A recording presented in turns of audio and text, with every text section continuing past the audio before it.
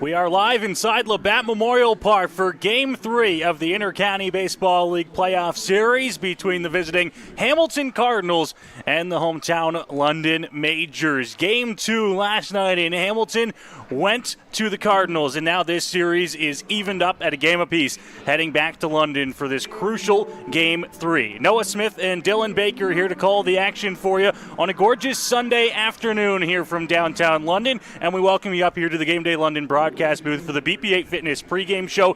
Dylan, it is now a best-of-3 series. It is a best-of-3 series, Noah. It all comes down to the next 3 games. The Majors have home field advantage there at Labatt Park here today, and then again on on Wednesday, I should say, if necessary, for Game 5. The Majors would have liked yesterday to have gone a little bit differently, that's for sure, but now they've got to win 2 games. That's all you need. Hamilton Cardinals looking to do the same thing. It's going to be a tightly contested final 3 games of this series.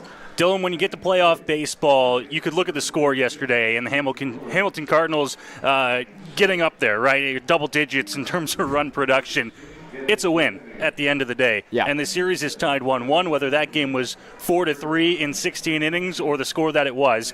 It is a 1-1 tie, and it comes back to London here today, and the London Majors look to go up 2-1 in this series, and that's it. That's as simple as it is. That's the mentality you've got to have. That's the mentality you have to have if you're the Majors, because they got pounded yesterday, and that's no secret. They lost 16-2, but all that's going to go down as is a loss. It's just a loss. You move on, and like you mentioned, Noah, they could have lost that game 4-3 in 16 innings, would have counted just the same. Right, so it was a close. It wasn't a close game. It was a fairly distant game.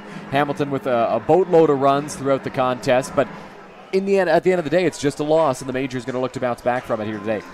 The London Majors, a big win on Friday night. It was a fantastic pitching performance for the Majors on Friday. They got the start from Victor Payano, and then Tyler Gillies came in to close it out in the top of the 9th inning, pardon me. The London Majors, Dylan, the strikeout numbers, just unbelievable. 17 Ks for the London Majors pitching in that Game 1 win. You highlighted to me after the game, Noah, 17 out of 27 outs the Majors recorded were via the strikeout. I mean, it's crazy. Victor Payano was stellar across 8 innings. The pitch count a little bit elevated, which is why he didn't come back out for the 9th. But what a performance for Victor Payano. Allowed 2 runs, none of them earned, 14 strikeouts, and then Tyler Gillies continuing his dominance, striking out the side for the save in the 9th. Majors hoping they can get a little bit more of that here in Game 3 on their home turf. They will turn things over to Braden Farrington, the starting pitcher in today's ball game. Dylan, why don't we just go ahead and check out today's starting pitchers, brought to you by Throw London. It is Braden Farrington, one of the veteran guys on this London lineup, and they turn to him to try and get them the 2-1 series lead. Braden Farrington, as we'll talk about a little bit later on, has had success against the Cardinals in the past, and he is the guy that Majors skipper Roop Chandidat is going to go to in this spot. A 3-1 record in the regular season, a 4.56 earned run average, 4.65 strikeouts per 9, and 1.53 walks per 9. He's always able to keep that walk number down. And on the other side, for the Hamilton Cardinals, it's a guy the Majors have struggled tremendously against this season in Corbin Peters. Peters, no record in the regular season, a 3.22 earned run average, 10.59 strikeouts per 9, and he's another guy who does not walk anybody when he's out there on the mound. You see the figure there, 1.63 walks per 9 for Corbin Peters. It is a game that we are expecting to see a lot of balls in play, and for the London Majors, maybe that's a good thing because they really need to start hitting the ball. Dylan, you had a chance prior to today's game to chat with London Majors manager Roop Chandidat in today's Roop's Report. Alongside Majors manager Roop Chandidat for today's Roop's Report. Roop, thanks for doing this. I want to get your thoughts on the series so far. You guys win a close one on Friday and then a tough loss yesterday. What's your overall view on how things have gone so far? First of all, it's best 2 out of 3. Home field advantage, Labatt Park. That's how we're looking at. Best 2 out of 3. We got home field advantage. It's a condensed series. It's baseball. Whether you score 16, give up 16, it's one win. That's all that counts in the standings. So that's our mentality. Best 2 out of 3, Labatt Park today. You guys have struggled a little bit at the plate here recently. 3 runs on Friday night in the winning effort, 2 runs yesterday in the loss to Hamilton. How do you think you guys can improve at the plate right now? Right now, we need to have better at-bats. We're a lot of swings and misses, which is concerning. So guys have to go up there a little bit more laser focused. We talk about, putting balls in play, whether it's, we want those first 2 at-bats, a little more compete, put some balls in play, and then ride off that rather than, swinging all the time like you're 2-0. So we just have a little more compete and better at-bats, especially early in the game. You've talked at length to me this year about next man up mentality. Well, today that next man up is Braden Farrington getting the start here against the Hamilton Cardinals. What's your ideal start for Braden Farrington today? 5-6 innings, keep him off balance. Braden, we had a little team meeting here, talked about some stuff. He's a good guy to go to. He's a veteran guy, keeps you off balance, a lot of off-speed stuff. They're a fastball hitting team. So I think it's a veteran guy that has a presence. He's been around.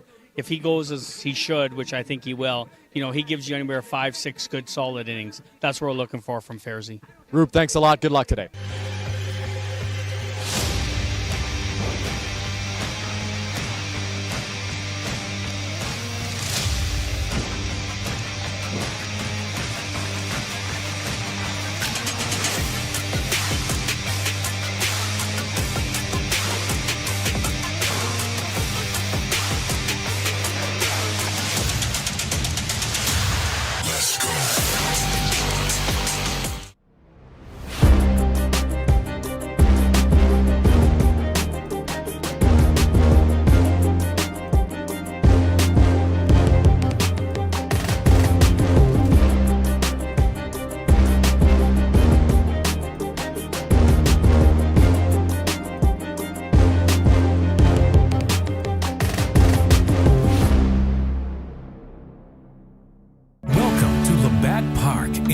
Ontario, the world's oldest baseball grounds.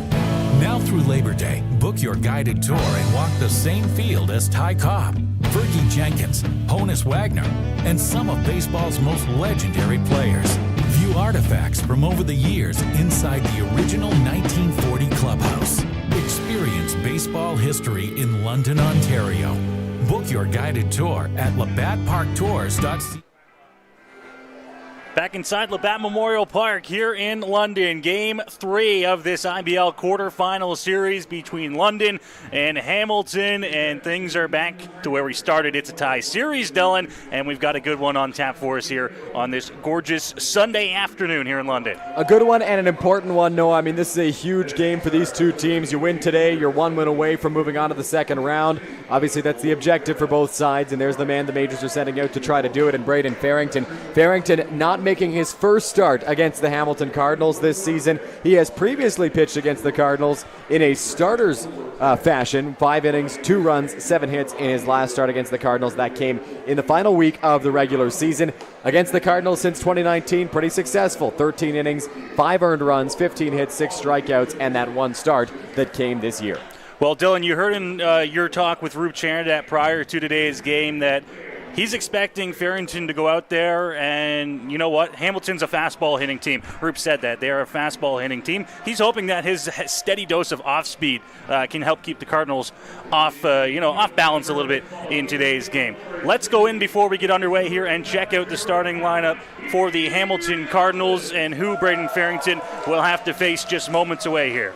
It's very similar to the lineups that we've seen all series long. In fact, it's pretty much identical to the one from yesterday. Raquelbin DeCastro will lead things off. He'll be followed by Bernardo, Duncan, Rempel in the cleanup spot. Stephen Whalen batting 5th. Dennis Day Banning drops down to 6th. Andrew Johnson in Nolan Boyle's spot from yesterday. Brandon Daly and Keeler Loveridge round things out.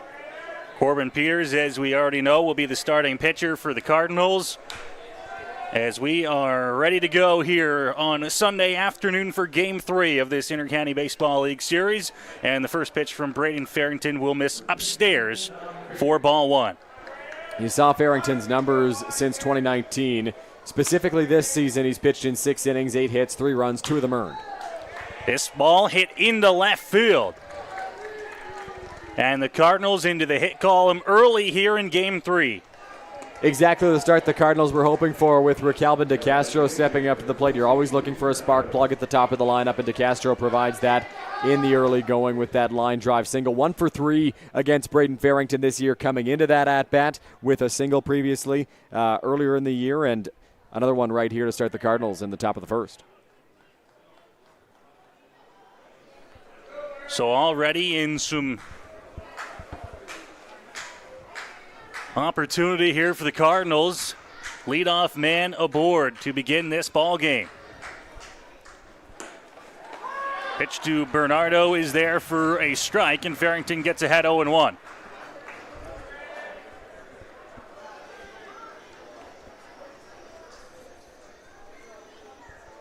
DeCastro at first takes his lead. And Farrington will look over to first base. Back easy is DeCastro. Cardinals with 1 stolen base so far in this series. They've been caught twice by Eduardo De Olio. Not easy to run against the Majors catcher.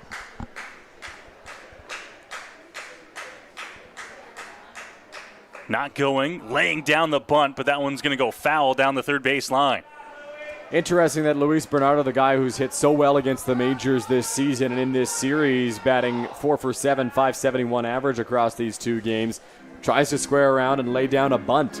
Bernardo, a guy who will do anything that the team needs him to do, and feeling this was the best way to contribute.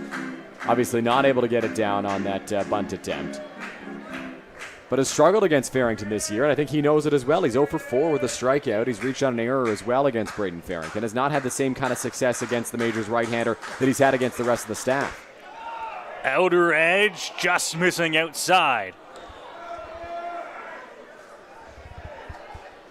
Close pitch there. Farrington obviously wanted that call, so too did De Olio, but just missed the outside part of the plate. A similar pitch was called for strike 1, but no call there. Fans trying to get behind Farrington here, but he's going to look over to first base again. Just keeping an eye on Raquelman DeCastro over at first.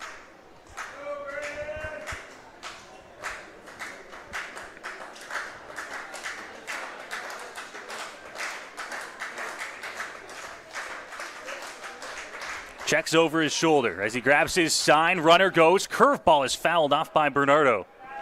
You kind of got the sense watching the way that Raquelman DeCastro got back after that pickoff attempt that he was thinking about running on that pitch. Maybe the sign was on. Maybe he's just got the green light whenever he wants it. That was a good pitch to run on. It was a breaking ball from Braden Farrington. Tough pitch to throw on for Eduardo De Olio, but Bernardo able to get a piece, spoil the pitch, and send DeCastro back to first.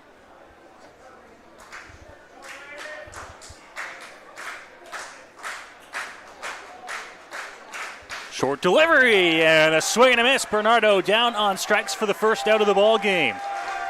He's not been an easy out for the Majors pitching staff, but Braden Farrington seems to have gotten the best of him, at least so far this year. Another strikeout for Farrington against Bernardo, and a good response because this middle of the Cardinals lineup, or the top half, I guess, is very difficult to face for the Majors. Umpires you see on your screen there for today's contest. Crew chief home plate umpire is Chris Walters with Sean Schaefer at third and Jeff Rose over at first base. The umpiring crew on this Sunday afternoon. First pitch will miss outside. Haven't seen much of these 3 umpires in London this year. Now, it's one thing that the IBL does do well. Obviously, in the regular season, they try to limit the amount that these umpires are having to travel for games done. So you do get some familiar names, but in the playoffs, not the same story. 1-0 delivery. Farrington catches the outside edge for strike 1.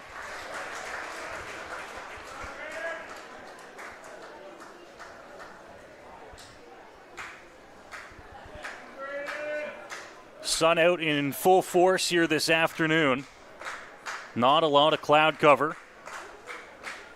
Runner goes. This one hit into foul territory. A look, but it's going to be into the Majors bullpen and out of play. Another good jump there from Raquelman DeCastro. Farrington typically pretty good at holding runners on. So far, DeCastro is 2 for 2 on getting good jumps, but 0 for 2 on getting to second base because his teammates have just fouled the pitches off. Unfortunately for him, that was a pitch that you want Tyler Duncan to offer at least. Absolutely. Caught the strike zone. He just fouled it off, and now he's in a 1-2 hole.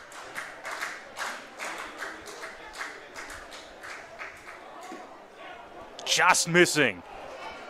And Farrington, judging by his reaction, thought that he might have caught the corner.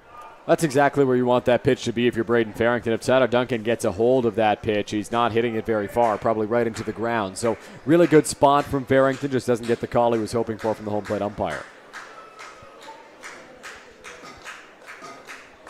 DeCastro lead, and now he goes. Pitch outside De Olio's throw to the opposite side of the bag, and in there is Raquelman DeCastro with a stolen base. That throw was a pretty good one from Eduardo De Olio. It beat DeCastro to the bag, but it was on the other side of second base, like you mentioned in the call there. No, if that throw is to the glove side of of Ty Mosher over at shortstop, the odds that they get DeCastro increase significantly. But because Mosher had to catch that ball in the backhand, bring it across his body to apply the tag, there was no chance they were getting DeCastro with the jump that he had. So a full count here on Tyler Duncan. 3-2 pitch, misses low and in. And it'll be a walk here to put runners at first and second. Frustrating at bat there for the Majors because you're facing probably the best hitter in the Hamilton Cardinals lineup, and you threw a couple of pitches that you thought could have been strike three and didn't get the call from the home plate umpire. Eventually you lose Duncan on a walk, so not the outcome the Majors were searching for, and added frustration because they thought they should have been out of that at bat sooner. Farrington at 13 pitches so far here in the first.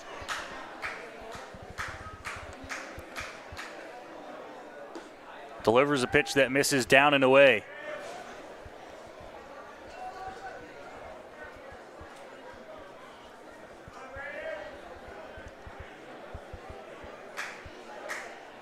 Tanner Rempel here. Watches another slow breaking ball miss outside.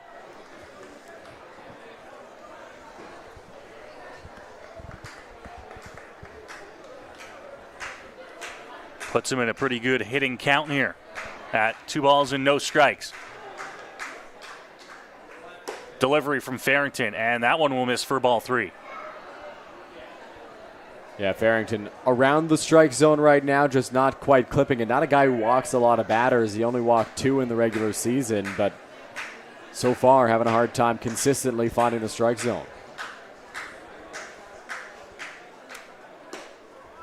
That one is there for a strike to make it 3-1.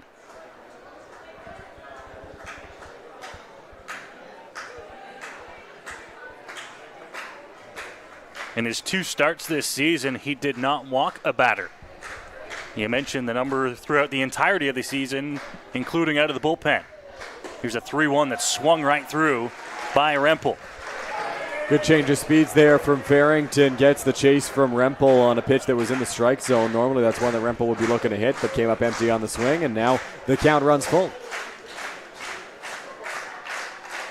Farrington trying to work back as he delivers a swing and a miss. Strike 3, and there's 2 away. Big pitch there from Farrington, getting the swing from Rempel. A well-placed offering. Was going to be a tough pitch to do something with, especially with the movement and the change of speeds that Farrington had. Gets the swing and gets a huge, huge second out with 2 runners on. A massive strikeout there for Braden Farrington. There's 2 away as Stephen Whalen comes to the plate for Hamilton.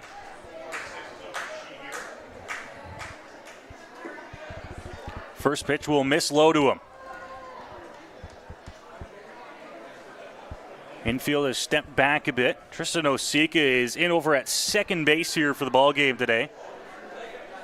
Ty Mosher at short has moved Gibson Kurzminski out to center field to fill a little bit of a hole for the Majors. This one hit right back up the middle into center field. Kurzminski on it quickly. They're going to send the runner. Throw in is going to be a little bit late. And Raquelban DeCastro scores to put the Cardinals up 1-0. Stephen Whalen with his 4th hit already of the series, and this one drives home the first Hamilton run in this game. That ball wasn't hit overly hard off the bat of Whalen. He got enough of it to get out of the infield and into center, but because it was hit so softly, Kurzminski had a long distance to travel to come up with that baseball. If it's hit a little bit harder, maybe they've got a better shot at getting DeCastro at the plate because Kurzminski doesn't have to run as long of a way, just comes up with a throw. But because he had to chase that baseball down just a little bit, it allows DeCastro some extra time to come around third and score the first run of this ball game. So same situation here, first and second, 2 away. But now the Cardinals with a 1-0 lead as the first pitch to Dennis DeBenning will miss inside. DeBenning 2 for 8 in the series. 4 of his 6 outs recorded have been strikeouts.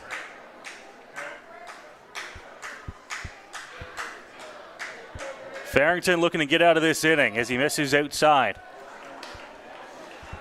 Only 2 outs have been on the strikeout for Farrington so far. Under 50% strikes right now for Braden Farrington, which is unusual for him. He's thrown 23 pitches, only 11 of them have found the zone. Swing and a miss.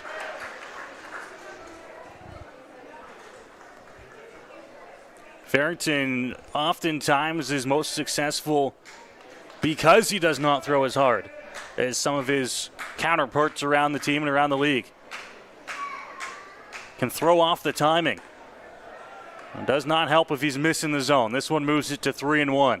Farrington at 48% right now in terms of strike percentage out of the offerings he's delivered in this game. Normally sits at 68% on the season, so he's not found the strike zone as much as he normally does. Grabs his sign and delivers. This one fouled straight back into the screen. And it will be a full count offering here to DeBenning with 2 out. The runners will get an extra start here. You may think that's a minor thing, the runners getting off on the pitch here, but if they get a ball into the outfield, it could be the difference between scoring a run and not scoring one here. Or if it goes to the gap, scoring both of them.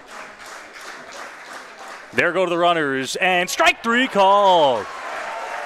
Braden Farrington strikes out the side, but the Hamilton Cardinals pick up a pair of hits, and they score a run. It's a 1-0 lead for the Cardinals heading to the bottom half of the first inning. Yeah, overall not a bad inning for Braden Farrington. I think if you're the Majors, you're a little frustrated with it, but at the same time, you can't be too frustrated because Farrington was around the strike zone, pitching on the corners as he always does. If he's going to be successful, he's got to live on the edges of the plate, and he just wasn't getting the calls from the home plate umpire at certain points. There were a lot of misses as well, and Farrington's got to clean those up. But I thought there were quite a few borderline pitches that weren't called in Farrington's favor, and when that doesn't happen, Farrington is less successful.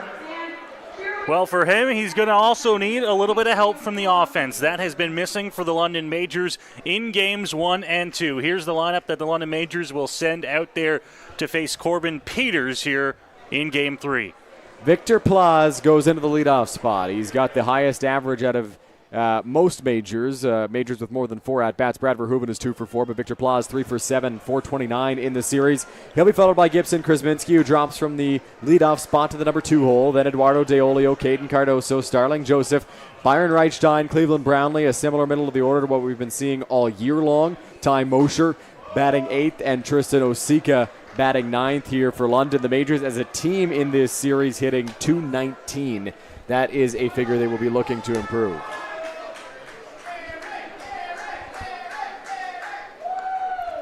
So Corbin Peters, the starter for the Cardinals today, has the task at hand of getting this game back to Hamilton with the Redbirds in the series lead, Dylan. No easy task on any given day, but it always helps when your team gets you to 1-0 lead before you even throw your first pitch. Absolutely, a major plus for Corbin Peters, something that allows him to settle in just a little bit. And he's a guy who had lots of success during the regular season against the London Majors. He faced them a lot. He seemed to be the go-to guy against London and was tremendously successful. His last outing was just 1 out recorded back in Game 1 here on Friday night. But the prior occasion against the Majors went 5 1/3, 2 runs, 4 hits, 5 strikeouts. Really carved up the Majors for 4 or 5 innings in that game before finally the Majors able to break through. Prior to that, he had 4 scoreless against the Majors on June 16th. He's always found a way to be a difficult foe for London's offense, and for a London offense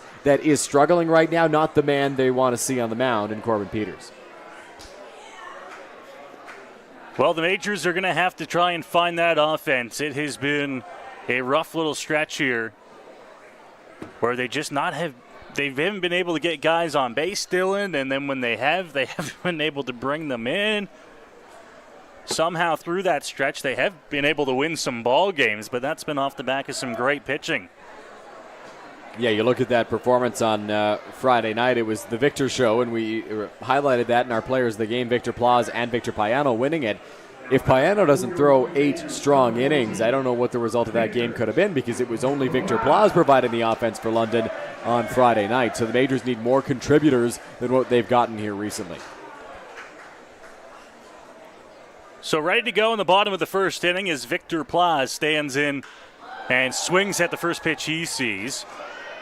A few steps over to his left is Tyler Duncan, and it is a quick first out in the bottom of the first inning. I like the aggression from the London Majors and Victor Plaz to kick off this ball game. Corbin Peters has a very good slider, and he likes to use it later in counts. If you don't allow him to get there with that pitch, you're more likely to be successful because it's really caused problems for the Majors this year. If they can get on the fastball early in counts, not let Peters even throw that slider, they've got a real shot at being successful in this ball game. Well, listen, any baseball player who's ever played the game, you've never hit out of a slump by, taking a walk, right? You've got to put the ball in play. You've got to see the bat, hear the ball, hit the bat. And the Majors, well, it all starts with some hard contact, and then maybe you can start finding the gaps, start finding the holes. Gibson Kurzminski down 0-1 here to Peters. And that one will miss, a ball and a strike. Corbin Peters became known around Hamilton as a playoff performer after his performance last year in the postseason against the Barrie Baycats in Game 2 of their first-round series through 8 innings of one-run ball. And that'll hit him. Kurzminski down and not getting up right away. He's got that shin protector, Dylan, but I think that one might have got him up a little bit higher than that. Yeah, it looks like the area he's holding right now just a little bit above that shin guard. And he's taking it off right now, signaling he will try to tough it out and get to first base. Not exactly what the Majors want to see here in the early going whatsoever. Well, he knows, and the Majors bench know that the roster has dwindled a little bit here in the month of August.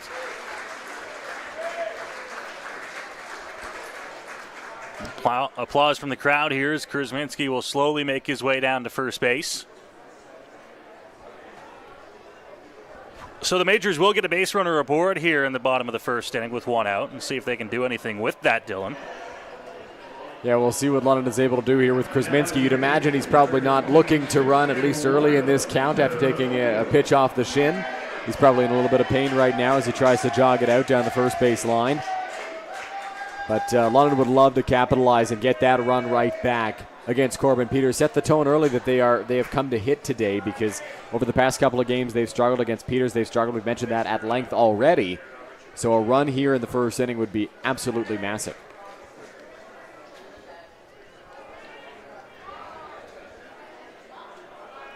Kurzminski okay, so he'll take his lead over at first base as Eduardo Deolio gets ready to face Corbin Peters. Checks over. Now his first pitch to the plate is inside to Deolio. Didn't break enough to catch the inner edge.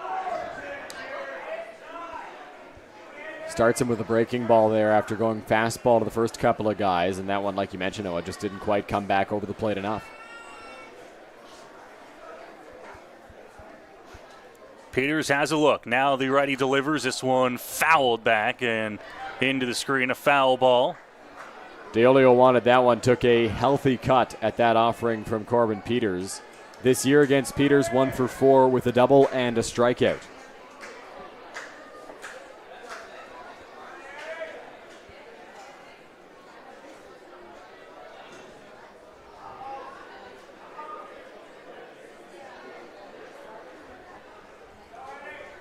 A little bit of extra time after that last foul ball.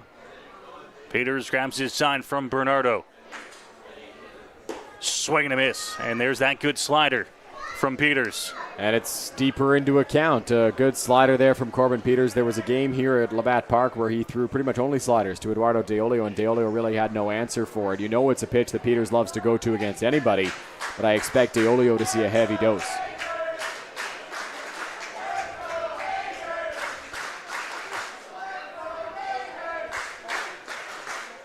And I believe time called, although a little bit late there.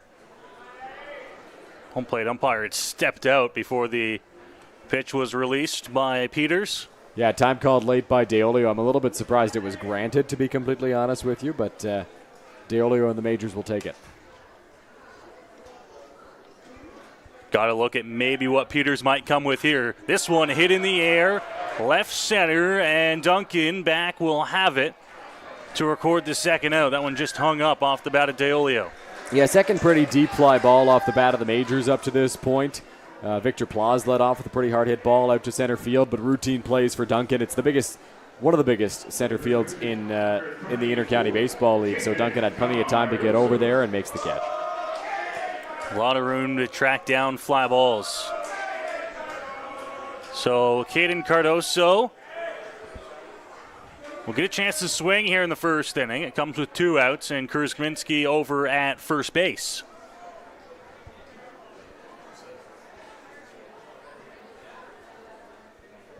Runner not going as the slider catches the outside corner to put Peters ahead 0-1. Yeah, good action on that pitch. Looked like a ball the whole way through, and then all of a sudden at the very last moment breaks over the plate. Maybe a little bit of an easier view for a left-handed bat like Cardoso. He's going to hit this one the other way. Slicing. It's over top of the head of Daly and left. Kuzminski got a pretty good jump, and now the ball is bobbled on the warning track. Kuzminski's going to come in to score without a throw on an RBI double by Caden Cardoso. Talked about how huge it would be for the Majors to get that run back here in the first inning, and Caden Cardoso does a phenomenal job of staying with that pitch. He hits that one hard the opposite way. It kept tracking back and back and back on Daly. Rup Chanada was waving Gibson Kuzminski the whole way. It was going to be a close play at the plate, and then as soon as that was bobbled by Daly, it allowed Kuzminski to score with relative ease and gets the Majors right back in this one. We're all tied up in the first. As soon as that one got over the head of Daly and left, he knew he had to be quick, and he knew he had to get it in for them to have a shot at the plate. And because of that, he bobbled the ball, and Kuzminski could score without a throw. Cardoso moves into second base, and this game is tied at 1 as Joseph swings through a first pitch fastball from Peters. Huge at-bat with 2 outs there from Cardoso, providing exactly what the Majors needed in that spot.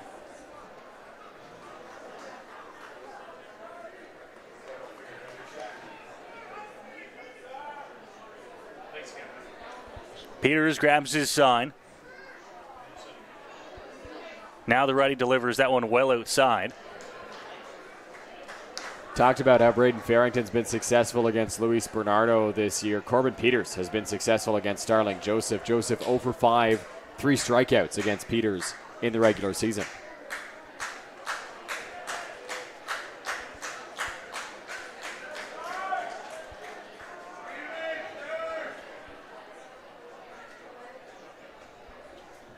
Peters looks back. Now delivers this one on the ground. Going to be a tough play, and it's off the glove. Cardoso rounds third. He's in to score. Joseph is going to head for second. He's there as the throw is late. And the Majors will take a 2-1 lead off the bat of Starling Joseph. Perhaps not as hard as Starling Joseph was hoping to hit that baseball, but he puts it in the right spot. It was going to be a tough play for DeCastro or Whalen to make. DeCastro, the one who eventually gets there. He has that slight bobble, and that allows the Majors to get on the board yet again and take the lead. Joseph, with great hustle the whole way through, gets into second base on that play. As soon as it hit off the glove of DeCastro, you knew it was going to be trouble. It actually got past Daly as well out in left field, who was crashing hard trying to field it, and everything fell into place there for London. So Byron Reichstein now still with a runner in scoring position here for the Majors. Had that ball just got through cleanly, Dylan, I don't know if the Majors score the run there. It would have certainly been close. You mentioned Daly crashing. They would have tested the arm, but yeah, Daly was crashing from left field. 0-1 on Reichstein. Fastball looked at for strike 2.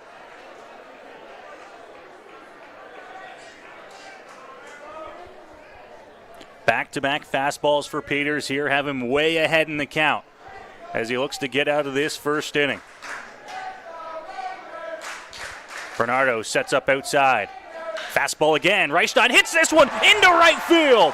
Joseph getting the wave. Here comes the throw to the plate. It's up the line, and the Majors lead 3-1 on a single by Byron Reichstein.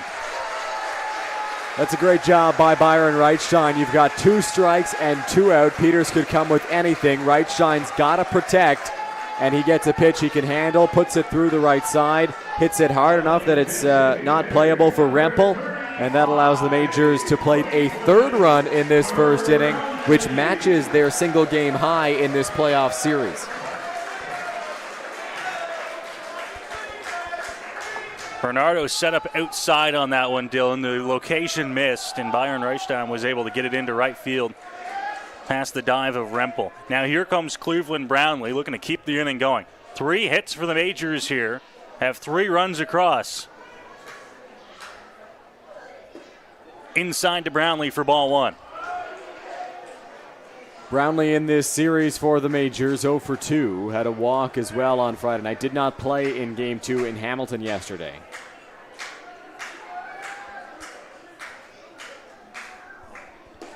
He looks at that one for strike 1. Brownlee doesn't like the call. I thought that was right there, Noah. Cleveland this year has not faced Corbin Peters. Has faced him, he's 0 for 4 against Corbin Peters. He's looking at the wrong player.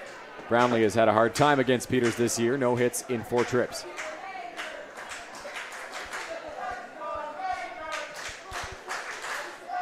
The 1-1 outside. Brownlee pointing out there. That's out. That's out. That's not me out there. Bernardo set up way outside, really trying to emphasize the location to Peters, and he hit it. It's just Brownlee didn't chase. 2 ball and 1 strike count here to the Majors' designated hitter. And he's going to pop this one up sky high, and it's going to get out of play. 2-2. Big pitch coming up here. Peters trying to get out of it unscathed. Brownlee has to protect here with 2 strikes, trying to extend the inning.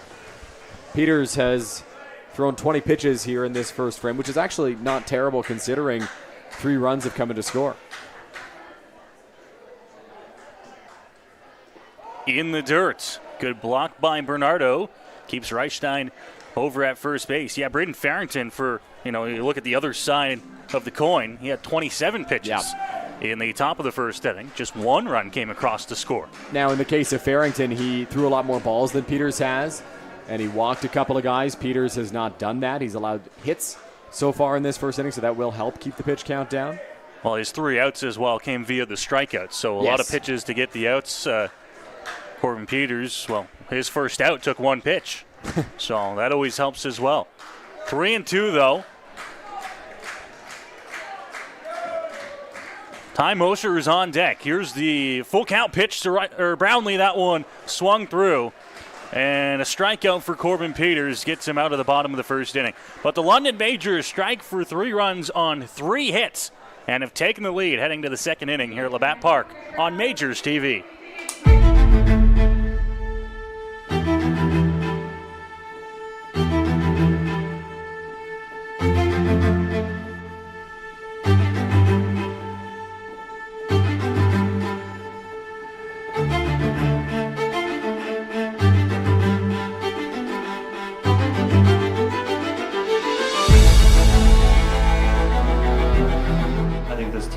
Has the potential to win another championship.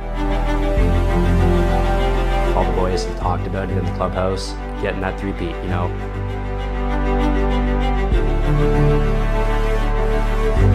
You guys can win.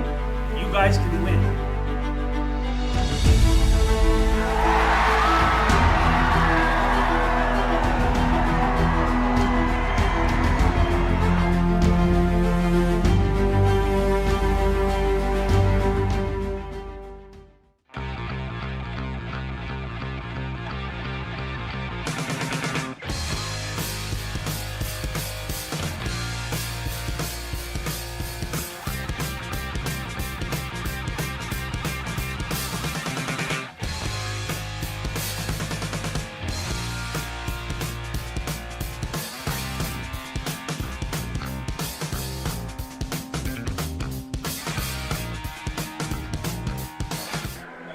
Back here in downtown London for Game 3 of the IBL quarterfinals between the Hamilton Cardinals and the London Majors. 3-1 the score for the home club after the first inning.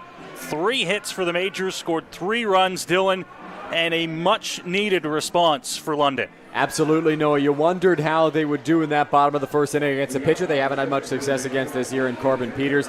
In the midst of an offensive slump after allowing one in the top half, and they came out with a bang. Exactly what you needed from the Majors. A bit of a two-out rally as well. A lot of that damage was done with two away. The Majors had 2 runs in Game 2 of this series. 16-2 loss last night. 3-2 win on Friday night. And their last 2 games of the regular season, they only scored 6 runs combined. So the offense had been a little dry. So a welcome sign there in the bottom of the first to see 3 runs come across. But it'll be interesting to see if they can keep that moving. This ball ripped off the bat, but down the line and foul. Farrington gets ahead 0-2. Yeah, that breaking ball hung for Johnson a little bit, but all it goes down as is a foul ball despite the length of that hit off the bat.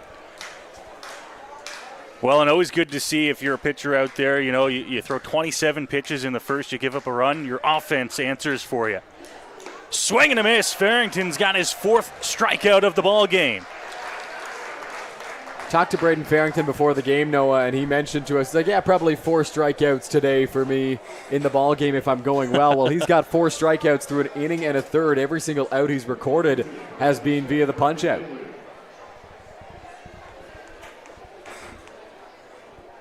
An off-balance swing that time for the strikeout, and there's 1 gone to open up the top of the second inning.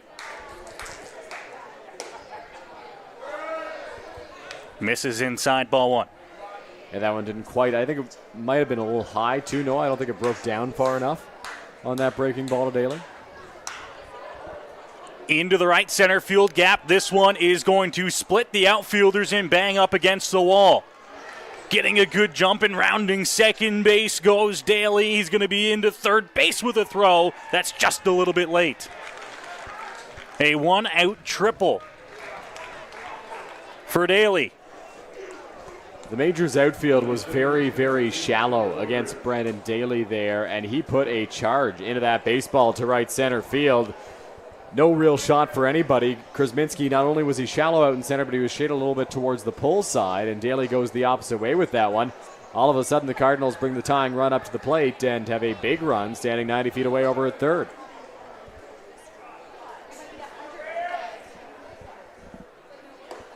Curveball dropped in there for strike 1 from Farrington. Corner infielders here for the Majors, Dill, and Victor Plaz over at third, and then Caden Cardoso at first, are a little bit in. This one hit on the ground to shortstop. Majors going to concede the run, but now it's bobbled at short to throw, not in time.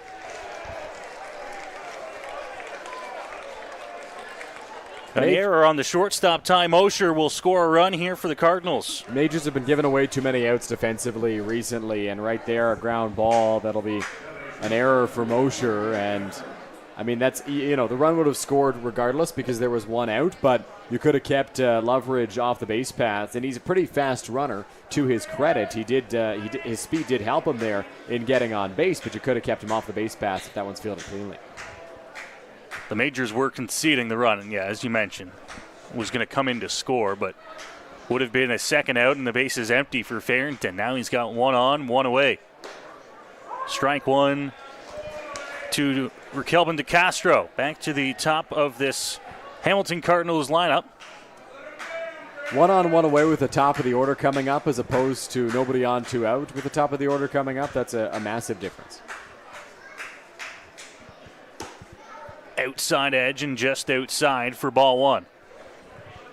Close pitch. That's one of those borderline pitches that I mentioned. Could go either way, really. You can't really fault the home plate umpire for that call. It's just Farrington is always looking to get those on the inside and outer edges. Right back up the middle and into center field off the bat of DeCastro. Into second base goes Keeler Loveridge. And the Cardinals have a couple of men aboard here with 1 out. That's another one not hit very hard off the bat of Raquelban de Castro. Looked like it went off the end, and he just floats it out into center. And the result is another runner on base.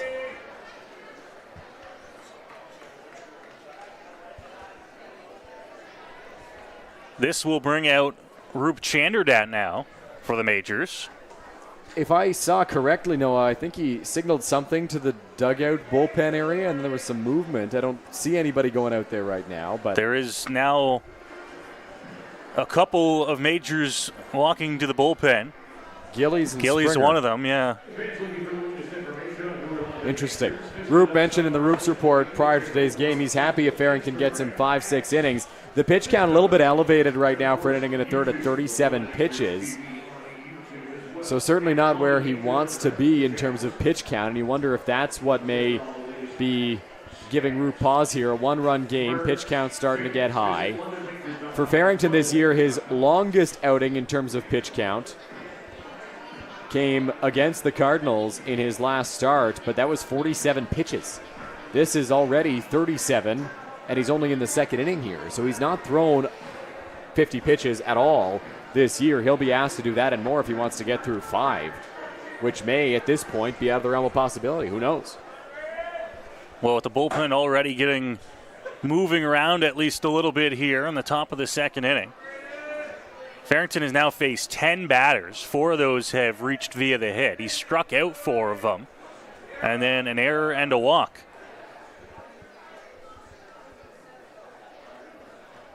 Now he faces Louis Bernardo with a first pitch curveball that broke in. Bernardo was backing up, and both Deolio and Farrington thought that caught the inside edge. Bernardo in this series, 4 hits, 2 of them doubles.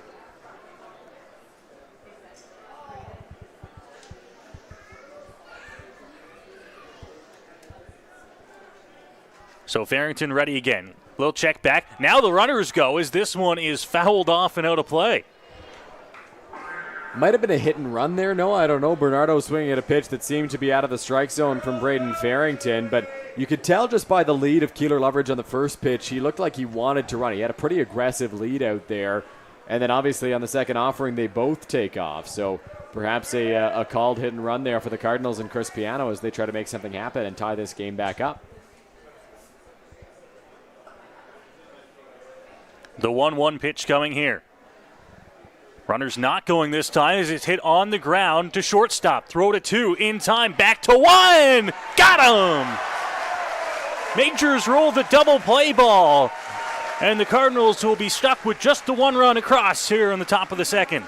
It should not be lost on anyone just how difficult that turn was for the Majors, because you have the runner Keeler Loveridge over at second base who played that perfectly. He waited right in front of the baseball, backs out of the way so it doesn't hit him, and the Majors able to turn 2. Mosher had to wait back on it, field the ball cleanly, get a quick throw to Tristan Osika, and Osika had to be even quicker in his return throw to first base. Cardoso with a great stretch, and the Majors get Bernardo on a bang-bang play over at first. So the Majors with a 3-2 lead as they get ready to bat in the bottom half of the second inning. 3 IBL games on in playoff action this afternoon. Here's an updated look at our IBL bracket for the playoffs here in 2024. Welland, after losing the opening game to the Kitchener Panthers, Dillon have battled back and showed why they are the number 1 seed. 2 pretty convincing wins and a 2-1 lead in that series. My goodness, they were all over the Panthers on Friday and then all over them again yesterday. We'll see what Game 4 of that series holds. You would expect Kitchener to turn to the same combination of arms that got them the win in Game 1, but Welland's just got such a potent offense, and they've put it on full display here lately. Barrie is a 2-0 lead over Toronto in that series, and as we speak right now, they are playing over at Vintage Throne Stadium, and it is a 7-2 lead for the Barrie Baycats over the Toronto Maple Leafs. They look to sweep that series this afternoon. Another chance for a sweep tonight in Guelph as the Royals host the Chatham-Kent Barnstormers at 7 p.m. I saw our colleague Ryan Eakin put out a tweet earlier today or yesterday, Noah, that the Royals have not won a playoff series since 2012. It seems surprising, doesn't it? I know, because they've had some really good teams, especially lately.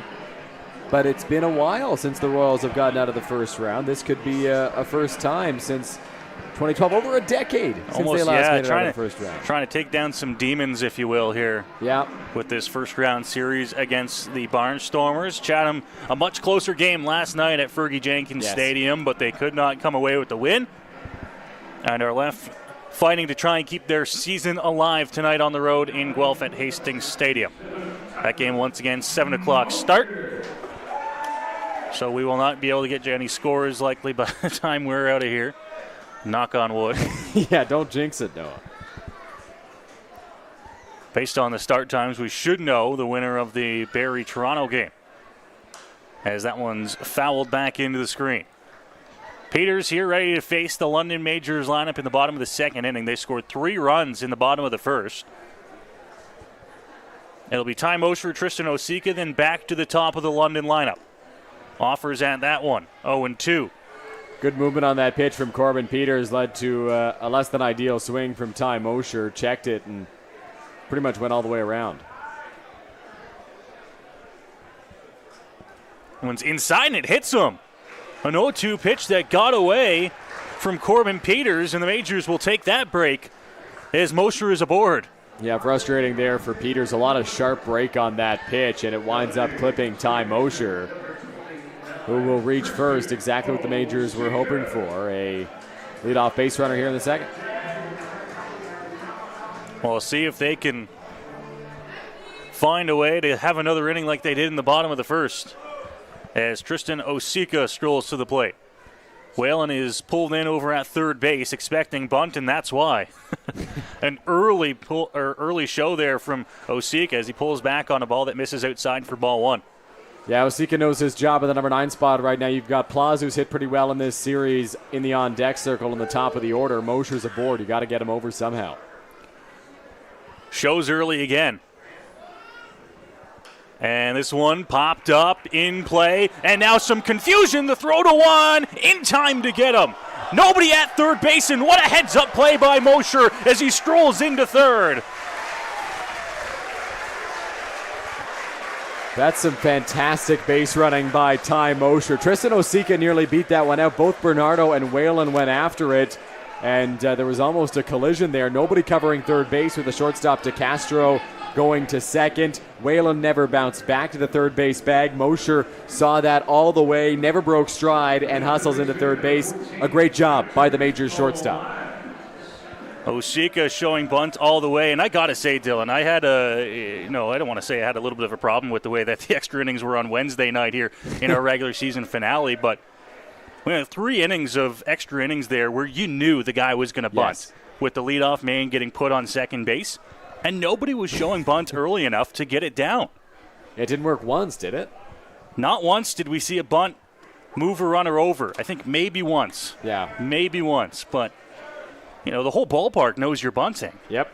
There is no harm in showing early. Osika knew that right there. The only thing that a pitcher can change if you show early is throwing it higher to try to induce you to pop up. And that's what Peters did there. Osika did pop it up, but didn't get caught. Flip side of that, of course, is that by showing early, you have the ability to react a little bit quicker than if you're trying to get the bunt out there and then react to the height of the pitch. I was talking to Drew Lawrence's dad, Mo. He was a coach of mine at Fanshawe, and he said the same thing. Just could not believe it. So a great job by Osika there. Mosher with the heads-up base running. And now Plaz at a 1-1 count here. We'll try and bring him in. Infield drawn in here for the Cardinals. This one hit over to shortstop, picked up, throw across the diamond in time to get Plaz. And there's 2 gone here in the inning.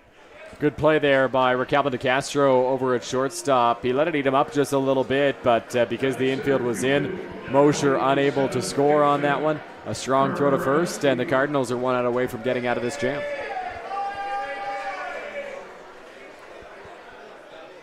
Not always will a team bring the infield in this early in a ball game, Dylan, but the Cardinals did not want the Majors to, have the momentum of scoring another run here in the bottom of the second. So they bring the infield in, pays off for them there.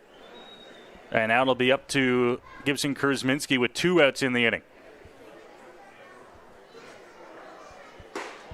First time around, got hit on the right knee.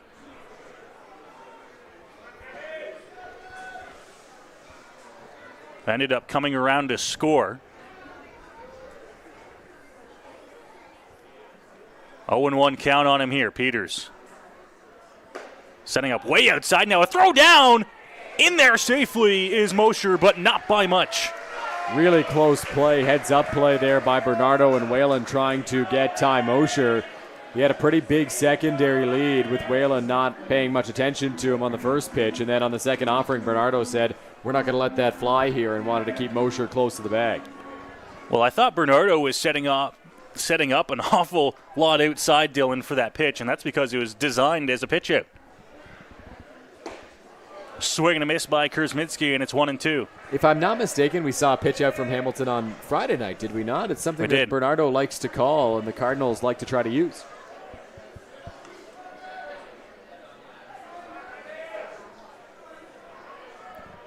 Ball and 2 strike. Peters delivers. Swing and a miss. Kurzminski down on strikes. And the Majors held off the scoreboard here in the bottom half of the second inning. It is a 3-2 game heading to the third here on Majors TV. Hello, my name is Jim Nuther with Nuther's The Award Store. Come along with me on a virtual tour to take a look at our amazing products and services that we're able to provide to you to help you with your recreation needs.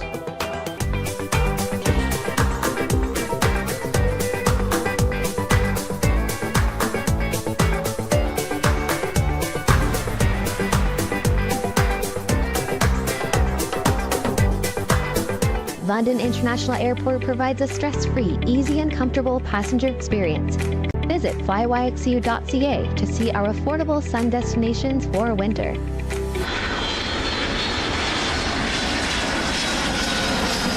Travel is easy when you fly YXU.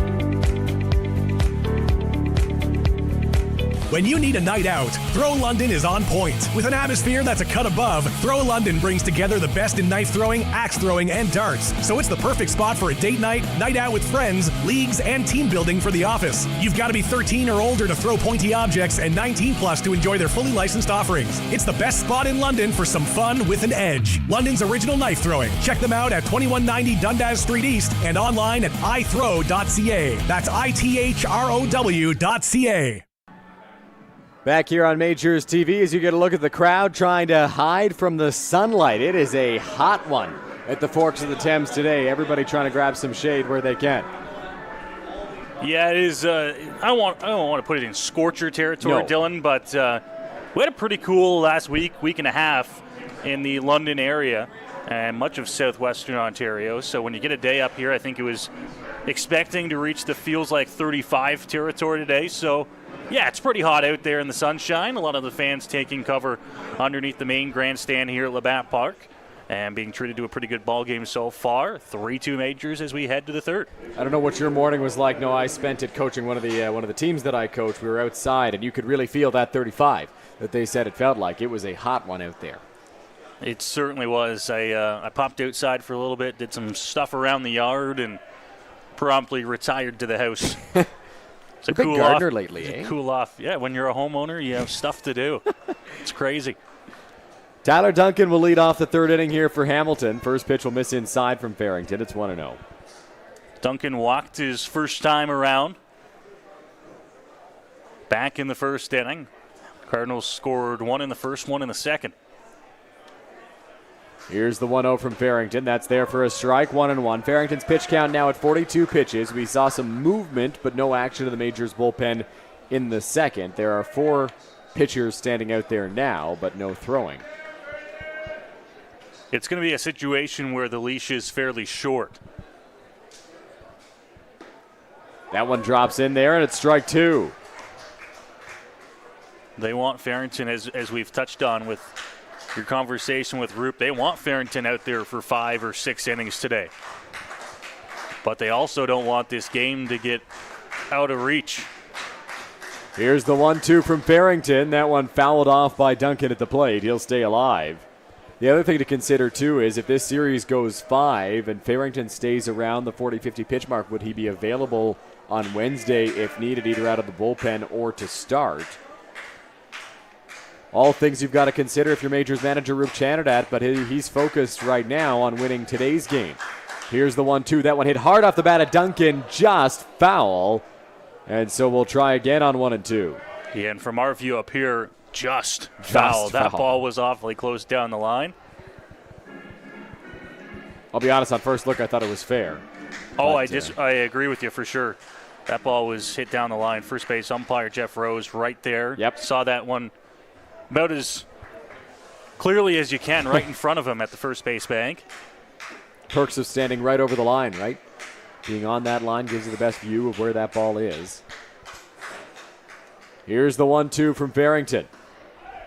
Just off the plate outside. Hope for the call, didn't get it. It's 2-2. Farrington already 4 strikeouts through the first 2 innings of work.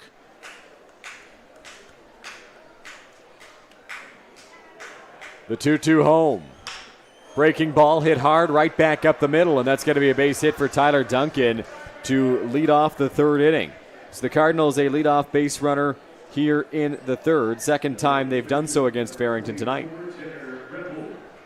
Well, in getting men aboard in every inning so far, as mentioned, they've scored in each of the first 2 innings. And they have the leadoff man on here with the single from Duncan, looking to try and make it a 3rd. Tanner Rempel into the batter's box here for Hamilton, 0 for 1 on the day.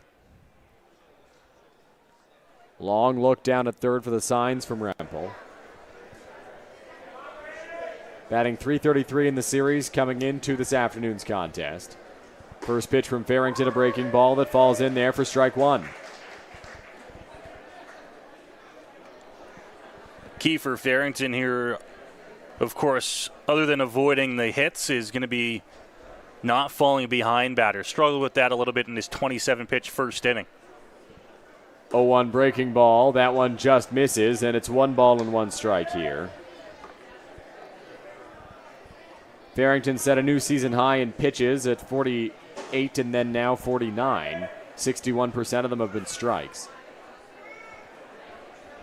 Here's the 1-1 from the right-hander. On the move from first is Duncan. Pitches swung on and missed. Throw down is high. Mosher gets back down, but not quite in time. And so Tyler Duncan swipes second and is now into scoring position. And Eduardo De Olio there, a little look down at his feet. He had him there. Yeah. He had him thrown out for sure, and his throw is about 3 feet higher than normally out of the hand of De Olio. So 1-2 the count here to Rempel. Duncan now over at second. Here's the pitch. That one hit in the hole. Going to be a tough play. Past Claus. It's into left field. So back-to-back base hits for the Hamilton Cardinals. They're in business. Runners on the corners and nobody out here in the top of the 3rd inning. Well, and bad news for the London Majors as 2 batters reach back-to-back to open up the 3rd inning. And now they've got themselves kind of on their heels a little bit. Action in the Majors bullpen. First throwing we've seen. It's Daniel Gore getting loose.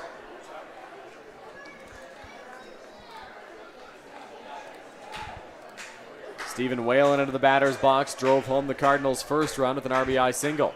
First pitch to Whalen, popped into foul territory. It will get out of play, and it's 0-1. Gore up and throwing, as you mentioned, for London. Hoping they can, I would imagine, at least get Farrington through this 3rd inning of work.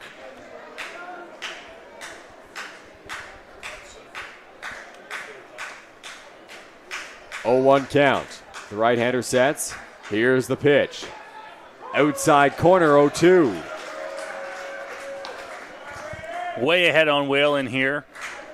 As mentioned, he's had a pretty good series at the plate. It'll be a big out for Farrington if he can put him away. 0-2. Runners on the corners. Nobody out. We'll see if Rempel's moving here at any point.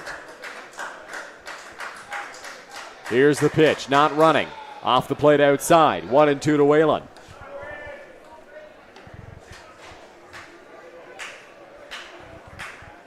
Rempel at first base has been getting a good lead and a good secondary. But they have not put him in motion. I don't want to say I'm surprised by that, but at 1-2. 1-2 home. Called strike 3. A big first out for Braden Farrington as he gets Whalen looking. Came back to the outside portion of the plate there. I don't think Stephen Whalen was expecting that pitch in that spot. He was looking for something in. And that one will be a strikeout, 5th of the ball game for Braden Farrington.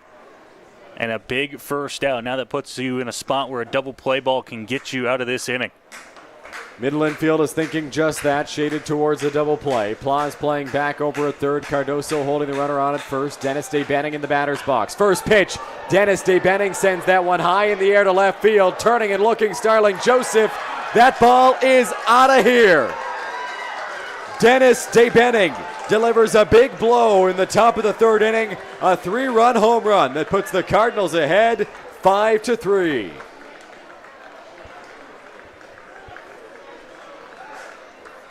Pitch left over the plate, and Benning got all of that one, depositing it over the wall in left field and putting the Cardinals up 5-3 here in the top of the third. So a one-out home run for Dennis Day-Benning. Clears the bases, and will now bring up Andrew Johnston. Gore has slowed down out in the Majors bullpen. Oh, and we've now got Roop, and I'm not sure what exactly. He's out of his dugout now. Benning had some words, and I don't know if it was for the Majors dugout on his round around third base. And now the umpire over chatting with Roop as well. It's Sean Schaefer, the umpire. No, if you'll recall... Well, I don't know what Louis Bernardo is coming over here for. If you'll recall, in the extra inning game between the Majors and the Cardinals, Dennis Day-Benning had some words for the Majors after London won it in 10. And now rekindling that here as he rounds third base. Chris Piano trying to defend his player. Majors manager Roop Chanada trying to defend his group.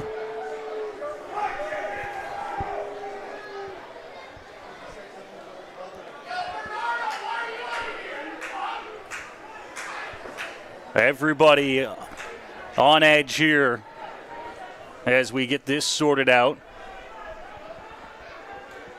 Cardoso and Osika now talking with Bernardo. We had mentioned on our broadcast on Friday night for fans who hadn't been tuning in or haven't watched a lot of the Cardinals this year, Louis Bernardo is like a coach on this Cardinals team. So he was out there, I think, to try and, pull back. And the chatter continues over on the third base side. It has not stopped. And now all three umpires are over to the Majors dugout. And now Jeff Rowe is all the way over from first base to talk to Roop Chandradat. There's a lot of chatter that comes from this Cardinals ball club, and in a series as heated as this one, where it could really go either way, that chatter is going to be ramped up for both sides. Byron Reichstein's in right field. He's having a conversation with the entire Cardinals bullpen. Roop is still chatting with Jeff Rose. Chatting, a word I choose to use. It's not what is happening. And I think maybe finally, Dylan, we might be cooled off a little bit. Just as you say that, Noah.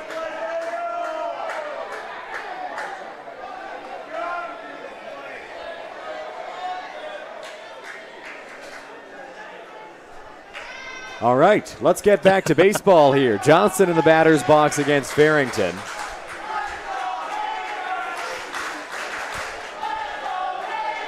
Here's the pitch. Swing and a miss, 0-1. Well, it certainly woke up the fans here at Labatt Park. That one misses, and it's 1-1 here to Johnston.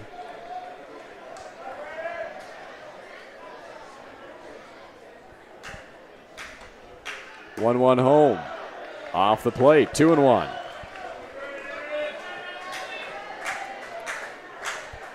Next pitch for Farrington here, Dylan, is going to be number 60.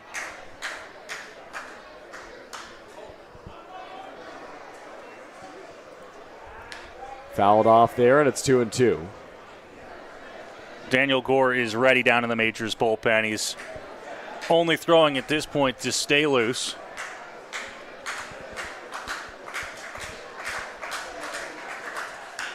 That one hit hard to center field. Krasminski turning and running. It's going to go all the way to the wall. Around first is Johnston digging for second. He will get in there. He's got a one-out double. Oh, and now look at Johnston. He had to turn and point as Caden Cardoso.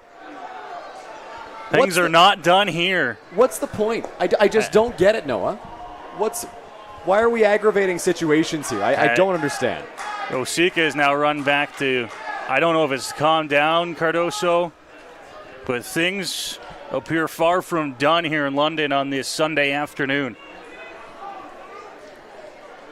And Roop's out, and once again the umpire is over.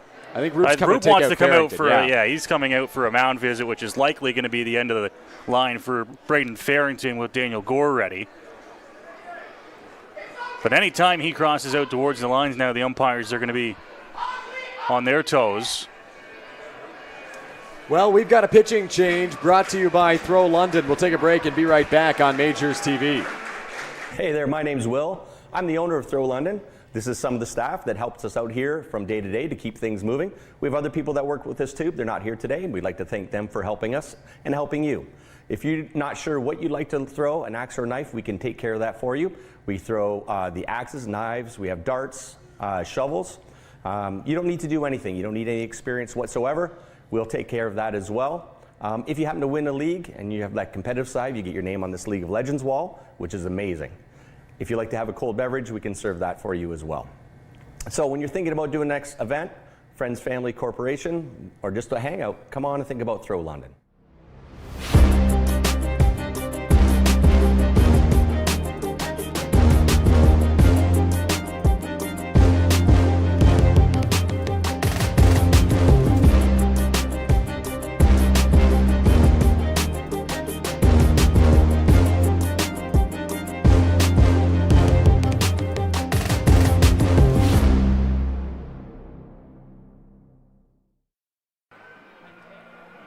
Back here on Majors TV, it's a pitching change, and it's brought to you by Throw London. London's original knife-throwing Daniel Gore into the ball game here for the Majors. Braden Farrington's day is sort of done. 2 1/3 innings, 8 hits, 5 runs, all of them earned, 1 walk, 5 strikeouts. The runner over at second base is his responsibility.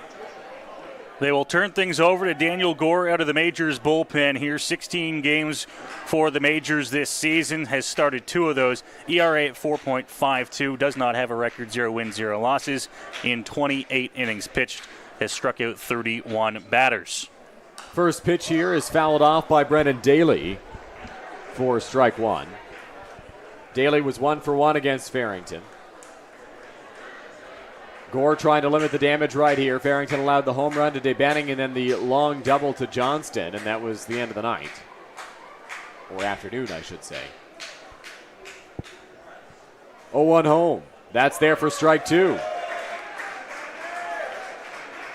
Gore getting ahead 0-2, hoping to find a way to get out of this inning. There's 1 out and a runner in scoring position for the Cardinals.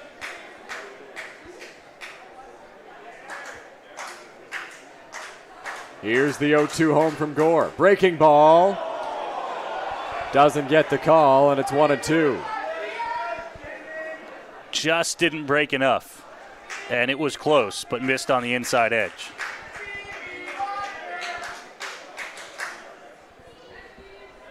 One, 2, 1 out.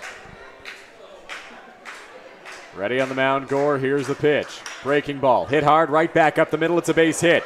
Johnston getting the wave around third. Here's the throw from Krasminski. It'll be cut off by Cardoso. And another run will come in to score here for the Cardinals. It's 6-3. Big base hit there by Daly. Goes right back up the middle to welcome Gore into the ball game. And the Cardinals' bats have not cooled off after the big win last night. 4 runs here now in the top of the third and a 6-3 lead.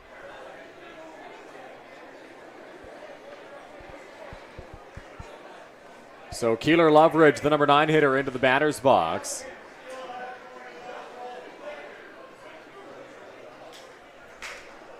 Oh for 1 on the day. Daniel Gore has thrown 4 pitches. 1 more could get him out of the inning. Loveridge squares to bunt, and the first pitch will miss for ball 1. 9 hits from 7 different Cardinals, and we're just in the top of the third inning.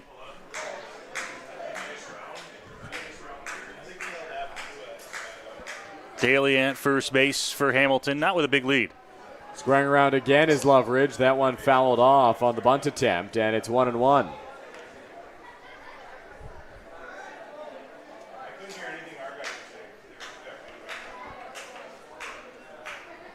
One ball, one strike count here, one away.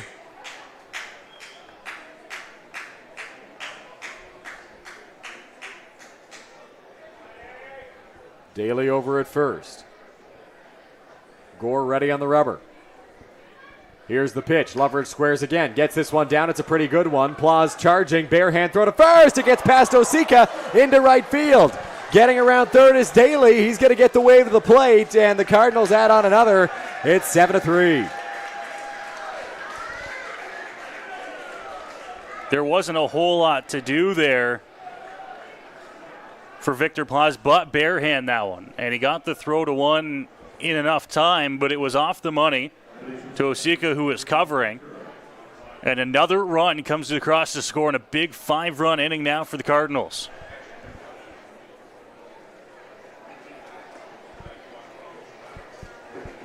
Not sure why Daniel Gore didn't go after that bunt attempt. He falls over to the first base side, so it's a tough play for him, right? But that's a tough play for Plaus as well, coming over towards the mound. Here's the pitch. Breaking ball. Misses for ball one. Because he fell so aggressively off to the first base side, not only did he have to get the probably 10 or 12 feet back over to the third base side, but he had to go over the mound to do it and then spin and fire back towards him to first base. So it was going to be a tough play, but if he falls straight forward, it's a much easier play to make. 2-0 count to Recalvin DeCastro, 2 for 2.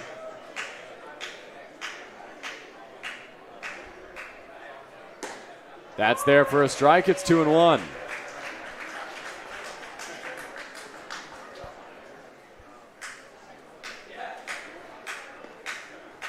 Two-one count, one out, standing in scoring position, Keeler Loveridge.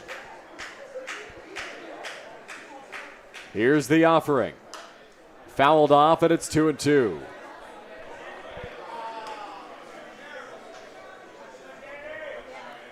Major's still looking for the second out of this inning, which has been a little bit of a circus so far for the Pinstripes.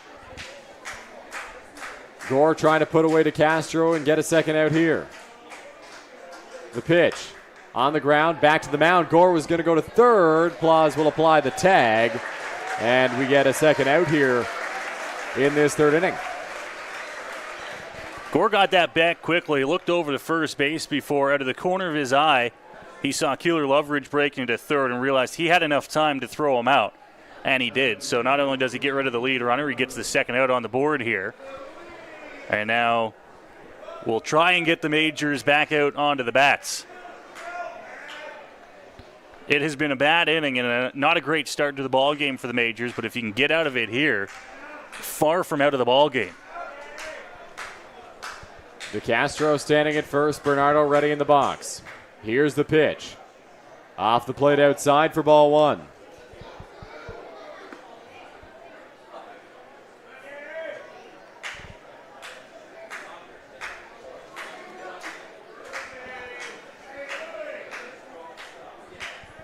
Quick throw over from Gore. Back with a dive safely is DeCastro.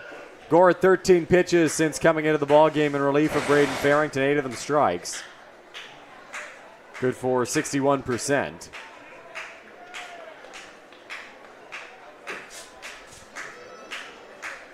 Has allowed a pair of singles and then got the fielder's choice out at third. Runner was moving DeCastro there, fouled off by Bernardo, and it's 1-1.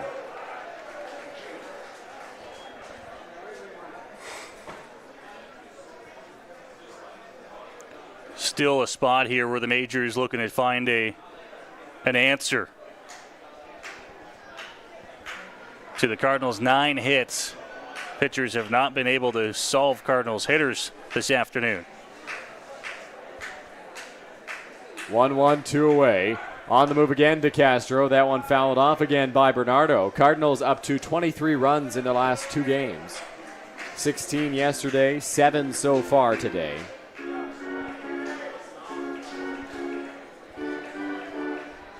Not held off the scoreboard, but held quietly on this series opener on Friday night due to a pitching gem from Victor Payano. Yep. And then Tyler Gillies out of the bullpen. Came to play last night in Hamilton and are off on the right foot here again this afternoon. Gore trying to end this top half of the third. Long hold, kicks and delivers. Bernardo fouls it off and will try again on 1 and 2.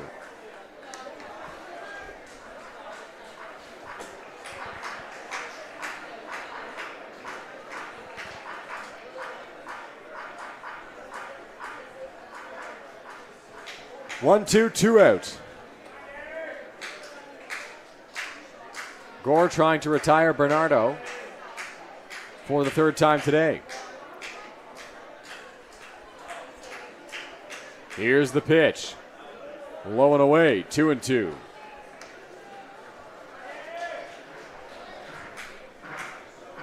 Be interesting how the Majors work the rest of this game in terms of the bullpen that they are into much earlier than they would have liked.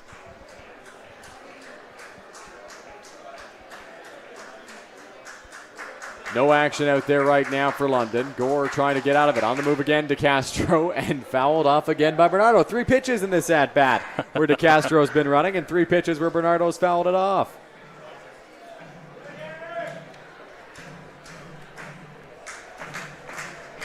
Peters in that Hamilton dugout has now been sitting for close to 25 minutes in this top of the third inning.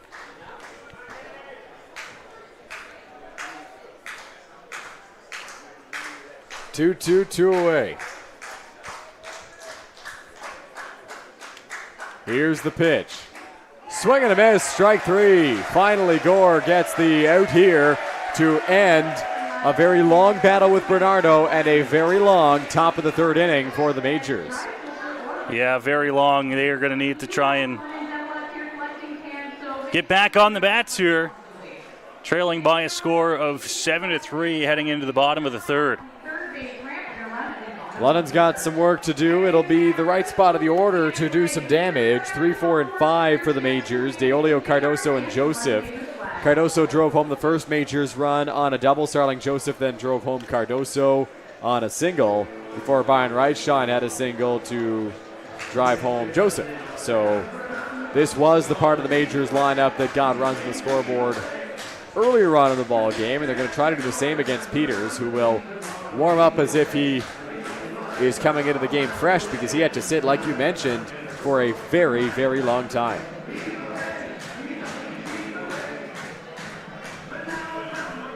Peters back out to the hill, and it will be a 7-3 lead for him here. Looking to try and keep rolling against these Majors bats. They had 3 hits. All 3 of those came in the first inning, Dylan. Had a much better bottom of the second. Yeah, Peters was very efficient and effective in the second inning. 34 pitches overall on the day, 12 in the second, 8 of them strikes. And recorded 3 quick outs in the second frame. Mosher reached on the hit by pitch, and then it was a sacrifice bunt to ground out to short on a strikeout.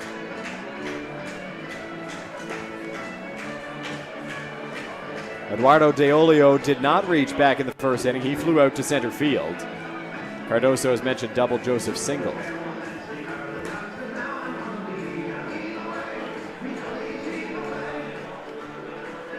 We'll see if everything that's gone on in the last half hour here at the ballpark will maybe light a fire under the Majors, Dylan. Not only trailing by now 4 runs in the game, but wanting to try and get some hits of their own. So Deolio will step up into the batter's box. Majors have 3 hits in the ball game, none since the first inning.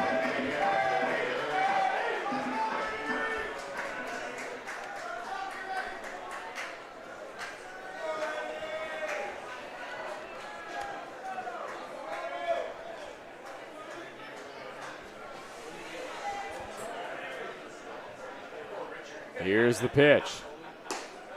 That one's there for a strike. It's 0-1.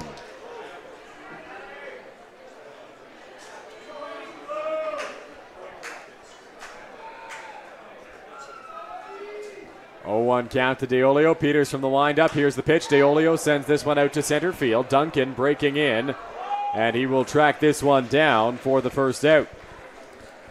He had a long way to go there. That ball, of course, the Hamilton defense playing deep against DeOlio. Strong bat. And that one kind of got floated into right center field. So a great job by Tyler Duncan coming in to make the catch. Caden Cardoso into the batter's box. Doubled his last time up.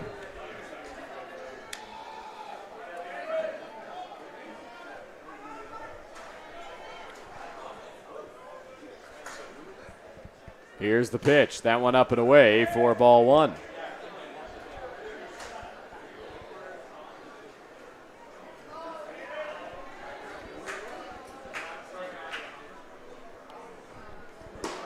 (1-0), that one's there. It is 1 ball and 1 strike.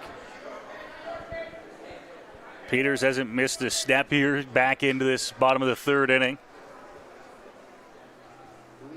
Some added confidence with the 4-run lead. 1-1, chop back up the middle. That one gets through for a base hit. So Caden Cardoso is 2 for 2 today and gets a base runner for the Majors with 1 out.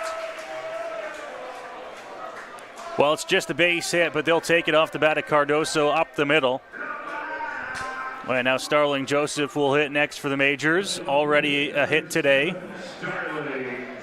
This is the part of the order where the Majors got their 3 runs in the bottom of the first. Cardoso, Joseph, and Reichstein coming through 3 straight hits.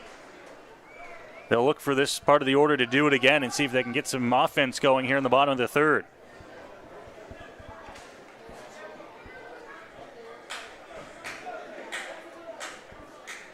Joseph trying to make it a 2 for 2 day, just as Cardoso did. Cardoso takes off from first, pitches high, throw down, gets by into center field. Cardoso gets up, he's going to race to third, and he's going to get there. Another stolen base for Caden Cardoso, still yet to be caught this season, and he picks up an extra 90 feet on the air. Well, he got a great jump over at first base. Throw was to the right side of the bag, but it was a little short. Bounced on him, unable to pick it, and into center field. And because it was the feet first slide from Cardoso, he was able to get up in enough time and quickly make his way over to third base. Starling Joseph back into the batter's box here.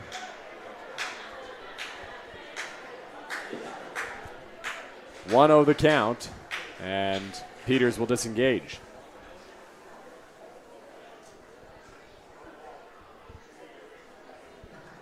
Here's the offering. Breaking ball, sails high on Starling. It's 2-0.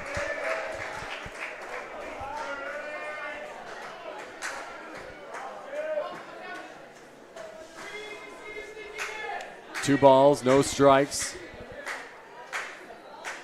1 out in the inning. Majors trying to get one back with Cardoso standing over at third. Here's the pitch. Inside to Joseph. 3-0.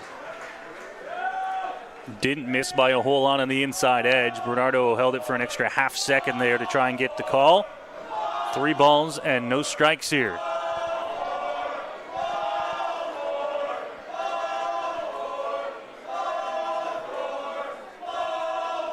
(3-0) from Peters. Strike 1. Just pounded the fastball in there on 3-0, trying to just get it across the plate, and he did.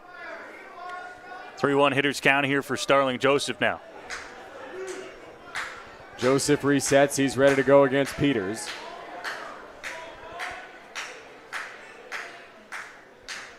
Here's the right-hander's offering. In the air, foul territory. Giving chase over there, the first baseman, Rempel, and it is out of play, a foul ball.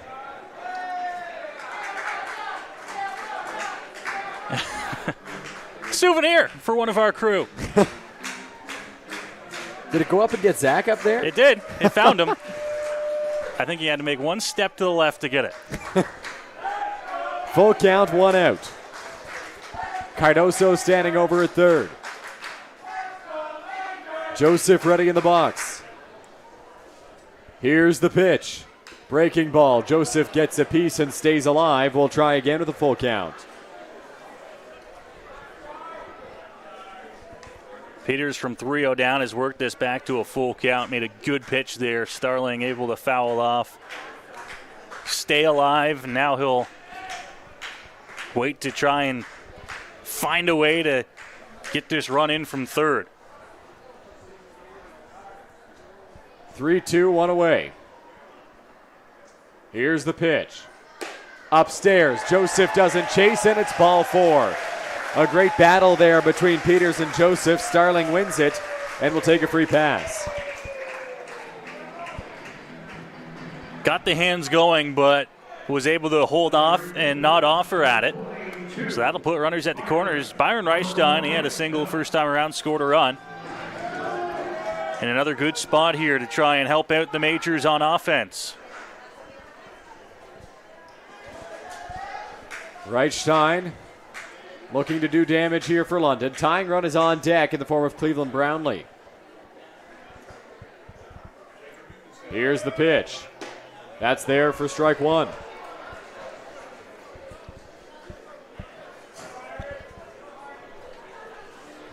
This is going to be one of those spots here, Dylan. Reichstein, then Brownlee with runners at the corners, 1 out. If you don't get something here in this inning, you'll look back at this. That one misses, 1-1, especially after the runs the Majors gave up in the top half. You'd love to get at least one back here and start the comeback train. It's all about how you respond and how you answer to your bad innings. Breaking ball, that one off the plate. Peters stumbling a little bit out on the mound, and it's 2-1. And I was wondering here if Bernardo is going to come out. He is. Umpires will join him. Peters took a little stumble off the hill, I believe on his push foot, after he had already released it. So it didn't affect his release to the plate, at least not from my vantage up here. No. But still, you don't want the pitcher stumbling on the mound, right? It's a dangerous play. They're going to make sure that there's nothing that needs tending to on the mound itself. Make sure that Peters is okay. It's very dusty out there, very dry now, which makes it tough for Peters and Majors pitching as well to plant the way they would like to. Because of that heat, after they sprayed it pregame, it's dried up pretty quick. 2-1 count here to Reichstein. Here's the pitch. That one fouled off at the plate, and it's 2-2. Just on that note, it hasn't been overly hot the last week or so here in London, and because of that, you forget the fact that it really hasn't rained a whole lot as well. So they do put some water on the diamond here at Labatt Park, but it's just not enough when you get these droughts to keep things from being super dusty. 2-2 home to Reichstein. On the ground towards first. It's a foul ball as Rempel plays it in foul territory.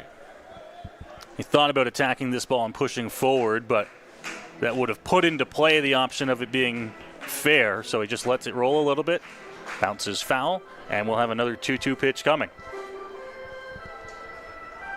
2-2, 1 out. Joseph standing over at first, Cardoso at third. Both guys with pretty good speed.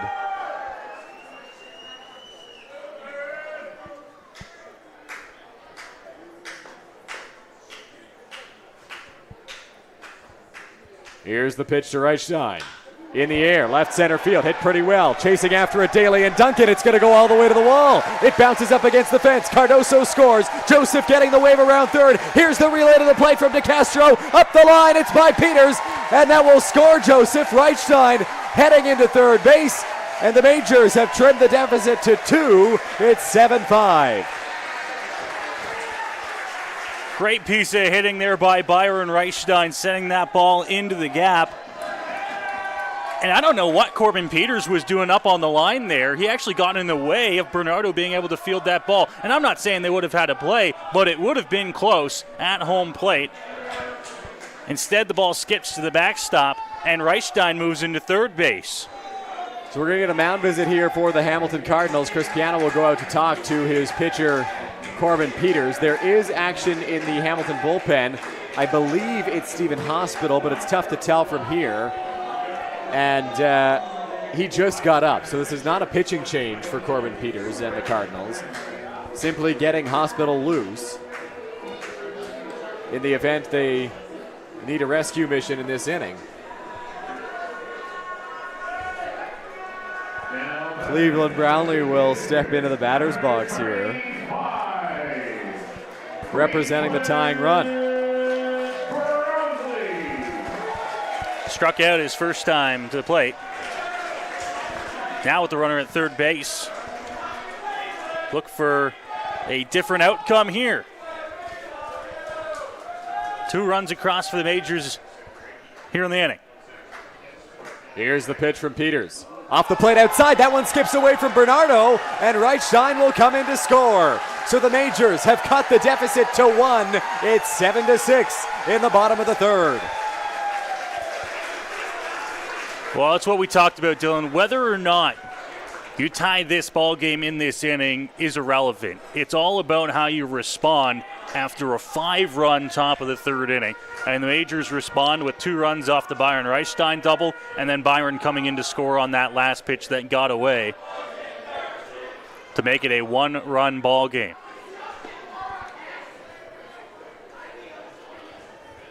One-oh count. Here's the pitch to Brownlee. Swing and a miss, 1-1.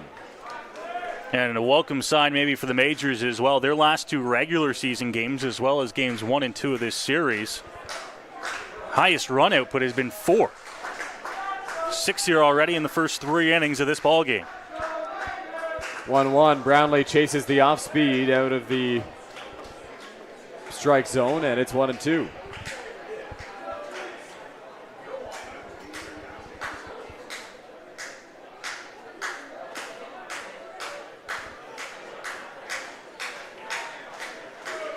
One-two count, 1 out.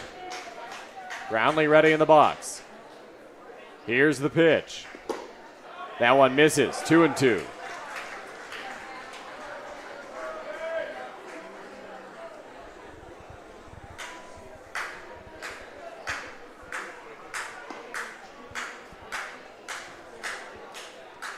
Two-two count, here's the offering. Off the plate outside. 3 balls and 2 strikes. Well, in any way here for Brownlee, he knows that as well. Still just 1 out in the inning. If you can find your way on via a walk, could help set up things in the bottom half. Full count, 1 out. Brownlee trying to win the battle. Peters looking to do the same. Here's the pitch, breaking ball, called strike 3. Brownlee's fired up about that call. And Chris Walters saying that's enough. And he's been ejected. Cleveland Brownlee's been ejected from this game after that strike 3 call on the inside part of the plate. We often see Cleveland get a little fired up, but we rarely see him get ejected. And Chris Walters has thrown him out. Well, Dylan, that's the first time that we've seen, I think, Cleve go that far. Yes. He was animated. And, credit to Chris Walters. He gave him a couple opportunities to get his words in and walk away, and Cleve wanted to get a few more in. It is the designated hitter spot, so we won't likely see any changes on the lineup other than someone new into that spot for London. But the Majors will be without Cleveland Brownlee for the rest of this ball game.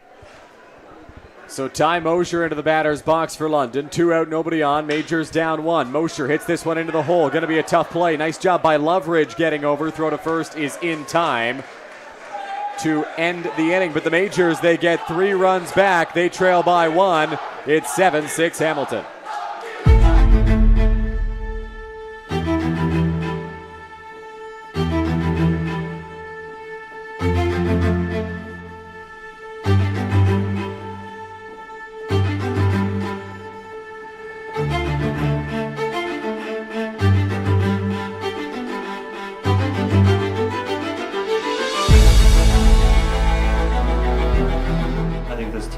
Has the potential to win another championship.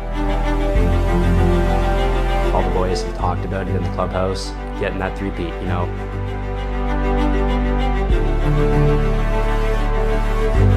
You guys can win. You guys can win.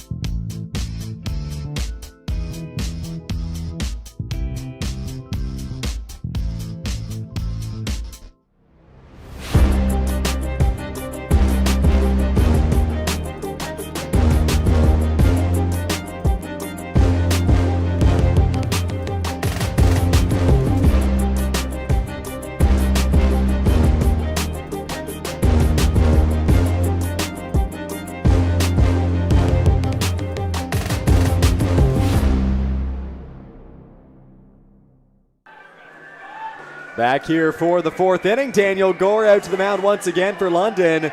This has been an eventful one on the field. Some arguments, some chirping, and 13 runs in 3 innings across the two teams. Dylan, this is, it's not going to make a whole lot of sense why I'm bringing this up to the fans at home, but you had sent a text today about how you were helping out with your brother's team. They did, 3 innings in about 35 minutes? Not my brother's team, the 18U team, but yes, team. I was coaching them today. You said they did 3 innings in 35 minutes, and you said you would love to see that today. Well, not the case. 3 innings in an hour 40-ish right now for the Majors. Not what they had, or what we had hoped for in terms of pace of play. But listen, the Majors trail by 1 here. They're not out of this by any stretch. Saw a comment in the chat saying another blowout. Not even close. It's a 1-run game here in the third. Well, and even if that comment came before the 3 runs the Majors scored there in the bottom of the third inning, 7-3 is far from a blowout as well. Majors respond, and that's what we talked about when you put up 5 runs. Credit to Hamilton. They're hitting the ball right now. Yeah. And it doesn't look like there's any signs of them stopping hitting the ball. So the only way that you're going to be able to answer that for London is to start hitting yourselves. They've got 6 runs, albeit on just 5 hits, but they've come up clutch, a couple of balls in the gaps that have scored some runs, and it is a 1-run ball game as we head to the 4th. So Tyler Duncan into the batter's box here, 1 for 1 on the day. First pitch is there for a strike, 0-1 to Duncan. He walked at his first trip, then singled last time up.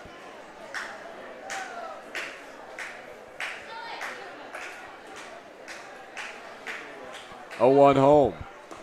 That's there for a strike. It's 0-2.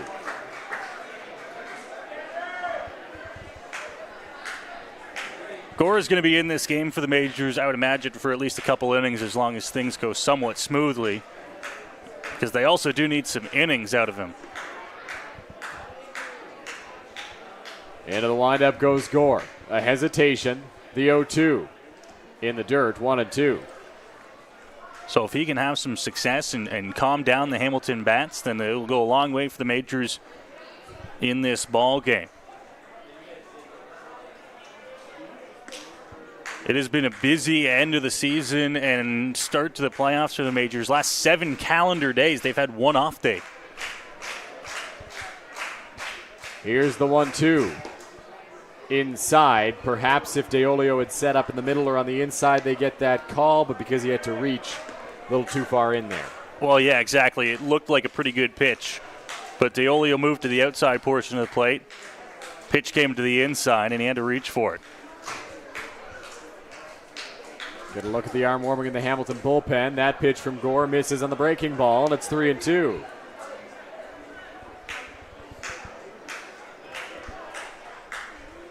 Well, you don't want to lose him here to open up the inning. I'm not saying you have to groove one here for him, but make him earn his way on.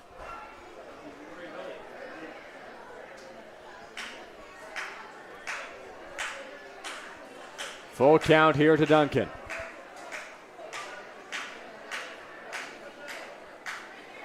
Cardinals center fielder ready in the box.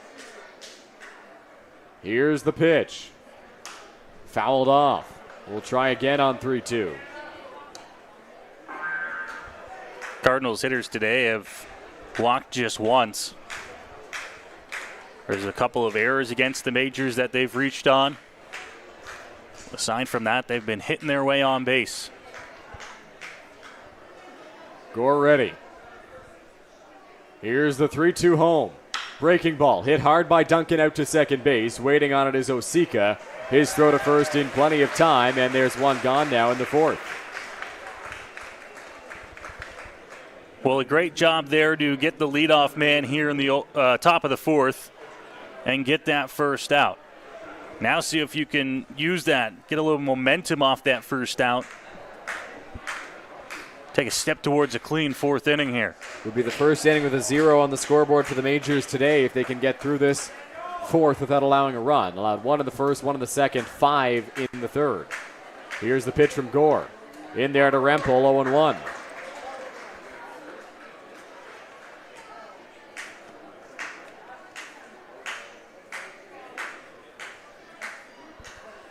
Here's the 0-1 home. Breaking ball hit through the hole. A base hit. And the Cardinals, another inning with a base runner. Rempel is aboard after the single. Rempel now 2 for 3 this afternoon with that base hit. 10th hit of the ball game for the Cardinals.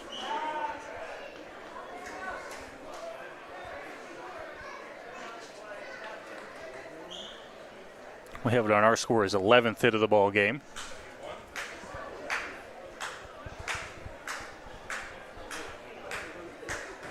Stephen Whalen into the batter's box. Here's the pitch. That one misses for ball 1.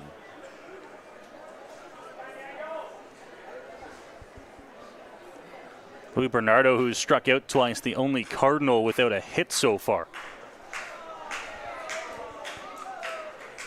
Statistically, that won't last very long. Especially with the way he's hit against the majors this year. That one there for a strike. It is 1-1 now.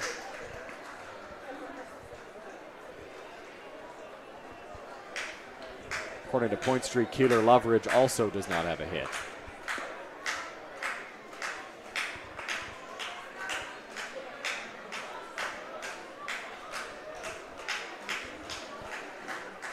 Right-hander Gore ready.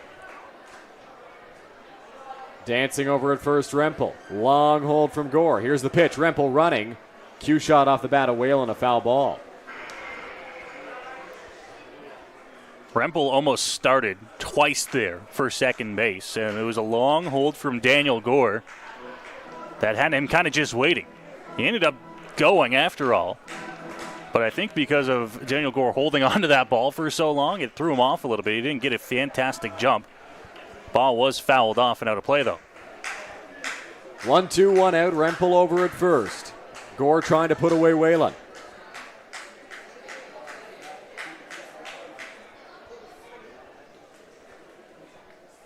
Here's the offering.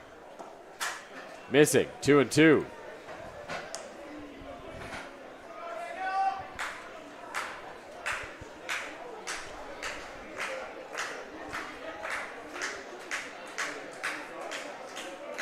Two, 1 out. Gore would love to roll a double play ball here and get out of this inning.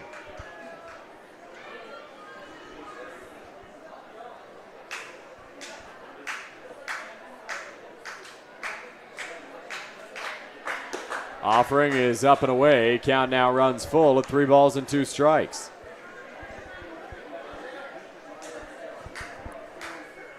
Got ahead early and has now missed on a couple pitches where he's trying to put Whalen away. Almost as if they were looking for a strikeout pitch instead of something that they could maybe get Whalen to roll over on. We'll see if Rempel is running on the 3-2. He's on the move. Here's the pitch. Whalen in the air, center field. Krasminski charging. He lays out for it, can't make the catch. Into third base is Rempel. A late stop sign from the third base coach, Chris Piano, and Cardinals now with runners on the corners with 1 out.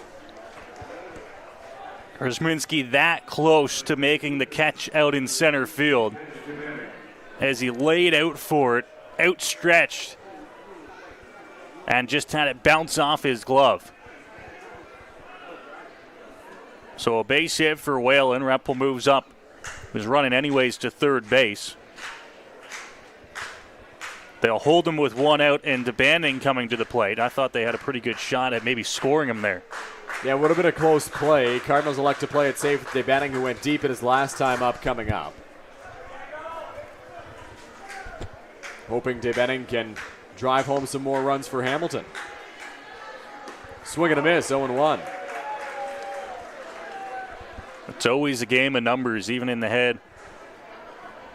The coach over at third base, do I stand a higher chance of sending him here on this single up the middle? Or with DeBanding, who's about to stroll to the plate with 1 out? Not a very big lead for Whalen. That one misses, 1-1.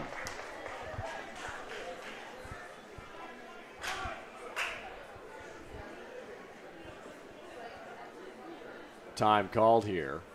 Something get on the field and right. Is that what happened, Noah? Saw Byron Reichstein moving over from the warning track area. No, he is okay. I think that was just time called out towards the hill.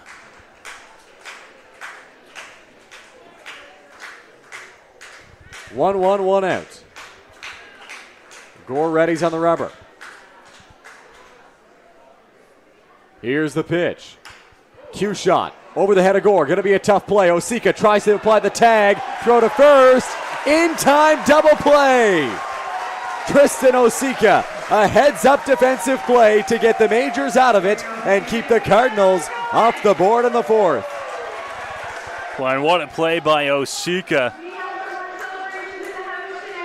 Gets the ball and able to tag Whalen, who obviously hindsight 2020 would have been better off to maybe pause there instead of running right into where the ball was for Tristan Osika, who's able to pick it up, apply a quick tag, and then get the throw to one for the double play. Yeah, had he paused in the middle of the base pass, Osika would have been forced to throw it or run at Whalen, which would have just created all sorts of chaos. But if he had thrown it to second, there's a chance that Benning beats it out at first. Because of the tag, the Majors able to get out of it. It was slow enough developing, Dylan, that they didn't have a chance, I don't think, to throw to second and then throw to first for the double play. Yeah. So the only way they were going to get it was the tag.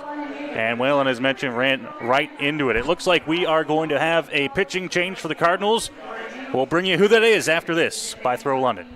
Go beyond the scores and get to know the athletes who call the Forest City home. Joseph crushes one. Game Day London brings you in-depth stories and conversations about London's major teams and the athletes. Whether it's in the rink with the Knights or on the field with the Majors, Game Day London has you covered from the start. For fresh and engaging sports coverage, visit GameDayLondon.com, a proud sponsor of MajorsTV. Hey there, my name's Will. I'm the owner of Throw London. This is some of the staff that helps us out here from day to day to keep things moving. We have other people that work with this too. They're not here today, and we'd like to thank them for helping us and helping you. If you're not sure what you'd like to throw, an axe or a knife, we can take care of that for you. We throw the axes, knives, we have darts, shovels. You don't need to do anything. You don't need any experience whatsoever. We'll take care of that as well. If you happen to win a league and you have that competitive side, you get your name on this League of Legends wall, which is amazing. If you like to have a cold beverage, we can serve that for you as well. So when you're thinking about doing next event, friends, family, corporation, or just a hangout, come on and think about Throw London. We head to the bottom of the fourth as the book is closed on Corbin Peters. Goes 3 innings, 5 hits, 6 runs, 4 of them earned. 1 walk, 3 strikeouts, 2 hit batters, and 2 left on base. And Stephen Hospital will take over. Hospital, the tall right-hander for the Hamilton Cardinals, has already pitched in the postseason. Pitched on Friday night here at Labatt Park. 2 scoreless innings and allowing just 1 hit. Struck out 3 London Majors batters. Pitched in 7 games for the Cardinals. 10 1/3 innings pitched, just qualifying for the playoffs during the regular season. First pitch misses to Tristan Osika for ball 1. Osika had a sacrifice bunt in his first plate appearance. 1-0. That's there for a strike. It's 1-1.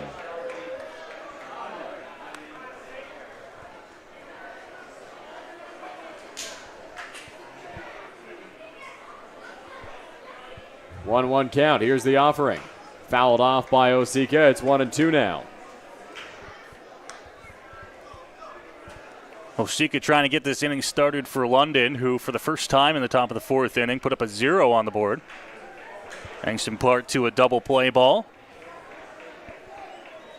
Here's the 1-2 home. Osika hits it hard to right field, sinking quickly in front of Dave Banning, and it's a base hit. So the Majors' number 9 hitter leads off the bottom of the 4th with a single.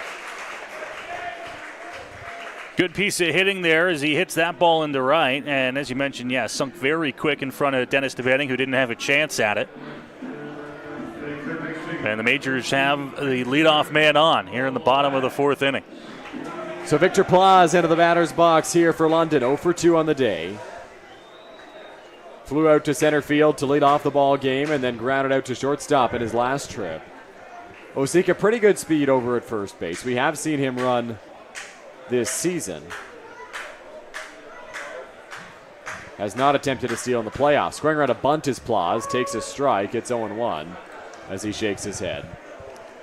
Plaz 0 for 2. He has hit the ball well, hard a couple of times, I believe, as well tonight, but nothing to show for it here.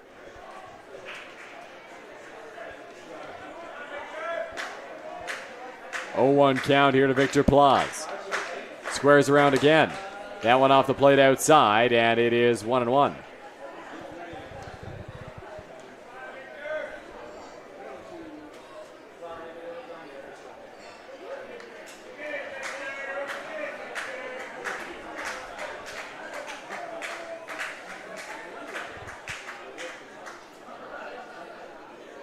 Here's the 1-1 home. Plaz squares again. This one gets past Bernardo to the backstop. Osika getting into second, rounding and having a look. But Bernardo on it quickly, so the wild pitch allows the Majors to get Osika over without a bunt. And there's a runner in scoring position with nobody out for Plaz in the top of the Majors order. Well, a little bit of a gift there for the Majors. As you mentioned, they don't have to do really anything, and they get Osika up to second base for Plaz, who's still in a good count himself at 2-1 now. Plaz looks down at third to see if the bunt is still on. Whalen playing in just in case. Here's the pitch. Plaz does not square. Fouls it off, and it's 2-2. And this is a chance here for the Majors to tie this game. All about opportunity here. Now with the leadoff man at second base, nobody out. This is one you have to take advantage of.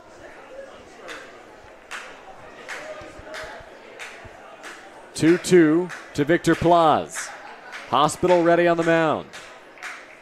Osika dancing at second. Here's the pitch. Chop towards second. This will move Osika up. Plaz trying to beat it out. It gets by. It gets by into the outfield. Osika rounding third. He's going to come in to score. And this game is tied in the fourth. It's 7-7.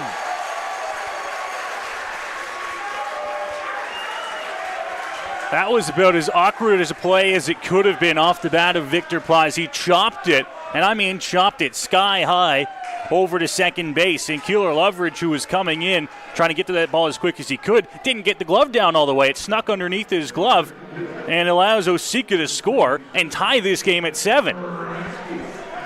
Majors have a base runner here with nobody out after Plaz drives home Osika with a single.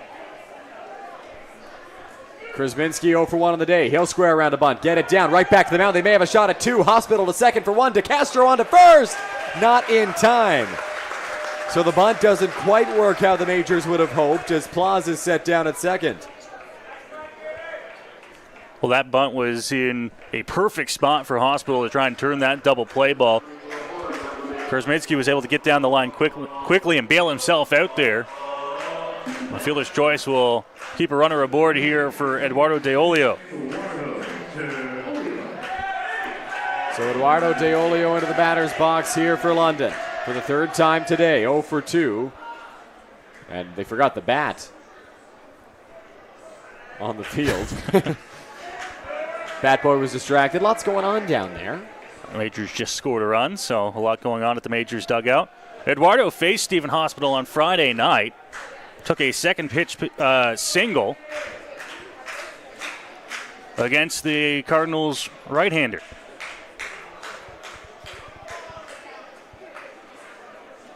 Here's the pitch to De Olio.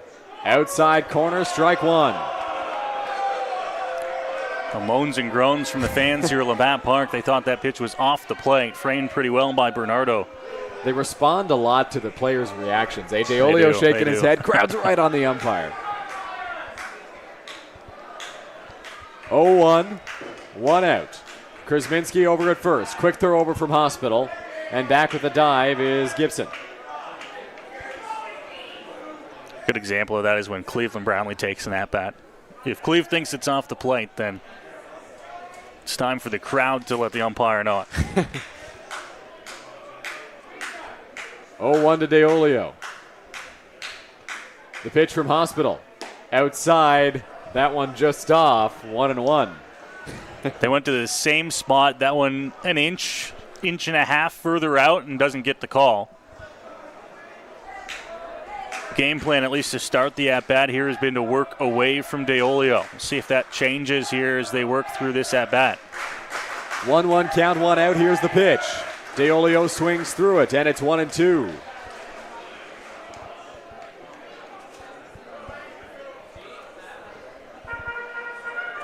One-two count, 1 away. Gibson Krasminski standing over at first base after the bunt. Hospital's got some good movement on his pitches. Listed at 6'5". He's pretty towering on the hill.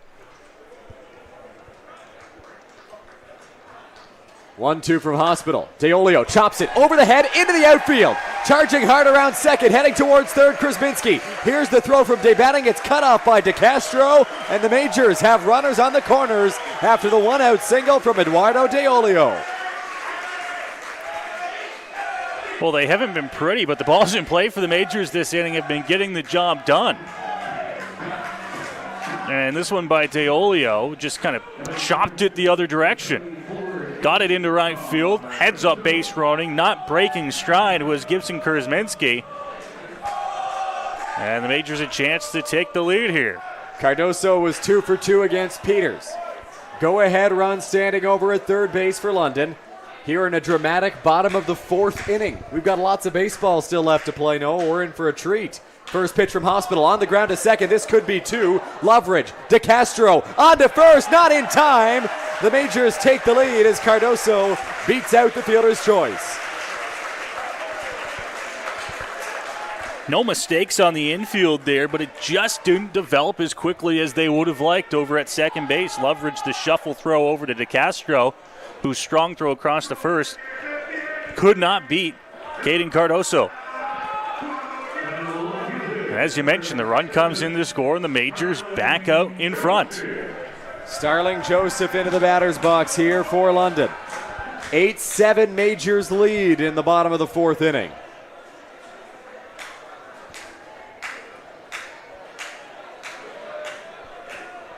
Stephen Hospital in his first inning of work has thrown 15 pitches through 2/3 of an inning. Joseph in the air, hit pretty well to right field, tracking back DeBanning into foul territory. He lays out. Did he catch it? He did. What a play by Dennis DeBanning. A headlong dive down the line to end the bottom of the 4th inning. We're through 4 complete here at Labatt Park. Majors lead it 8-7.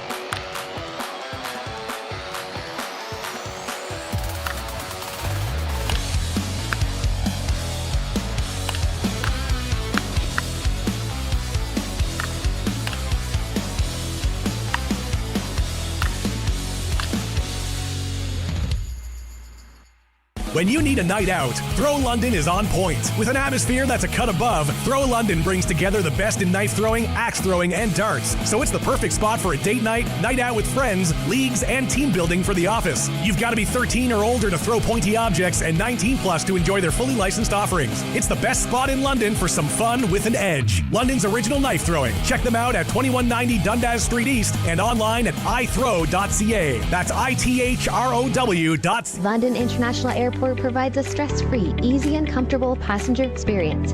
Visit flyYXU.ca to see our affordable sun destinations for winter.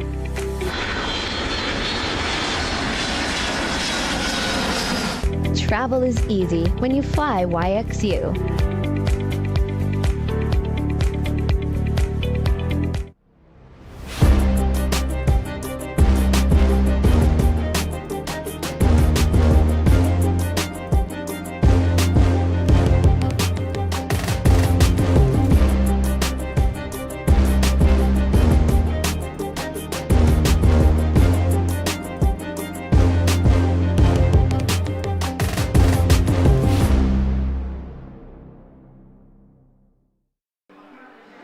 We are back here at Labatt Memorial Park. Gorgeous Sunday afternoon and a game that is moving along at a slow pace here to end the summer.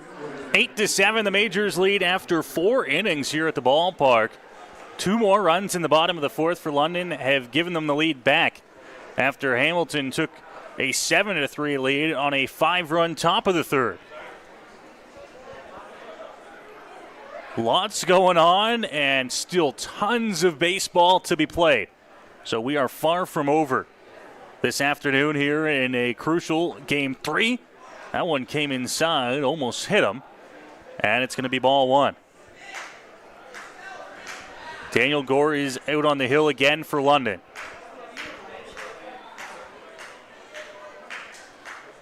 Here is his 1-0 delivery there with a strike on a fastball. Hamilton going to try to respond. See if they can answer. There for a strike. And it is 1-2 here on Andrew Johnston.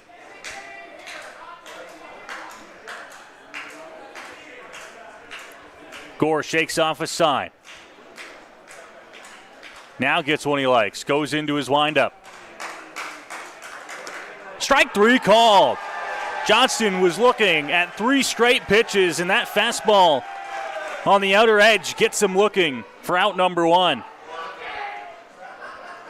Great job there by Daniel Gore, who gets the strikeout to open up the top of the 5th. Brendan Daly, the batter next for Hamilton, is 2 for 2 this afternoon.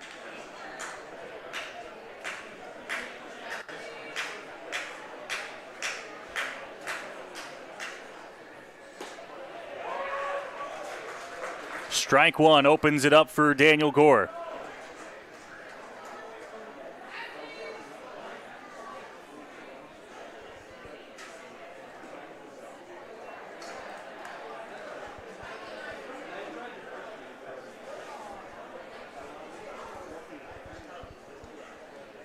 Gore 1-1 against Daly.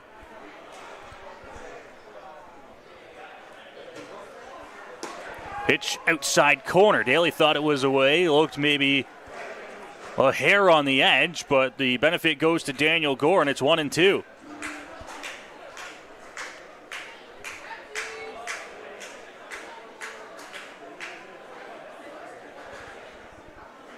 Deolio and Gore trying to get on the same page here.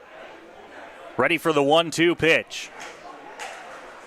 Inside it drills him. He got ahead in the count at 1-2, and then Gore came inside. I don't know if that's where the pitch was intended to be, but it got away from him. And it's a hit by pitch to put a man on with 1 out here in the inning.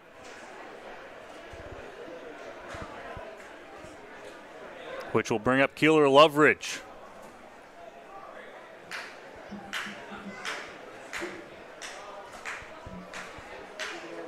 Extra second there for Daly over at first base, granted by the first base umpire.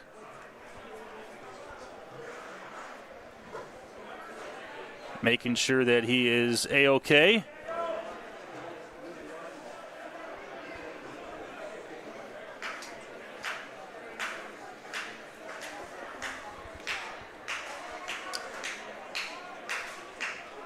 So ready to go here against Keeler Loveridge with Daly aboard at first base, and now still there's a baseball that has come over the right field wall.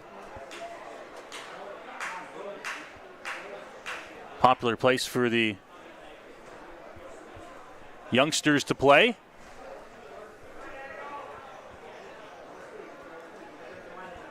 Gibson Kurzminski has thrown it back, and we are ready to go once more.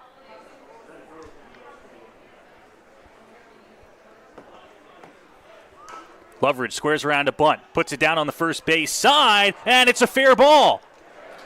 Gore touched it in fair territory. Maybe would have been better off to leave it. Looked like it was going foul. That's what I thought too, Noah. I thought it was going foul there on that play, but Gore elected to touch it. I don't know if he thought it was already foul or what happened, but he ended up just touching it in fair and pushing it into foul territory. And so now all of a sudden, there's 2 runners on and 1 out. So this inning has changed in a hurry for Daniel Gore. He got ahead 1-2 on Daly before hitting him with a pitch inside. And now on a bunt that they looked like they had a pretty good chance to get an out on, or at least let it go foul and face another pitch. It's an error. Runner going. Throw down from Deolio. And he's out. I think it was on the secondary tag as Daly came off the bag. And a big out for the Majors on the bases. That's a massive, massive out there, Noah. I mean, you're in a really tough spot, and Daly takes off. It's a smart, aggressive play. Pla's crash had to bounce back, so it was going to be tough for him to make the out, and initially he didn't. The umpire looked like he was going to call safe, and then as soon as Daly slid past the bag, tag applied by Plas. Good job staying with them, and they get a huge second out. So now 2 outs, and the Majors looking to try and get out of this inning, as that one drops in for a strike, and it is 0-2 to Kelvin DeCastro.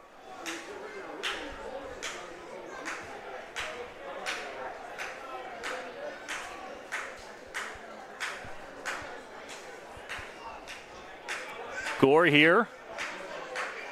Pitch number 49 out of the bullpen for him. Coming on this pitch, here's the 0-2. Curveball hit hard but foul down into the Majors bullpen. Lots of movement on that curveball from Daniel Gore. DeCastro just able to stay on it long enough to foul it off. This is a big pitch coming up. This is a big out if Gore can get it. The Majors would love to get back to the bats with a little bit of momentum here and without allowing a run in this inning.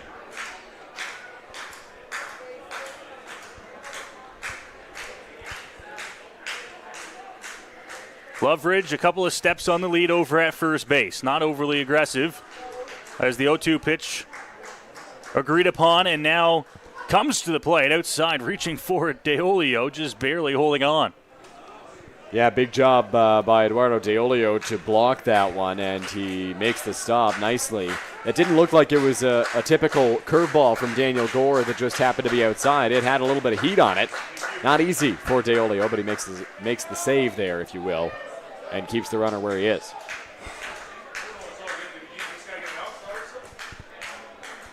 So 1-2. Gore delivers that one down to first base. They don't get him. I don't mind that decision there for Deolio and Cardoso. Loveridge was taking some big secondary leads there for the Cardinals, and Deolio not afraid to pull that trigger ever. He had a pickoff the other night in Hamilton over at first base, so looked for another there, and Loveridge just able to get back in time. On 2 strikes, that was a pretty close pitch, and Deolio popping up. Maybe took away a call. Curveball on the ground, back to the mound. Gore's got it. He's going to rush it over to first base, shovel it into the glove of Caden Cardoso. And for the first time in our ball game, there are back-to-back zeros up on that scoreboard in right center field, Dylan. Majors are thrilled about that, I'm sure, because in the first part of the game, it seemed impossible for them to get a zero on the scoreboard, just allowing runs every single inning. But Gore has done a good job over the past 2 frames to keep the Cardinals off the scoreboard. And in both of those innings, he's been helped by his defense quite a bit. Deolio and Plas teaming up on that caught stealing there in the top of the 5th. In the top of the 4th, it was a nice double play by Tristan Osika. And so it remains a 1-run Majors lead here halfway through this contest. Stephen Hospital will go back out to the hill here for the Cardinals. Majors leading 8-7 here as we move along to the bottom of the 5th inning. Hospital in his first inning of work through just 16 pitches did allow 2 runs and allowed the Majors to take the lead. Faced 9-1-2 all the way through to 5 in the Majors order. So Byron Reichstein will lead things off 6-7-8 in this inning for London. We'll actually get to see this inning who comes in for Cleveland Brownlee, because Brownlee obviously ejected in his last at-bat. Brad Verhoeven is in the on-deck circle right now, so I take it that it will be him coming in to hit in Brownlee's place. Brownlee, of course, ejected earlier today.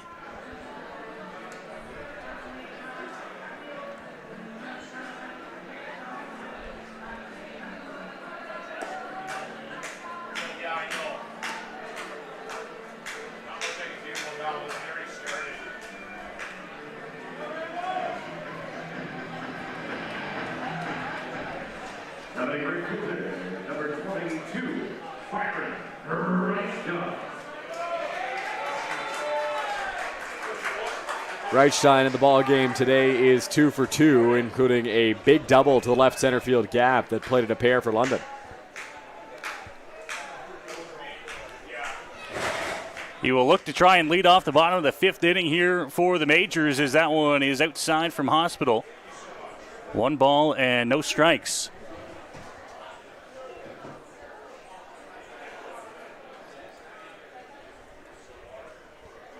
Hospital to the plate, catches the bottom of the zone, 1-1. Reichstein asking if that's on the edge of the strike zone or if he's got a little bit more wiggle room there. And somebody else has been thrown out. It looks like it's Brent Wales. All the way from the Majors dugout, Brent Wales has been thrown out of this ball game. The second London Major to be thrown out of the game by a home plate umpire, Chris Walters. The first was Cleveland Brownlee.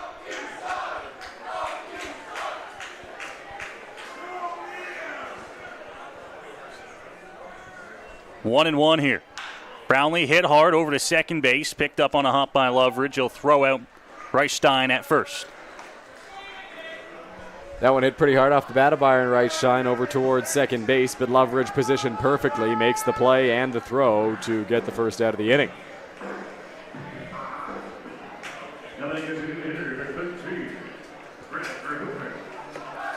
So here is Brad Verhoeven, who will take over for Cleveland Brownlee in the designated hitter spot. Brownlee looks to try and, Verhoeven looks to try and get things going with one out. Offers at that first pitch and fouls it back into the screen.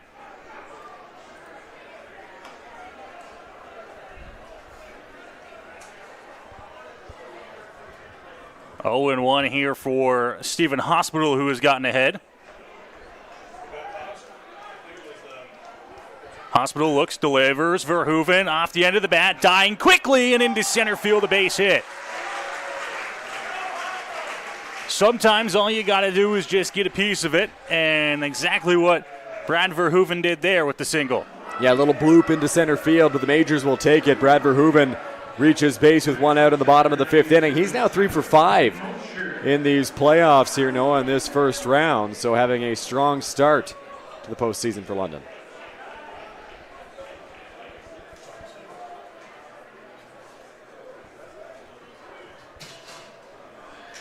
Here is Ty Mosher now. First pitch fastball, and a lot on it there from Hospital for strike one.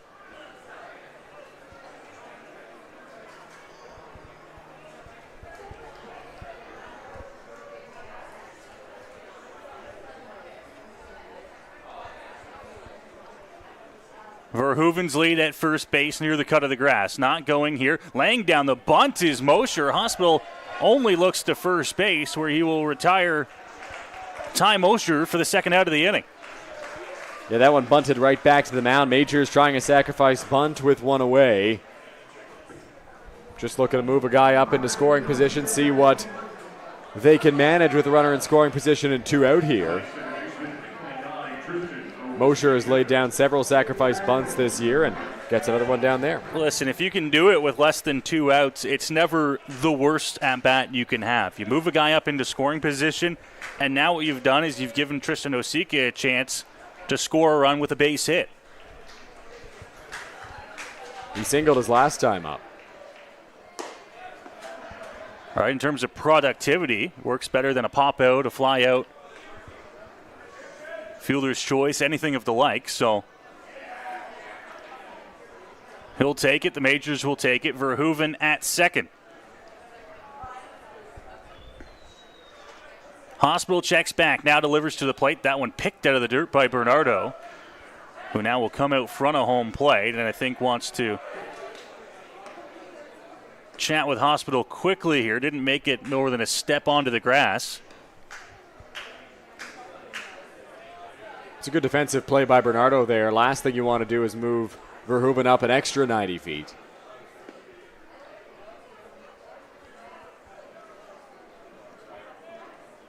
Two-0. Osika swinging and fouls it off. Good battle right now between Osika and Hospital. Osika laid down a sacrifice bunt and then had the aforementioned single in his previous trip. A single here might score Verhoeven, though the outfield is pretty shallow. Will have to be into the right spot to do so. That one away on the outside. And it is 3-1 here to Tristan Osika.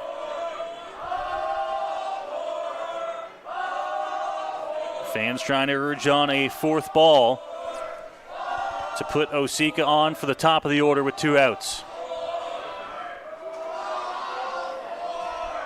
Hospital ready. And it's outside. So Osika with a 2-out walk has put runners at first and second as the Majors get back to the top of the order here in the bottom of the 5th. Tristan Osika works his first walk of the playoffs. He had several walks in the regular season, 8, and it felt like a lot of them came in the last couple of games for Osika. And I say it's a lot of walks considering he only played in 22 games for London this year. So gets on base once again for the Majors here and looking to continue adding on to the lead.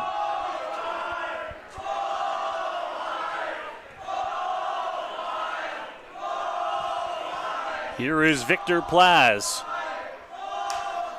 Fouling off the first pitch he sees, back over top of the grandstand, and the count will move to 0-1. Plaz gets a piece of that good fastball from Stephen Hospital. Victor 1 for 3 on the day today. Singled in his last trip to Brandon Daly. That tied the game.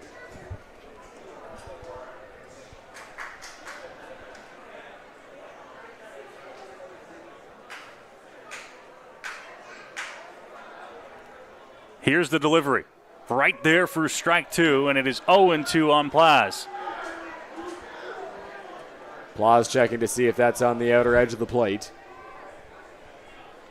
He's got to protect now with 2 strikes.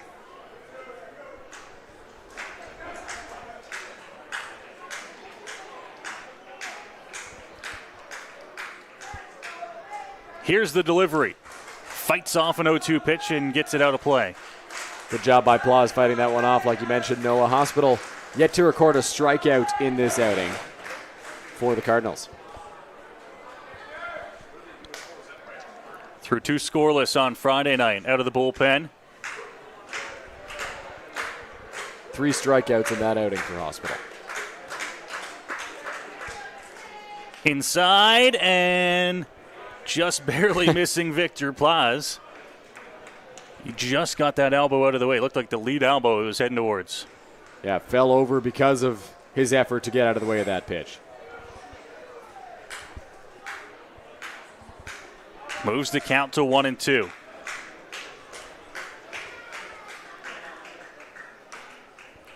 Chopped again. This one foul down the first baseline. Would have been ball 2, but if Plaz is going to swing at it, good job getting a piece of that breaking ball from Stephen Hospital. Major's third baseman had to reach out there and just throw the bat at it. Got enough of it to stay alive.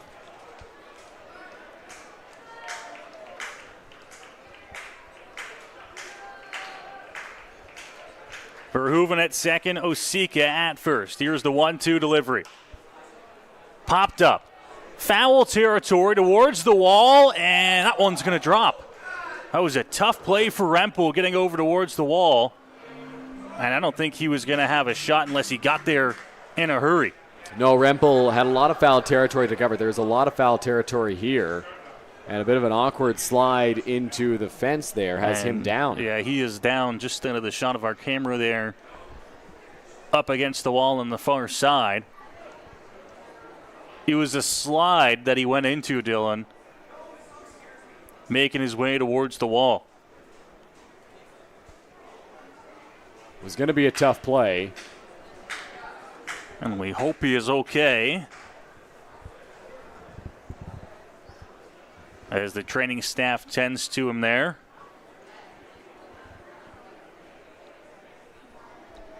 Rempel been a big part of this game for the Cardinals. Has 2 hits this afternoon. Everybody over there for Hamilton.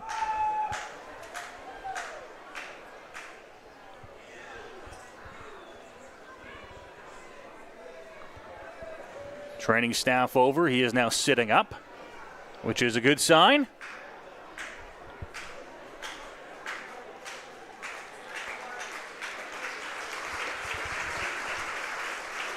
And up under his own power. Holding his shoulder there, Noah. I thought he maybe twisted his ankle or did something to his lower body with that slide, but maybe just fell awkwardly and seems to be all right to continue, which is a great sign and great news for the Cardinals.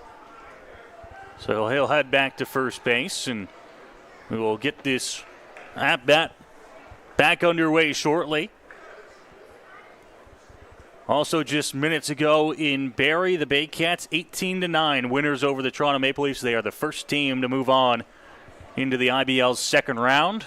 Made quick work of the Leafs in that series. A sweep, and 2 of the 3 games not particularly close.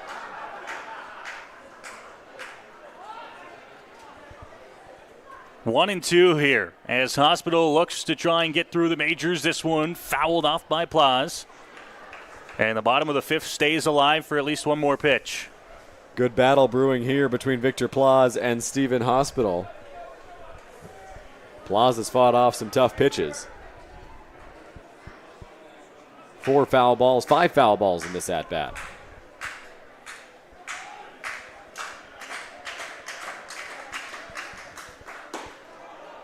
Just outside. Bernardo thought they got the outside corner.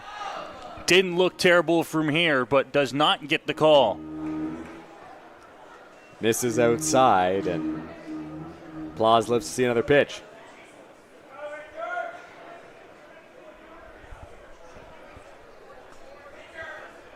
Two. Did Plaz chase? They say he did. And he will be out for the 3rd out of the inning. Majors don't get anything here in the bottom of the 5th. It remains an 8-7 London lead heading to the 6th here at Labatt Park on Majors TV. When you need a night out, Throw London is on point. With an atmosphere that's a cut above, Throw London brings together the best in knife throwing, axe throwing, and darts. So it's the perfect spot for a date night, night out with friends, leagues, and team building for the office. You've got to be 13 or older to throw pointy objects and 19 plus to enjoy their fully licensed offerings. It's the best spot in London for some fun with an edge. London's original knife throwing. Check them out at 2190 Dundas Street East and online at ithrow.ca. That's ITHROW.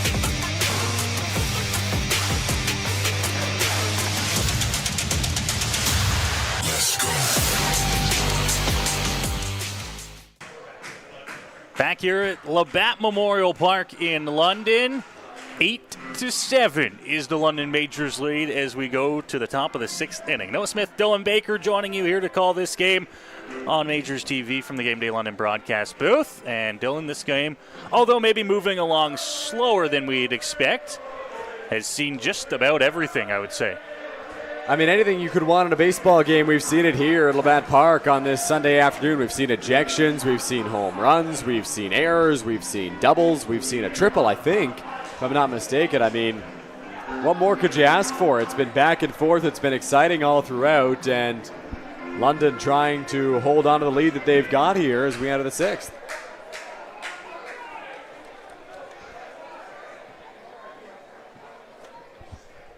And we had some fireworks earlier on in the game, Dylan.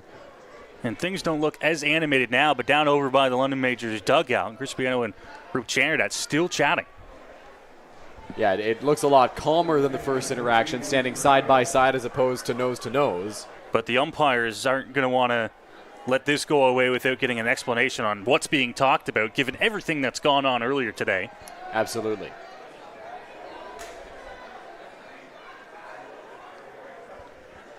And I think we are going to be ready to go to kick off the top of the 6th.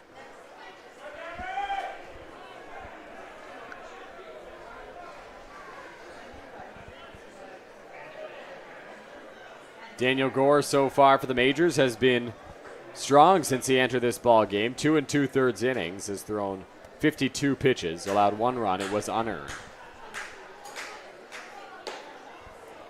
First pitch fastball will miss outside.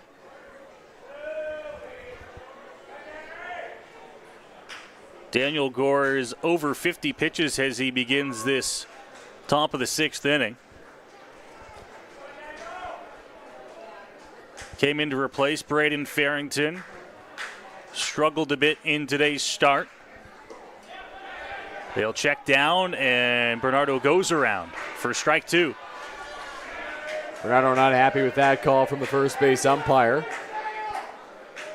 But it is the ruling regardless. Plaus wasn't happy with the swing to end the home half of the 5th. 1 ball, 2 strike count. Gore the sign from DeOlio. Curveball misses outside. 2-2 now.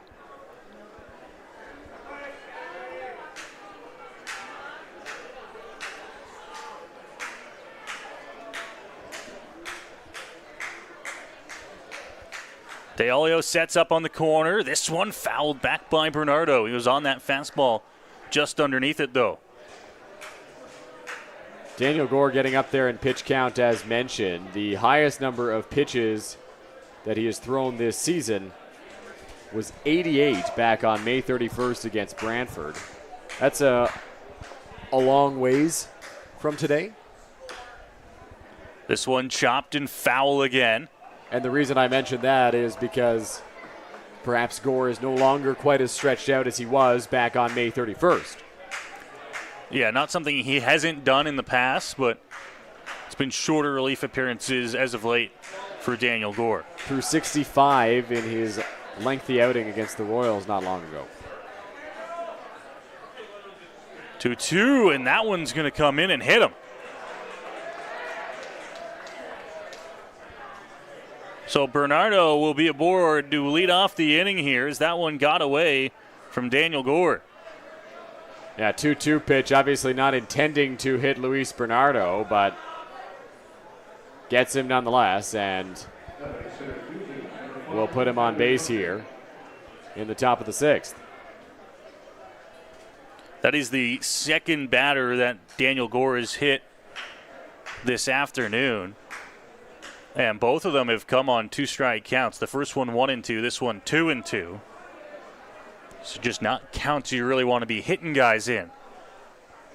Not that there's a good time to, be putting guys on for free, but the first one was a 1-2 count where he did that kind of hesitation move and plunked the righty batter inside. This time 2-2. Did not do that, but got in and hit Bernardo, who is aboard here to lead off the inning. Now this one comes inside, and it's going to get past DeOlio to the backstop. Duncan, who is squaring around a bunt, doesn't even need to do the job of getting Bernardo to second. Yeah, Daniel Gore kind of just yanked that pitch a little bit. It sailed inside on him and flew to the backstop. DeOlio got no piece of it.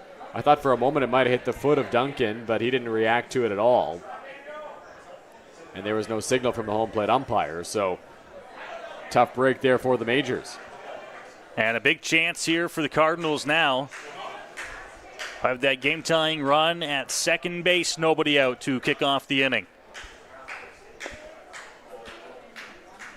Duncan squares again, pulls back on a curveball, and it's 2-0. Interesting to see Duncan squaring around to bunt here for the Cardinals. Obviously one of their top hitters, but the message clearly is get Bernardo as far in the base paths as we can to try to secure him scoring. The Cardinals have had several sacrifice flies in this series. They've been able to generate runs with small ball. 2-0. Duncan squares around again. This one's in there for a strike as he pulled back. Yeah, Duncan pulling back on that one. It certainly caught more of the plate there, and obviously leads to the strike call.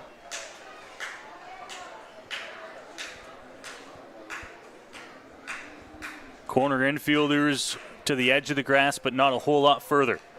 Will Duncan square around again? Does not this time. Hits it on the ground over towards shortstop. Picked up the throw across the diamond in time to get him. Mosher had to be quick, and he was. And there's one gone. Great play there by Ty Mosher, the London Majors shortstop. Bernardo able to move up to third base on the play, but a hard charge from Mosher picks it up on the run throw to first in time for a big first out here with the tying run 90 feet away over at third base. So a big out for out number one there. The Majors do have Tyler Gillies warming up down in the bullpen. He was the closer in game one of this series. Now, well, he hands over the ball. There goes our talking points. Was that a little deke from the Majors? I don't know. Gillies was on the mound. I don't think he threw and then just handed the ball to Springer. Can never make our lives easy up here, can they? So it is Springer warming up down in the Majors bullpen. He is throwing. Infield in for the Majors on a count that moves to 1-0 here on Rempel. Curveball, strike one. Lots of movement on that Gore curveball. I talked about it in the last regular season game against the Guelph Royals when Gore was throwing so well in extra innings. He's got so much movement on that pitch. It's nearly impossible to hit when it's on. Fastball overthrew it, and it was well outside. 2-1 now. Rempel, who went uncomfortably into the fence down by the Hamilton dugout in the bottom half of the fifth. He's 2 for 3 this afternoon.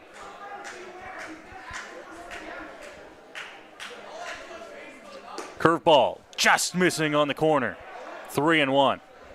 Not exactly where you want to be here on Rempel. It's a hitter's count, and the pressure's on Gore to find the strike zone. He doesn't want to put another runner on base. It would put the double play in order for the Majors, but you're in a tough spot in the lineup right now, hard of the order. Here's the 3-1 delivery. Hit hard but foul. Down into the Majors bullpen, and the count will move to full at 3-2. Huge pitch coming up. Huge pitch. And I mean, every pitch is a big pitch in Game 3 of the first round of the playoffs in a tied series. But this pitch could make or break the inning here. If he's able to get a big second out, the Majors are in a much better position. Fans trying to clap along here. Inside with the breaking ball. And it is ball 4 to Rempel. I think it finished up on the corner of the plate, but it certainly didn't cross on the corner of the plate. It broke back a little bit too late, and Rempel able to reach on the base on ball. So we'll see what the Majors opt to do with the infield. I would assume the middle gets pushed back here, and we're going to get a mound visit before we see anything. Well, Mosher at shortstop was not going back as quick as Osika was over at second base. Rup Chanadat's going to come all the way out here. And this is A, going to be a mound visit, and B, it's going to be an infield visit. Yes. They want to chat things over in terms of game plan, and you're right. I think this will be interesting to see. No, it is going to be a pitching change. My apologies. They are going to go to the lefty. Alex Springer will come into the ball game after this. Hey there, my name's Will. I'm the owner of Throw London. This is some of the staff that helps us out here from day to day to keep things moving. We have other people that work with this too. They're not here today, and we'd like to thank them for helping us and helping you. If you're not sure what you'd like to throw, an axe or a knife, we can take care of that for you. We throw the axes, knives, we have darts, shovels. You don't need to do anything. You don't need any experience whatsoever. We'll take care of that as well. If you happen to win a league and you have that competitive side, you get your name on this League of Legends wall, which is amazing. If you like to have a cold beverage, we can serve that for you as well. So when you're thinking about doing the next event, friends, family, corporation, or just a hangout, come on and think about Throw London. When you need a night out, Throw London is on point. With an atmosphere that's a cut above, Throw London brings together the best in knife throwing, axe throwing, and darts. So it's the perfect spot for a date night out with friends, leagues, and team building for the office. You've got to be 13 or older to throw pointy objects and 19 plus to enjoy their fully licensed offerings. It's the best spot in London for some fun with an edge. London's original knife throwing. Check them out at 2190 Dundas Street East and online at ithrow.ca. That's ithrow.ca. We are back here at Labatt Memorial Park on Majors TV as our Throw London call to the bullpen will bring Alex Springer into the ball game. Daniel Gore had 3 innings of work out of the pen in relief of Braden Farrington today. 4 hits, 1 run, for Daniel Gore has kept this ball game where it needs to be for the Majors, and now it'll be up to Alex Springer. Worth mentioning, the 2 runners on base right now are Gore's responsibility as well. Springer, a young left-hander, pitched in 5 games this season for the Majors, 2 of them starts.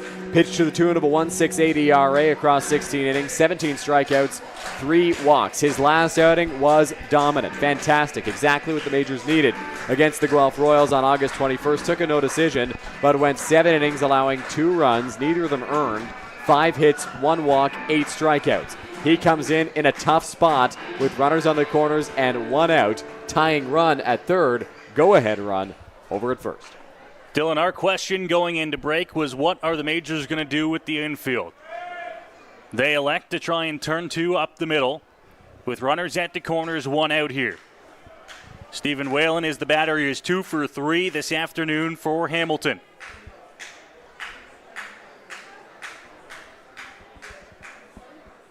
Lefty-lefty matchup. Springer starts it with a strike, and he's ahead 0-1. This is Alex Springer's first career playoff appearance in the Intercounty Baseball League. Has not appeared yet in this year's playoffs and did not appear in last year's first round for the Majors against Kitchener.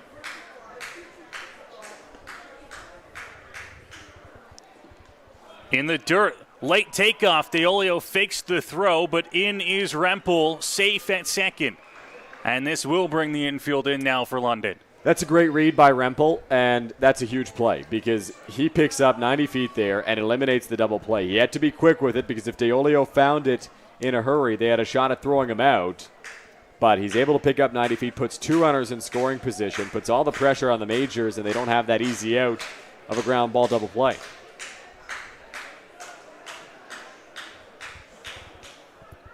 One, top of the zone and missed high.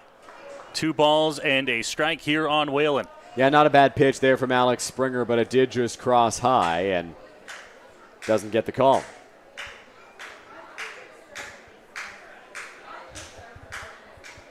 2-1, chopped and foul.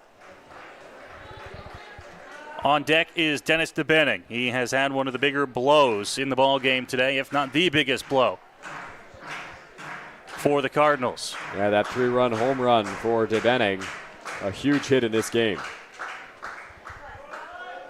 Worth mentioning, Stephen Whalen, the only Cardinal that's seen Alex Springer this year. He has not faced them, but when Whalen was in Kitchener, he did. And that one's going to get away. Past the catcher Deolio. The tying run is in, and this game is knotted up at 8.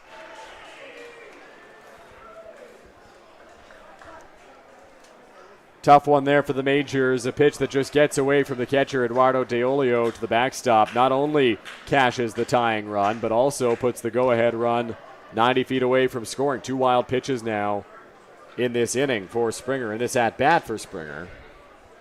They put the Majors in a tough spot. Tough spot indeed. The infield stays pulled in.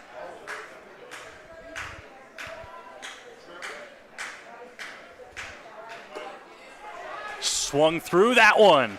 Great job by Springer to battle back and get Whalen. Yeah, really good job by Alex Springer coming in and getting the strikeout of Stephen Whalen. Obviously, you'd like to avoid those pair of wild pitches that tie this ball game up, but that's a big out. And a tough lefty-lefty matchup is Alex Springer, and a good job recording the strikeout. Dennis DeBenning is the batter here for the Cardinals.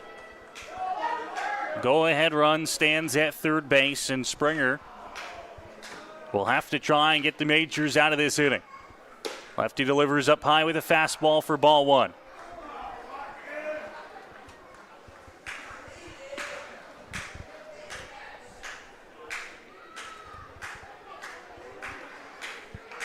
DeBenning is 1 for 3. With that home run, his lone hit this afternoon, but a big blow that brought in 3 Cardinal runs.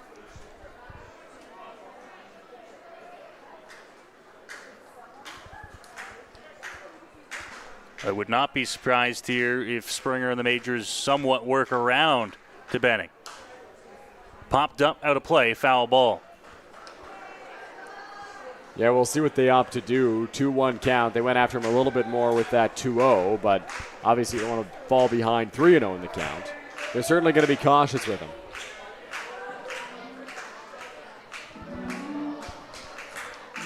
DeBenning actually homered off of Alex Springer last year in Hamilton. Excuse me, in London.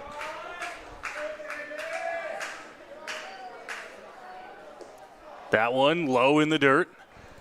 And it is 3 balls and a strike to DeBenning.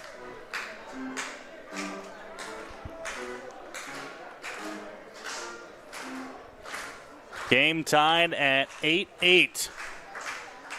Springer trying to get the Majors back into the dugout. This one hit into left field. DeBenning has put the Cardinals back on top, this time 9-8. Big hit there by Dennis DeBenning. He's been a tough out for the Majors all game long and proving to be a difficult opponent once again with that line drive single.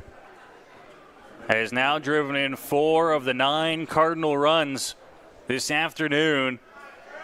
And with 2 runs here on the top of the 6th, the Cardinals have regained the lead. Responding after 5 straight runs from the Majors. That one's inside, called a strike for strike 1 here. Now the pressure is off of Springer just a little bit. The runs have already come across to score. Just need it out in any fashion he can get it. Popped up, out of play. Both of those runs that have come across in this inning will be charged to Daniel Gore on his line. So now 4 hits, 3 runs, 2 of them earned across 3 innings.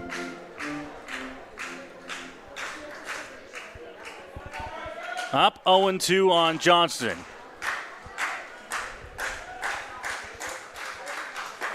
Strike 3.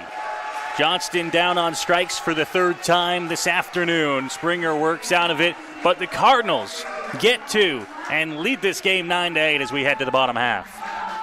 Not ideal for the Majors, but not the worst case scenario either. The damage could have continued after that DeBenning single, and Springer did not allow it to. Tough luck on the wild pitches in that inning. Obviously, that's what cost them a couple of runs. Bernardo comes in to score on a wild pitch. Rempel advanced to 2nd, then 3rd on a wild pitch and was able to score with ease on a DeBenning single. So if DeOlio's able to keep the balls in front of him, if Springer's able to put him in a better spot for his catcher, maybe we're not sitting in a 9-8 game. But what's the old expression? If ifs and buts were candy and nuts or something, I don't know what it is, but did you just make that one up? No, I didn't make that one up. I've People heard have heard it before. You've heard it before. But point is, you can't be questioning things like that because the Majors are down 9-8 and they've got a job to do now, and that job is to tie this ball game up. So London now, they've fought back from behind already in this ball game, and they'll have to do so again here. We've kind of echoed ourselves since this game began, Dylan, that there is still lots of baseball left. It really hasn't changed. There is still lots of baseball left. The Majors are only through 5 of their 9 at-bats. So we've got a pitching change coming up, though. We'll bring you who that is as the new arm takes over for the Cardinals after this. Hey there, my name's Will. I'm the owner of Throw London. This is some of the staff that helps us out here from day to day to keep things moving. We have other people that work with us too. They're not here today, and we'd like to thank them for helping us and helping you. If you're not sure what you'd like to throw, an axe or a knife, we can take care of that for you. We throw the axes, knives, we have darts, shovels. You don't need to do anything. You don't need any experience whatsoever. We'll take care of that as well. If you happen to win a league and you have that competitive side, you get your name on this League of Legends wall, which is amazing. If you like to have a cold beverage, we can serve that for you as well. So when you're thinking about doing next event, friends, family, corporation, or just a hangout, come on and think about that. Welcome to Labatt Park in London, Ontario, the world's oldest baseball grounds. Now through Labor Day, book your guided tour and walk the same field as Ty Cobb, Fergie Jenkins, Honus Wagner, and some of baseball's most legendary players. View artifacts from over the years inside the original 1940 clubhouse. Experience baseball history in London, Ontario. Book your guided tour at labattparktours.ca. The Hamilton Cardinals have gone to the bullpen here as we move along to the bottom of the 6th inning in London. That ends the afternoon for Stephen Hospital. 2 innings out of the bullpen. 2 earned runs, allowing 4 hits and striking out 1. London Major will turn things over to Chris Bowato. Chris Bowato, the former Major, back in 2017, spent time with London, has appeared in 1 playoff game, pitched a scoreless inning, allowing 1 hit and 2 strikeouts on Friday night. Will miss with ball 1 to begin the inning. It is Gibson Krasminski for London who will lead things off, followed by Eduardo De Olio and Caden Cardoso. Strike 1 there. 1-1. Noah, if I recall correctly, earlier in the game you said with that 7 o'clock game we may not be able to provide updates because we'd be out of here in time. Well, we're 10 minutes away from first pitch out in Kitchener. Excuse me, in Guelph, I should say. Now, whose fault is that? Would Pointing be you. fingers up here in the booth. 2-1 count now on Krasminski. Bowato delivers. Swing and a miss. 2 balls and 2 strikes now on the London Majors center fielder. Krasminski way ahead of that pitch from Chris Bowato there. We'll have to wait back here on the next offering. Lefty delivers. Hit the other way, and tough ball to play. It's off the glove of Loveridge, and Krasminski is going to be aboard to lead off the inning. Yeah, that one probably goes down as an error, but it was hit on the screws by Gibson Krasminski, so we'll see what the official scorer's ruling is. Krasminski hit that baseball very hard over to second base, and Loveridge just got eaten up by it. Looks like the official ruling has been ruled a hit. Loveridge had to get over in a hurry. You mentioned He was hit very hard off to his left, and down into the slide is probably what was enough to do it for the official score to call that one a base hit. At the end of the day, it does not really matter. The Majors have the leadoff man aboard regardless. Deolio looks at a pitch on the outer edge, and Bowato gets ahead 0-1. Deolio on the day 1 for 3. In his last trip, he singled home a run on a ground ball to right field. Big cut from Deolio. He was out in front of it, and he's down 0-2. Yeah, really good off speed there from Chris Bowato. Like Krasminski a couple of pitches ago, Deolio way ahead of that one. Bowato comes set. Quick look over to first base, but he's going to come to the plate. Deolio the other way, but foul. Ooh, nice play, Skylar Janice over at first base. Barehanded that one.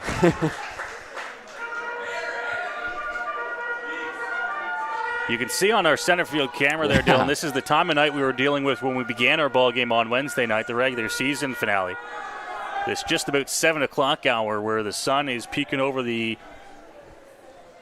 home plate grandstand and right into the eyes of the outfielders. Deolio up the middle. This one's going to be a tough play. Reaching over to his left and throwing out Deolio was Raquelvin De Castro coming across the infield. In a way, that works like a sacrifice for the Majors. Deolio able to move Krasminski up to second base with that chopper up the middle. The only shot they had at getting 2 was if De Castro was able to play it in front of or near the bag where he could just touch it and throw to first, but that was not the case. And the result is a runner in scoring position with 1 away. Cardoso now for London, 2 for 3. And with that now tying run standing at second base, we'll look to try and find a way to bring him in.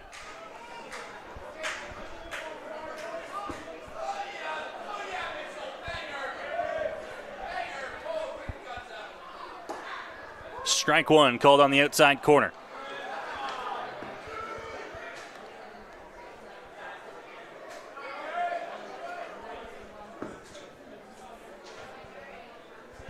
Bowato has gotten ahead 0-1. Delivers as Cardoso checked the swing and fouled it off towards the Majors dugout. Yeah, Cardoso got jammed there. A good pitch on the inside part of the plate. Got in on the hands of Cardoso and couldn't hold back.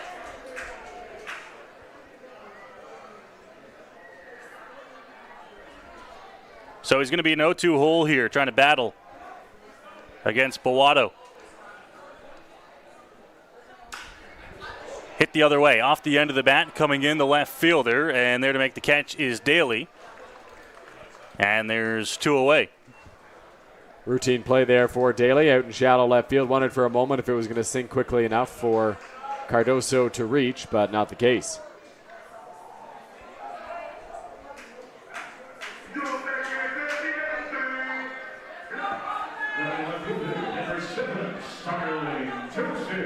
So Starling Joseph now will have to wait as the Cardinals manager out of the dugout wants to chat things over with Chris Bellato and the rest of the Cardinals infield. Interesting time to come out for this conversation. You've got 2 out in the inning. You've got a runner over at second base in Krasminski. There is action in the bullpen. But no pitching change.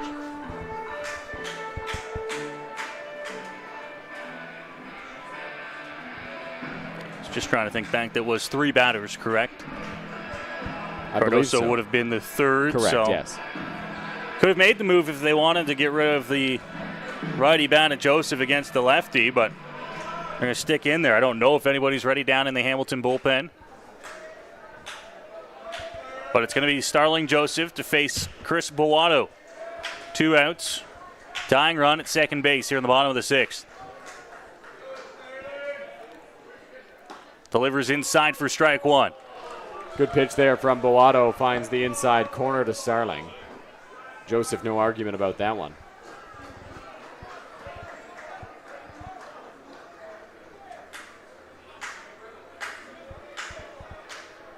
Ready again. Here's Bellato delivering. Joseph, hard hit over to shortstop. Going to have to be a strong throw. It's offline, but the tag applied as Rempel bails out the throw from DeCastro, and the Cardinals get out of the bottom of the 6th. They have a 9-8 lead as we head to the 7th here in London.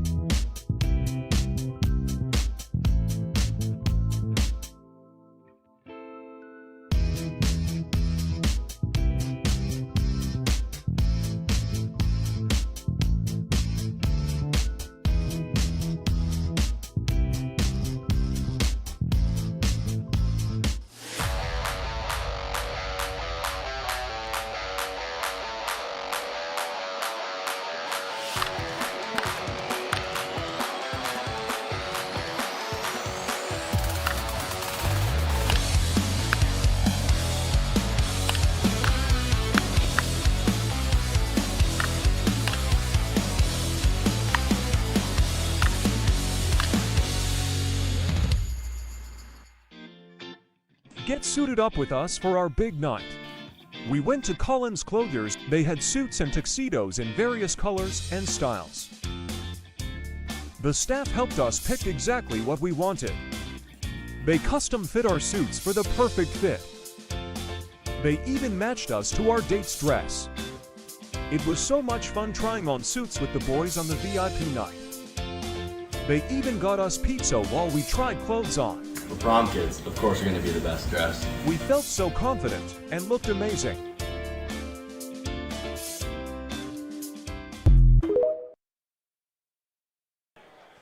Back here at Labatt Memorial Park in the Game Day London broadcast booth. We welcome you back to our coverage of the Majors and Cardinals Game 3. The lights have come on here at Labatt Park. And the Majors trail by a score of 9-8. Alex Springer back out to the mound here for London. First pitch is in there for a strike. It's 0-1. He'll face Brandon Daly, who's 2 for 2 on the day. A triple, a single, and has been hit by a pitch as well. Pitch from Springer. Checked his swing. Did he go? Yes, he did, says the first base umpire, Jeff Rose. 0-2 count here on Daly. Tyler Gillies is loosening up in the Majors bullpen again. He was getting warm last inning with Springer on the mound. Never came in. That one fouled off. Deolio can't quite hold on to it, and so we'll try again on 0-2. Springer at 17 pitches through 2/3 of an inning. Through 14 to get through the 2 outs back in the 6th.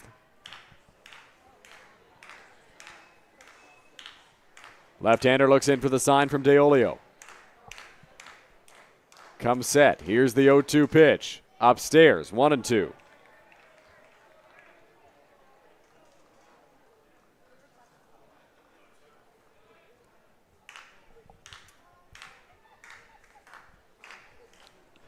One-two home will miss high, and it's 2 balls and 2 strikes here to Brandon Daly.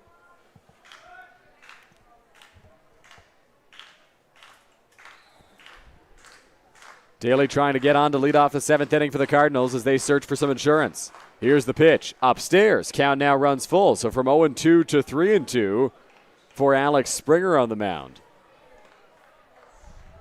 Majors have an off day tomorrow, which would allow for a little more length from Tyler Gillies if you want to keep him available for Tuesday, I should say. The 3-2 home from Springer. Upstairs, ball 4. Great job by Brandon Daly taking that count from no balls and 2 strikes to a walk, and he'll be aboard to start the 7th. It's a great way to begin the inning for Daly and the Cardinals. You get the leadoff man on. Here comes Rup Chanardad out. And Dylan, I was kind of wondering to myself, how long or how short is the leash going to be here on Springer, as it appears Gillies is ready? Yeah, Gillies standing around in the London Majors bullpen. Rup Chanardad will come take the ball from his left-hander on the mound. So Tyler Gillies will be into the ball game. We'll get you stats and prepared for this outing from Gillies after the break. When you need a night out, Throw London is on point. With an atmosphere that's a cut above, Throw London brings together the best in knife throwing, axe throwing, and darts. So it's the perfect spot for a date night, night out with friends, leagues, and team building for the office. You've got to be 13 or older to throw pointy objects and 19 plus to enjoy their fully licensed offerings. It's the best spot in London for some fun with an edge. London's original knife throwing. Check them out at 2190 Dundas Street East and online at ithrow.ca. That's ithrow.ca.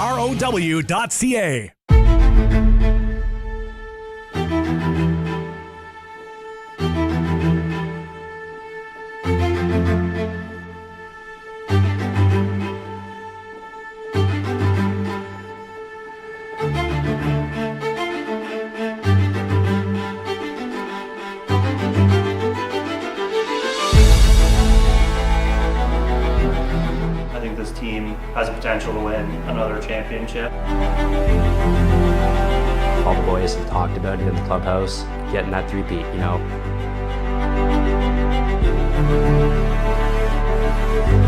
You guys can win. You guys can win.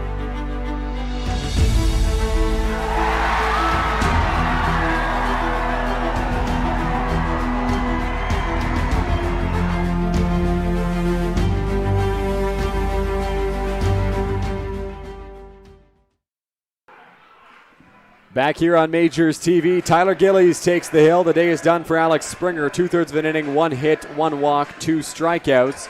Brandon Daly standing over at first base is his responsibility, and now the Majors closer comes in 2 innings early. Yeah, Tyler Gillies has kind of moved himself into that London Majors closer role, if there was one.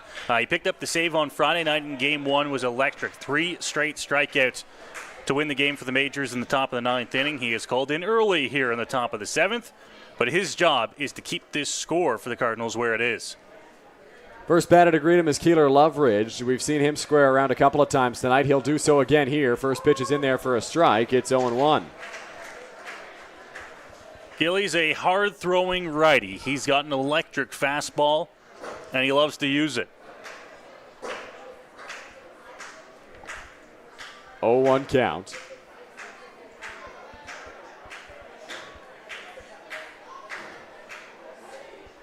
Here's the pitch. Loveridge squares around again. That one a strike, and Daly might pick up second base. Throw from Cardoso. They say they didn't get him.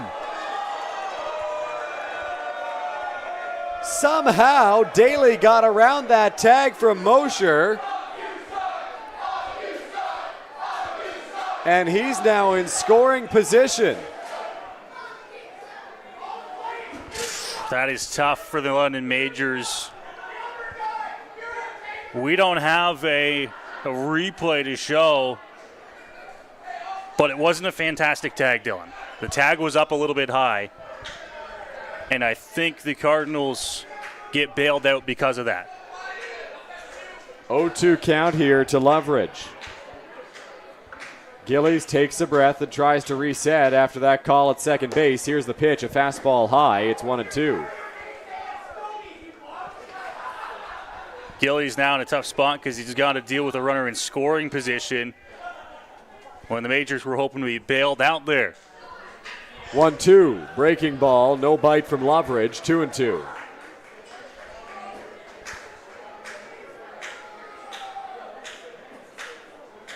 Two count. Big insurance run in scoring position here for the Cardinals. Gillies ready on the rubber.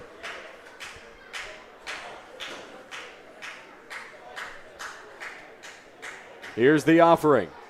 Breaking ball, fouled straight back, and we'll try again on 2-2. Well, I'll give credit to Loveridge. He is making Gillies work a little bit here in this first at-bat out of the bullpen. Did not go down quietly or easily.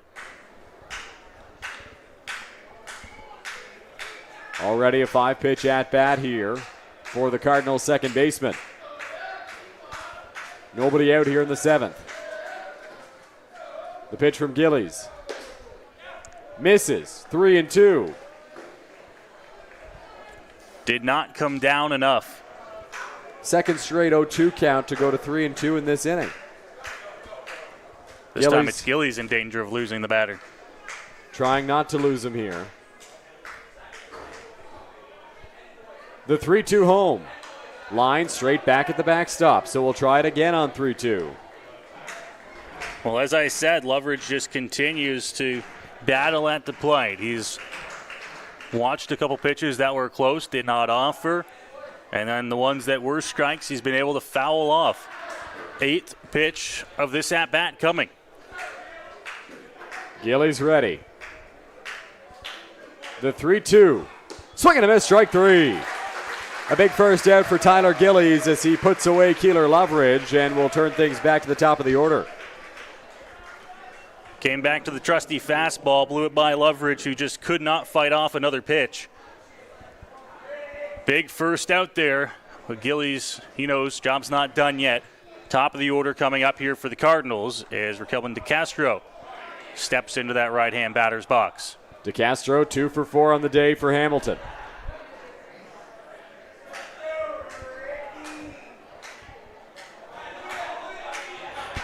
Gillies peeks back at second. Daly dancing. First pitch breaking ball. Fouled off 0-1.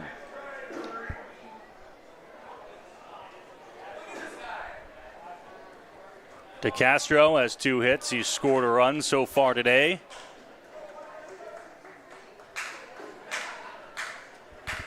Looking for a big hit with a big runner standing out at second base. 0-1. Here's the pitch. Breaking ball, sails high. 1 ball and 1 strike. Just slipped out of his hands on the release there. You could tell as soon as that one left, it was uncomfortable for Gillies. So he'll have to regroup on 1-1.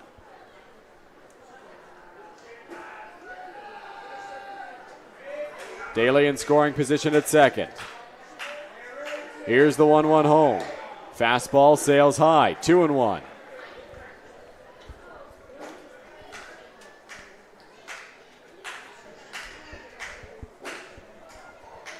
Gillies taking his time out there on the mound after missing with that last pitch.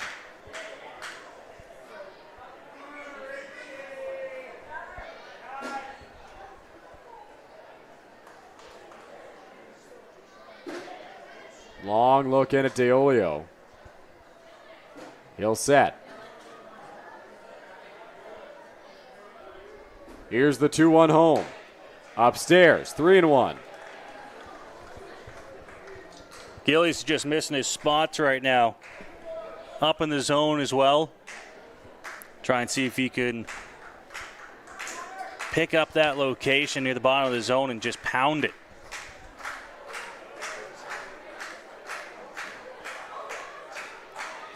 Hitters count for DeCastro. 3-1, cut on and miss, 3-2. Couldn't get that swing going in time and actually trying to hold up, but swing called. 3-2 count. This is a big pitch coming for Gillies in the majors. Full count, 1 out. Daly with speed standing out at second base, fighting the bugs. Here's the 3-2. DeCastro pops it up, foul territory. Deolio gives it a look. And it is a foul ball. How do those still get you? That one was like right over top of me. I don't think it was. Can't. Yes, it was. I About can't be blamed for that 20 one. feet to the left. 20 feet. How are you measuring distance on a ball you can't see? The sound sounded like it was right over top of me. I jumped. It's like a sixth sense I have. Okay. The measurement of sound. Measurement of sound. Heard it here first, folks. Noah Smith, the superhero. Gillies trying to get a big second out here. The pitch. Did DeCastro chase? Yes, he did. Deolio has to complete the put out at first. Throw down, and they got him. So a good breaking ball from Tyler Gillies, and there's 2 gone with a runner over at second. That was a big 3-2 pitch, and I think Gillies actually missed his spot a lot lower than he wanted that one to be. But he gets the chase from DeCastro and a big strikeout for out number 2. Job not done yet. He's got to get through Luis Bernardo now. So Luis Bernardo in the batter's box, 0 for 3. A strikeout, a double play, a strikeout, and then got hit by a pitch his last time up. He's been quiet today. Majors hoping to keep it that way. First pitch, that's there for strike 1. Well, and that's the location of that breaking ball for Gillies. Outside edge. Comes in there at such a high speed compared to other breaking balls around the league that it's tough to react to.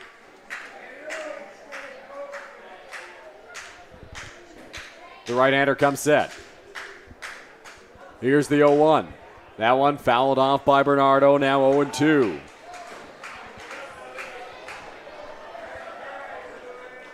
Way up in the count here is a big chance for Tyler Gillies. 0-2, 2 out. Daly standing over at second base. Gillies trying to get out of the jam and strand the leadoff man.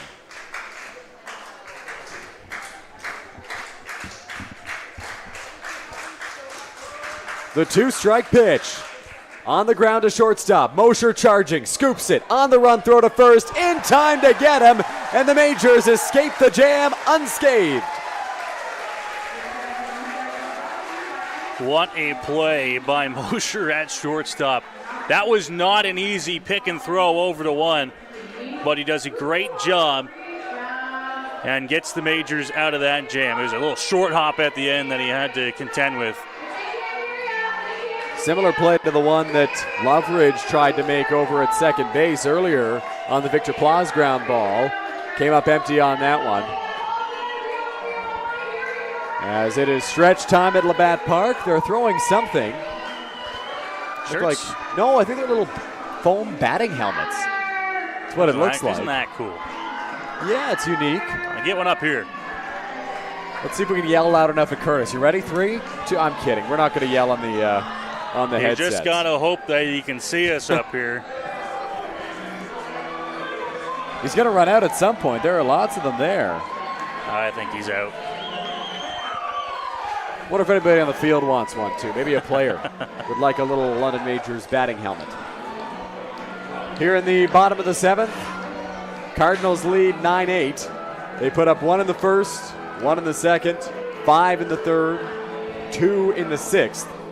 The Majors, for their part, 3 in the first, 3 in the third, 2 in the fourth, and nothing since. Chris Bowato is back out there for another inning. Back out there, we'll have to work through this London Majors lineup that starts with Byron Reichstein to open up the bottom of the 7th inning. Wondered if maybe there'd be action in the Hamilton bullpen here. Bowato could face Reichstein and then be taken out, but they're going to leave him in because they're facing a stretch of lefties here. Reichstein, Verhoeven, Mosher. Osika, I believe at one point was a switch hitter. I don't know if he still is or if he's just left-handed now. But regardless, a guy who's stronger on his left side. The next righty is Victor Plaz in the leadoff spot, and he's 4 batters away. We do have action down in the Hamilton bullpen. So we'll see what happens here with Beato in the start of this London Majors bottom of the 7th inning. Reichstein on the day, 2 for 3. Trying to keep that up and get a rally going for the Majors here as they look to tie this game in the late innings.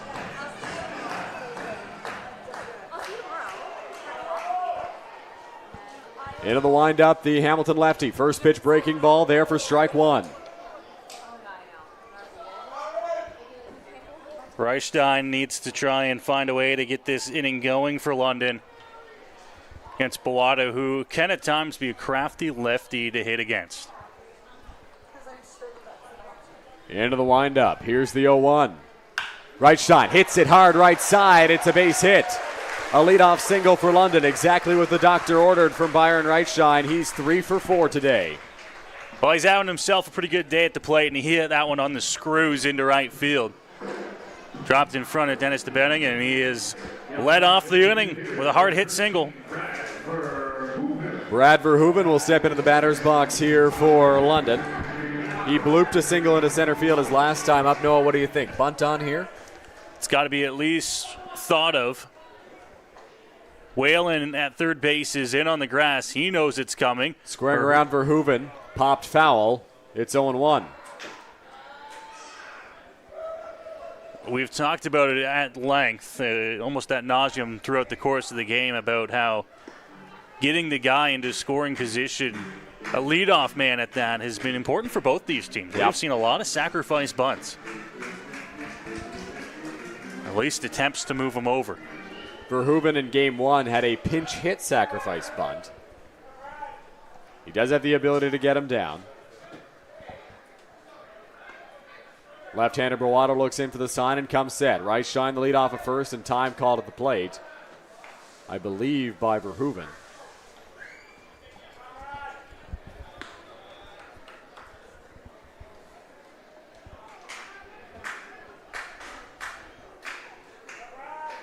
Oh, 1 count. Verhoeven squares. Here's the pitch.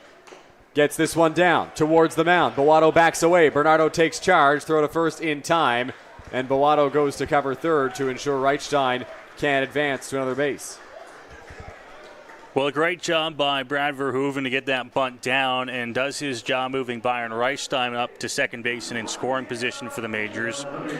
What I really liked here was the defensive positioning there and how everybody reacted from the Cardinals. As soon as it was established that that was Bernardo's ball, both Whalen and Beato broke away. They didn't want to be anywhere close to him picking up that baseball, and actually were able to rush back to third base to make sure that Reichstein wasn't able to move up, because the Majors have already done that once here tonight. Ty Mosher was the man that did it. He's in the batter's box now. Takes a first pitch strike. It's 0-1. Now Mosher will look to try and find a big hit here with Reichstein out to second base. Left-hander Beato ready on the mound. Mosher ready in the box. Here's the 0-1. Off the plate outside. 1-1. Mosher 0 for 1 on the day. Hit by a pitch, grounded out, sacrifice bunt.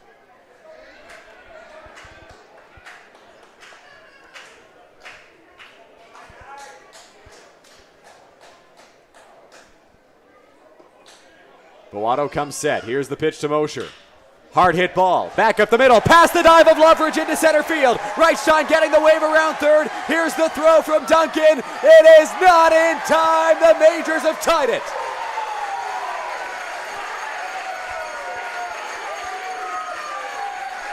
Clutch hitting up and down the lineup here for the Majors. This time it's Ty Mosher ripping one up the middle into center field. Reichstein, he was off because he knew it wasn't going to be caught, so it was just a matter of whether Loveridge could get to the ball and stop him from scoring. But he does, and this game is tied at 9. So we get a mound visit here for the Hamilton Cardinals, and that will signal the end of the line for Chris Beato in this game. We are tied at 9-9. Don't move a muscle. We'll be right back.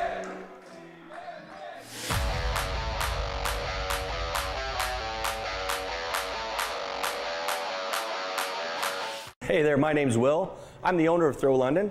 This is some of the staff that helps us out here from day to day to keep things moving. We have other people that work with this tube. They're not here today, and we'd like to thank them for helping us and helping you.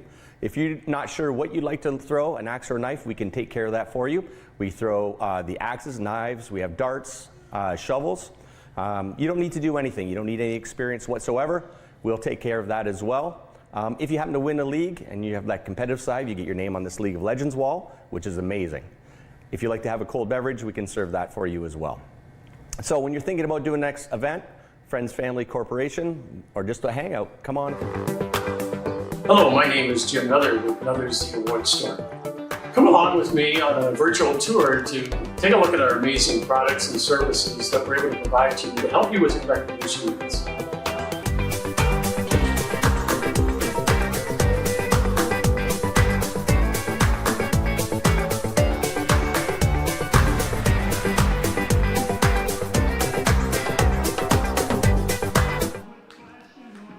Back here on Majors TV, home half of the seventh. The Majors have just tied it, and Hamilton goes to the bullpen with Zach Cameron coming in for Chris Boato, who exits the game after an inning and a third, allowing 3 hits, 1 run. It was earned. No walks, no strikeouts, left 1 runner on base. The runner on right now, Ty Mosher, is the responsibility of Boato, who cedes his place to Cameron. Zach Cameron this season, this summer I should say, for the Cardinals, a 2.84 earned run average over 10 games in 12 and 2/3 innings pitched, allowing 12 hits, striking out 13 over that span. Has pitched already so far in the postseason, pitched against the Majors in that win, an inning, allowing 3 hits, 1 earned run. Tristan Osika will be the man to greet him. Has not faced Cameron this year. 9-9 game, bottom of the 7th inning. Big spot. Mosher over at first, 1 out. That being the sacrifice bunt from Verhoeven. We'll see if Osika squares. He does not. First pitch outside corner, strike 1. Brand new ball game here in the bottom of the 7th inning. This game has been back and forth really since we begun. 0-1 count. Here's the pitch from Cameron. Up and away. 1-1. A handful of lead changes and now a 9-9 game.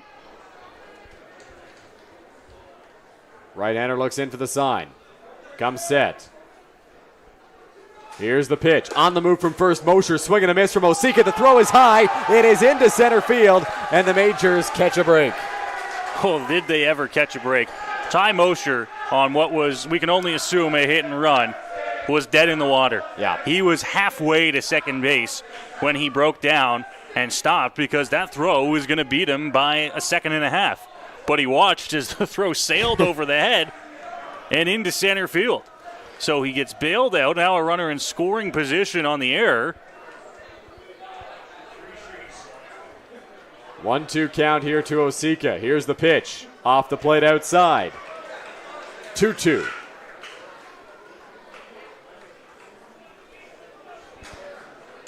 This is a big chance for the Majors now. Right-hander Cameron sets. Here's the 2-2 pitch. Osika fights it off, sends it into foul territory. It is 2-2 again.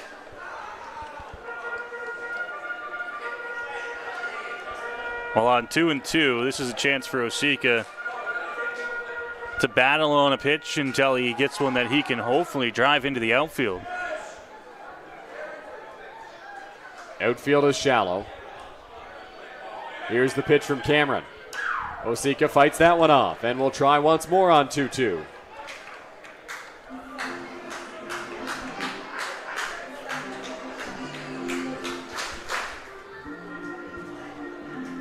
The good news for the outfield, you get a great look at there on the wide shot, is that the shadows have now covered the outfielders. The sun is no longer playing a factor. That's how late we've gotten in this game. Here's the 2-2. Osika in the air. This one foul as well. Good battle brewing right now between Cameron and Osika. This game scheduled to start at 4:05. Got underway a little bit after that, but now 7:25 the time here in London. We have been at this for quite some time. And still 2 innings to go. 2-2 count. 1 out. Osika at the plate. Here's the pitch from Cameron. On the ground, back up the middle. Missed by Cameron. Diving attempt. Here's Loveridge's throw to first. It's not in time, and it gets by the first baseman, Rempel. Coming home to score is Mosher. The Majors regain the lead in the bottom of the 7th inning.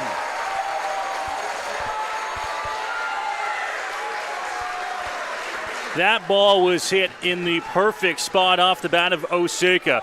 Just to the right of second base, coming across to Castro. He dove for it, but it got past him, and it was picked up by Loveridge, who spun and fired, but a throw, I don't think it was going to beat Osika to first base, and then it got away, which allowed the run to score. And Osika is in a little bit of discomfort out at second base, as Rup Chandat has come over to join Osika. He may get pinch run for here, as the trainer will come out here for the Majors. Janice and Chandat both checking on him. So London takes the lead back. It's 10-9.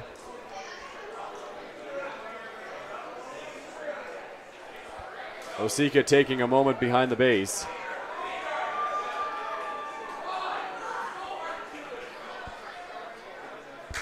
Another lead change in this ball game. Has the Majors up 10-9. It has been back and forth. Cardinals scored 1 in the top of the first before the Majors responded with 3. Hamilton got back within 1 in the top of the second before their big 5-run top of the third. Majors answered with 3 in the bottom of the third, 2 in the bottom of the fourth. And then we had some time where there were some zeros before 2 Hamilton runs in the 6th. And now the 2 London runs, which have put them back up, our 6th lead change of the afternoon. It's been a wild one here at the Forks of the Thames, Noah. We head to Victor Plaza's at-bat here with a runner over at second base and 1 out in the bottom of the 7th inning. Majors have just taken the lead again, as you mentioned, 10-9.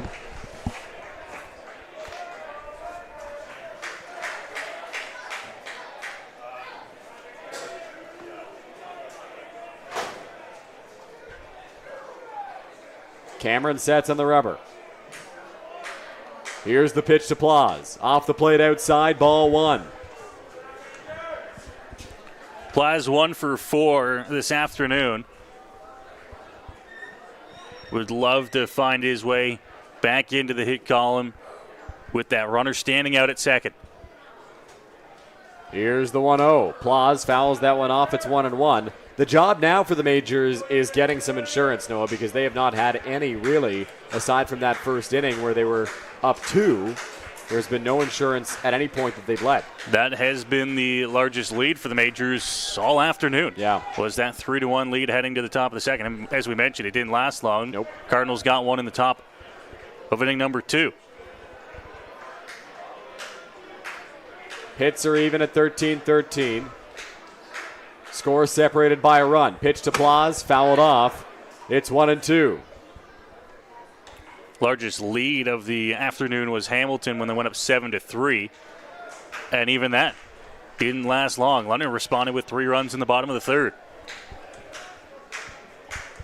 So it really has been a close game since we began.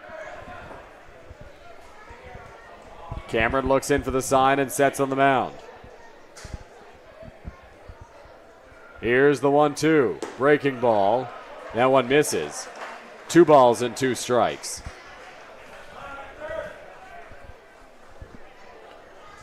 Both bullpens quiet right now, Dylan. I think this is going to be up to Cameron, at least for this inning here for the Cardinals. And no signs of the Majors changing anything. 2-2, ripped foul. And we'll try again on 2 balls and 2 strikes.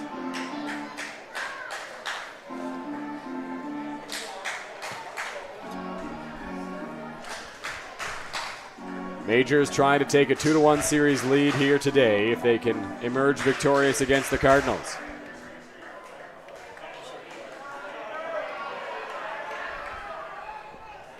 Cameron ready on the rubber. The 2-2 home. Popped up. Foul territory. Bernardo gives it a look. Noah gives me a warning. It doesn't land above us here. I feel like I could give you the warning and you'd still be scared. All right. That's enough. Just how many years, Dylan? How many years do we have to do this before you don't get scared of the balls on the roof? At least 6. At least 6. This is our 6th year, isn't it? If you include 5th. the COVID year? Yeah, if you include COVID year, maybe. We broadcasted a game that year, so I include it. 2-2 count here to Plaus. Here's the pitch. Swing and a miss, strike 3. Cameron took something off and gets the chase from the Majors' third baseman. And there's 2 gone in the bottom of the 7th. That's exactly what you need for Cameron is the strikeout. All right, doesn't allow the ball to be put in play and anything to happen. Keeps the runner at second base. And now 2 outs in the inning. Got to get through Kurzminski to try and get out of this with just the 2 runs across. Kurzminski 1 for 3 on the day. Osika in scoring position over at second base.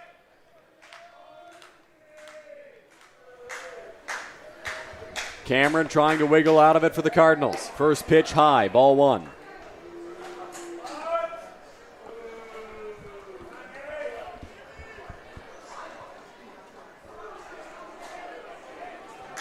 (10-9) Majors lead here in the bottom of the 7th inning. The pitch from Cameron. Off the plate outside. 2-0 to Kurzminski. After Gibson Kurzminski, the London Majors on deck have Eduardo De Olio. And he's got just the 1 hit, 1 for 4 this afternoon, but I don't want to, if I'm the Cardinals, have to face him one more time here. Not here with men on. 2-0 count. Kurzminski on the ground towards first base. It's a foul ball. Once again by inches over there at first base.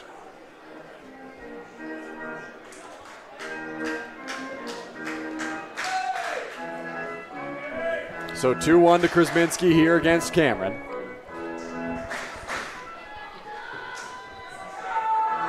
Almost a second life for Kurzminski because I don't think he hit that one as good as he would have liked, didn't barrel it up, despite it being a pretty good pitch to hit. Right-hander ready. Here's the 2-1. Kurzminski in the air. Shallow right field, just past the cut of the infield. And Loveridge makes the play, but not before the Majors strike for a pair in the bottom of the 7th inning, and they've taken the lead back. It's 10-9 London as we go to the 8th. Welcome to Labatt Park in London, Ontario, the world's oldest baseball grounds. Now through Labor Day, book your guided tour and walk the same field as Ty Cobb, Fergie Jenkins, Honus Wagner, and some of baseball's most legendary players. View artifacts from over the years inside the original 1940 clubhouse. Experience baseball history in London, Ontario. Book your guided tour at labattparktours.ca.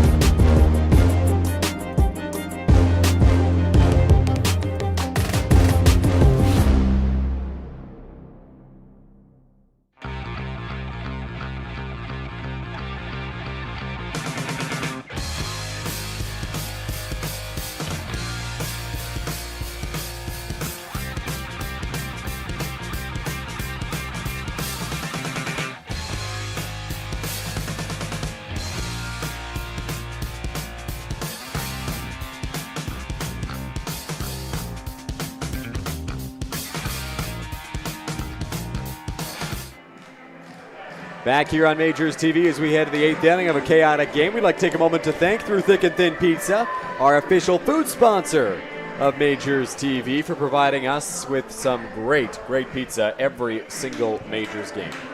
Well, you just saw their commercial. It was the last one to play before we came back. And listen, I don't know if the viewers find it as mouth-watering as we do up here in the booth. It's some good-looking pizza. And it's not just good-looking pizza. It is good pizza. We thank them for being a partner with us and supplying our crew here at Majors TV with that for our home games here at Labatt Park. Noah, you and I, we're two guys that love our food, and that food is good. Oh, it's good. It's really good. It does not miss, that's for sure.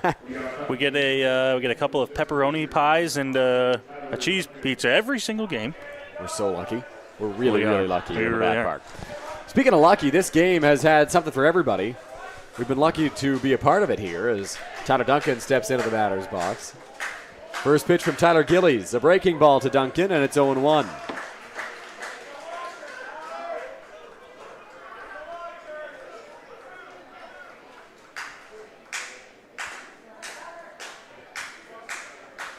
Oh, 1 home. That's there for a strike with the fastball. 0-2. Gillies now, after coming in the top of the 7th, down a run. Now he's up a run. So this is a spot for him to try and work with a lead. Into the windup goes the right-hander. Here's the 0-2.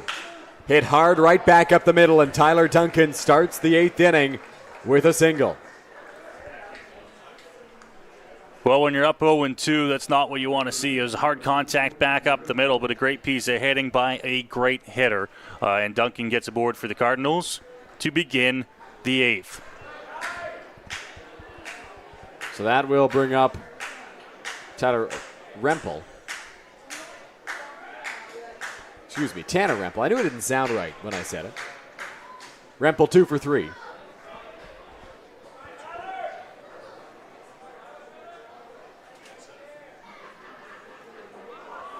He squares around a bunt early. Gets it down, but gets it down foul, and it's 0-1. And once again, I talked about this earlier on about the squaring around early. Rempel is around in plenty of time there. Everybody knows what's coming. But hey, sometimes if that gives you that extra edge to make sure that gets down, it's a sacrifice after all. Yes. Right? You are giving yourself up for an out. But if that allows you to get that bunt down and get it down in a spot where it can certainly get Duncan over to second, I support it. 0-1. Squaring around again is Rempel. Gets it down towards third. Plaz picks it up. Throw to first in time. And DeOlio scurries over to third base to ensure Duncan does not advance any further on the sacrifice bunt. Well, the sacrifice works as planned for the Cardinals. It has moved Tyler Duncan up to second base and in scoring position as the tying run, with 1 out here in the top of the 8th inning now. No, I've got a stat for you. Would you like to hear it? We always like to hear stats. The Majors have not had a single 1-2-3 inning in this game. The Cardinals have had a base runner every time out.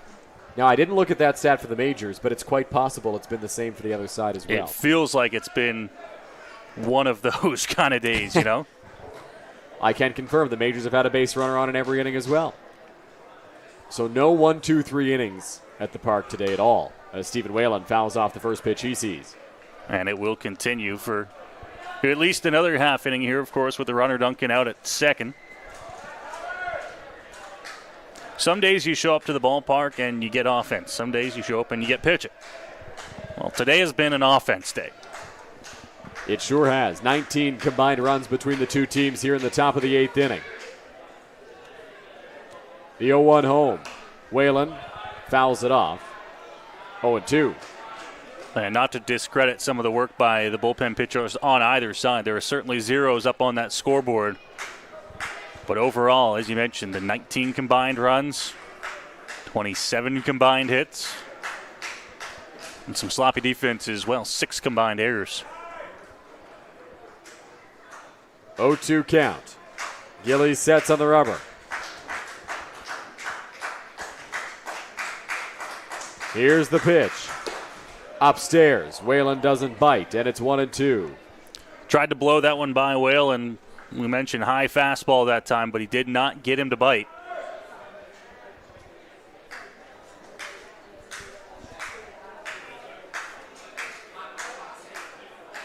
One-two count, 1 away.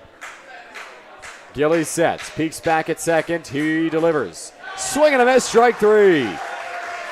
Whalen down on strikes. 2 gone in the top of the 8th. Well, great work there by Gillies. Went down that time. You changed the eye level. You go high with the fastball on the previous pitch, and then you attack Whalen low in the zone. Got him to chase. And for Gillies, it's his 3rd strikeout since coming in. And now 2 outs here in the inning. Dennis Day batting into the batter's box. 2 for 4 today. Has delivered some crushing blows for the Majors. A 3-run home run back in the second inning. Probably back in the third inning. And an RBI single not all that long ago. Gillies sets and peeks back at second. Here's the pitch. Cut on and missed. 0-1.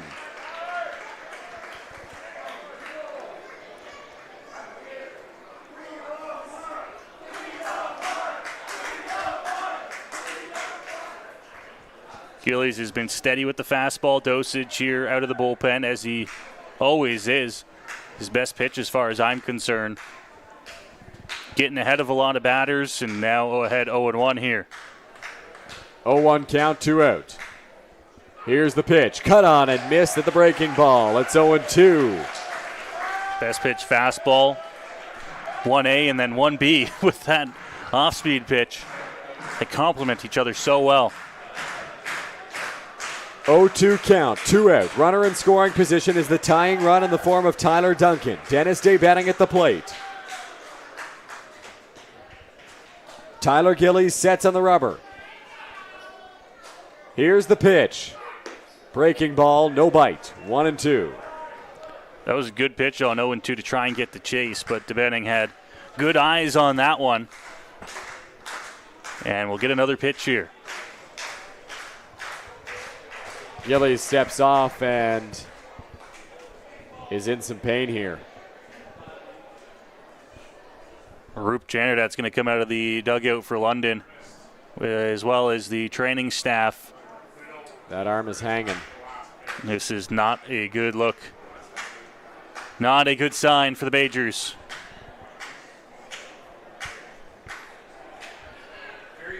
And I don't know how there's not a little bit more hustle getting down to that London Majors bullpen right now, because Tyler Gillies does not look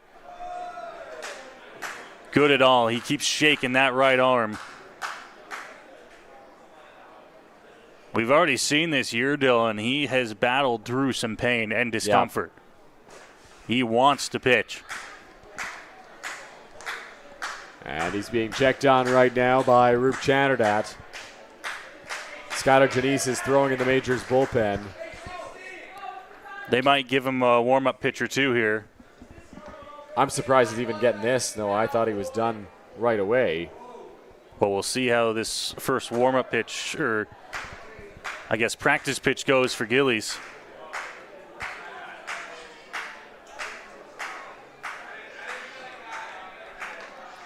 Training staff, Roop looking on.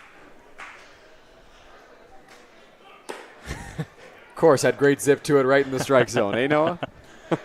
I told you, he battled. We had been, I don't think you were here, one of his first appearances once he signed with the Majors. He had some discomfort, and no secret that Tyler Gillies has battled injuries throughout the course of his career. I thought he was done. And I'm not talking for the game, weeks. Yeah. And he had a little visit out there, gathered himself. He was back out there for not just another batter, but another couple innings after that. So he is a warrior. 1-2 count, 2 out. Gillies looks into the sign, trying to get through the 8th inning. One pitch could do it here. Here's the offering. Breaking ball, strike 3. He got him. What a job by Gillies, who is in some more pain after that last offering, but gets through the 8th inning and will send the Majors back to the bats. Well, he did his job, but now you'll wonder at what cost. He is holding that right arm as he makes his way towards the Majors bench and likely right to the locker room. Score, we're not charged to him. 1 strikeout. Well, Dylan, let's go check out the out-of-town scoreboard, because we do have another game that is in action now. Barrie Baycats earlier this afternoon, they beat the Toronto Maple Leafs 18-9, swept that series 3-0, and move on to the second round of the IBL playoffs. There's another team looking to do that. The Guelph Royals have a 2-0 lead on the Chatham Barnstormers in that series, bottom of the second inning, and Guelph out in front to a big lead, 6-0 over Chatham in the bottom of the second inning. 1 run in the bottom of the first, 5 already here in the bottom of the second inning. No outs for the Chatham-Kent Barnstormers. Guelph has come out with fury. We mentioned it off the top of the broadcast. Guelph has not been through to the second round since 2012. Trying to break that skid here. Eduardo DeOlio will be the first man to greet Zach Cameron in the bottom of the 8th.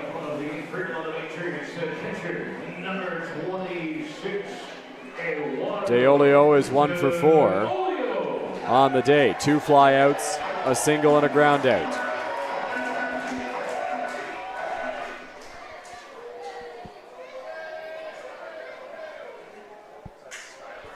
Cameron at 19 pitches through 2/3 of an inning. Janice loosening in the Majors bullpen. First pitch misses for ball 1. Well, no better time for the Majors to try and get that 1-run lead and extend it into a 2-run lead.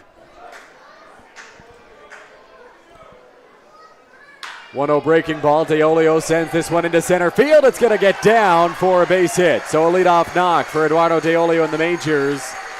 And they've got a potential insurance run on the base paths. Well, it starts with 1, and this time it starts with 1 base runner. DeOlio is on with the leadoff single as Caden Cardoso strolls to the plate now for London.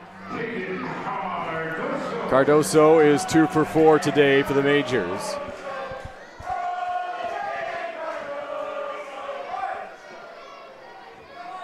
Was 2 for 2 to start the ball game. Has been set down. Since squares around a bunt, gets it down. It's a pretty good one. Going to be a tough play. Cardoso looking to beat it out. Flip to first. Not in time. He beats it.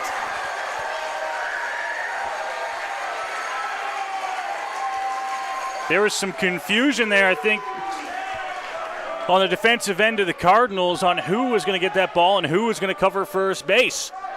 Not quite the area that I would call the Bermuda Triangle, with the second baseman, first baseman, and pitcher all converging at once, but a little bit late getting to first base. And Cardoso, who can run, beat it out. So Starling Joseph into the batter's box now for the Majors. 1 for 3. A big insurance run standing over at second. A big insurance run standing over at first. Joseph squaring around to bunt here. The pitch, and it sails towards Joseph's head for ball 1. Well, he went in for the bunt and had to back off quickly.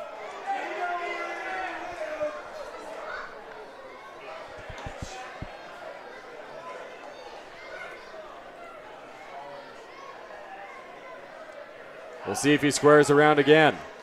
He does, early.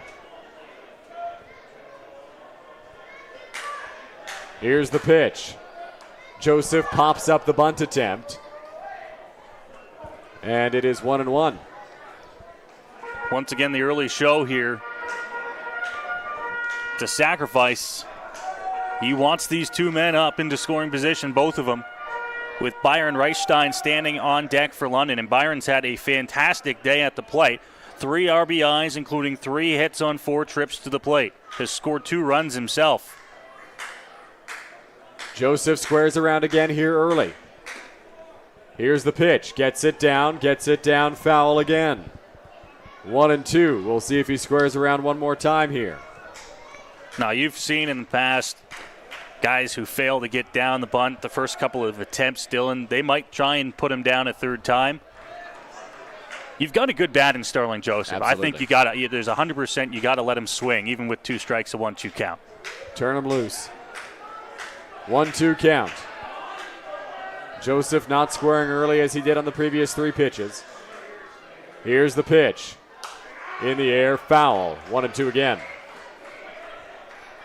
Corners for the Cardinals were playing in on the edge of the grass, just in case Starling might have squared around. They haven't really moved back at all here.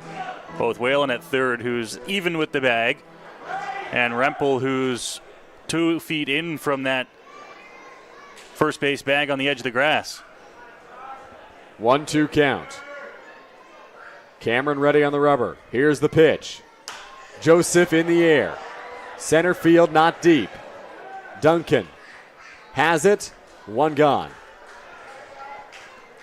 So he's unable to get the job done. He's unable to move up the runners at 1st and 2nd. And now it will be up to Byron Reichstein with one out to try and bring in a run from second. Reichstein 3 for 4. 2 singles and a double today.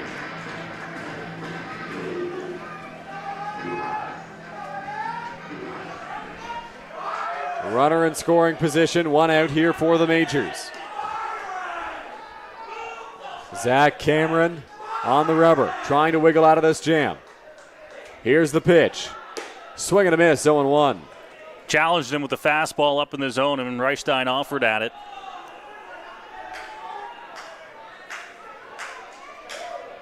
Rampel is still in at first base for the Cardinals, just in case. 0-1 count. Here's the pitch. On the ground. Played by Cameron. He'll go to second for 1. Throw from DeCastro to first. No throw. He'll put it in his back pocket, and there's 2 gone.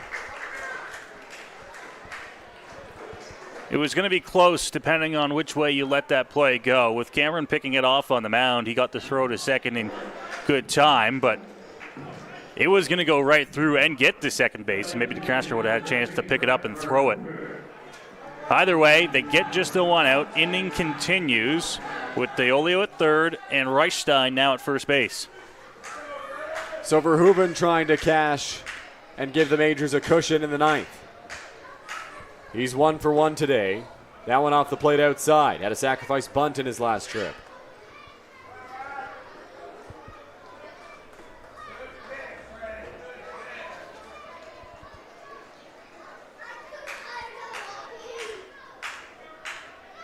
Cameron sets. Cut on and missed, 1-1.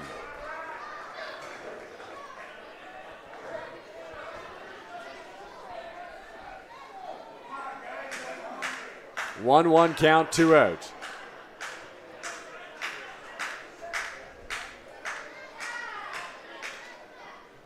Chopper. Cameron off the mound. He'll pick it up, flip to first, and he'll get out of the jam. So the Majors lead by 1 as we head to the top of the 9th. They'll look to close it out next on Majors TV. Go beyond the scores and get to know the athletes who call the Forest City home. Joseph crushes one. Game Day London brings you in-depth stories and conversations about London's major teams and the athletes. Whether it's in the rink with the Knights or on the field with the Majors, Game Day London has you covered from the start. For fresh and engaging sports coverage, visit GameDayLondon.com, a proud sponsor of Majors TV.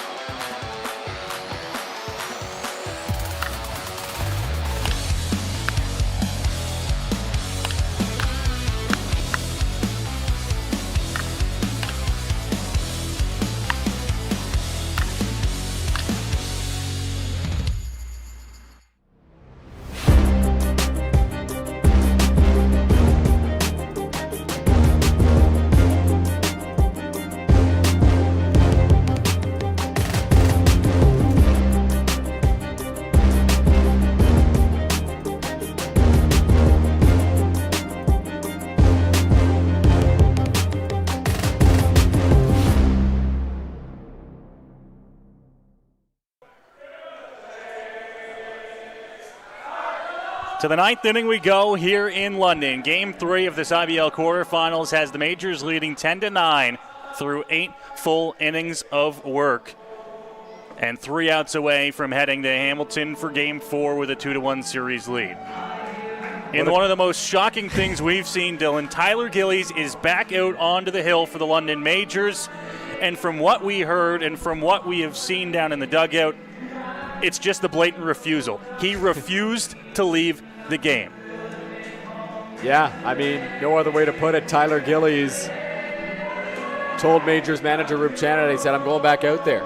From what we understand, he said, I'm good to go. I can pitch. Let me throw. And Roop tried to make the move, and Gillies flat out refused.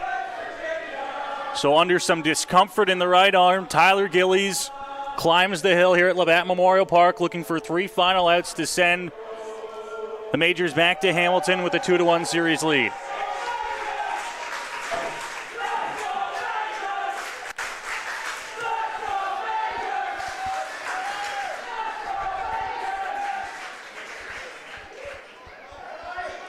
For the Hamilton Cardinals, a pinch hitter will begin the top of the 9th inning. Evan Simons stepping into the batter's box here for the Hamilton Cardinals. Simons has yet to appear in this series.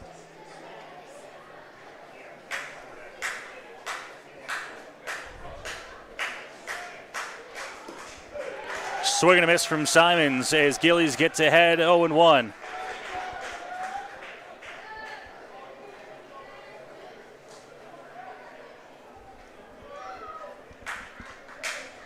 Bottom of the order here for the Cardinals in this 9th inning, and it's 0-2 as Gillies pushes through and gets up on the leadoff batter. Perfectly placed fastball there from Tyler Gillies on the inside corner.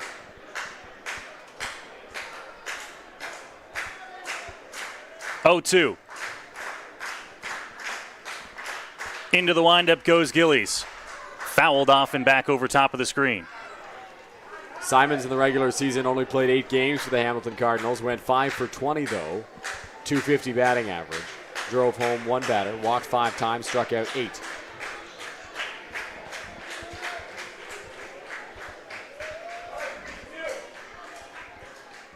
Curveball just missing up and in. Didn't break enough, and it's 1-2. Good pitch there from Tyler Gillies. That one just didn't quite break enough like you mentioned. Wonder how limited he feels at the moment. Not enough to not go back out there. No. He wanted this 9th inning. Here's the 1-2. Check swing was fouled off towards the Hamilton dugout.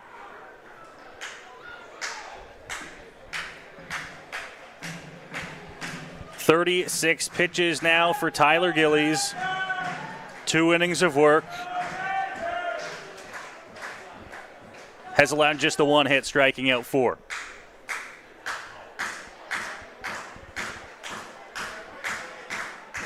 Here's the offer. Strike 3! Fastball on the outer edge. 1 gone. Tyler Gillies, a perfect fastball on the outside part of the plate. He's given it everything he's got right now. Finds the outside corner and gets a big strikeout of the pinch hitter. And in all the pain you could imagine out on the hill, this will gather another mound visit.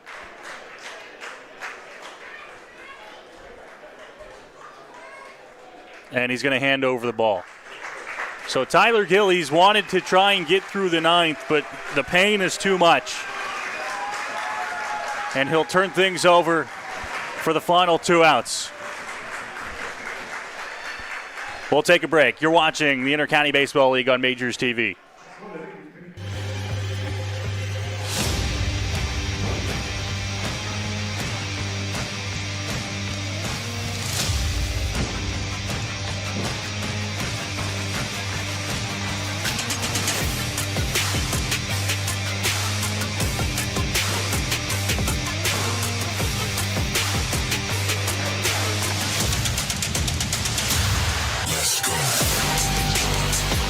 Hey there, my name's Will. I'm the owner of Throw London. This is some of the staff that helps us out here from day to day to keep things moving. We have other people that work with us too. They're not here today, and we'd like to thank them for helping us and helping you. If you're not sure what you'd like to throw, an axe or a knife, we can take care of that for you.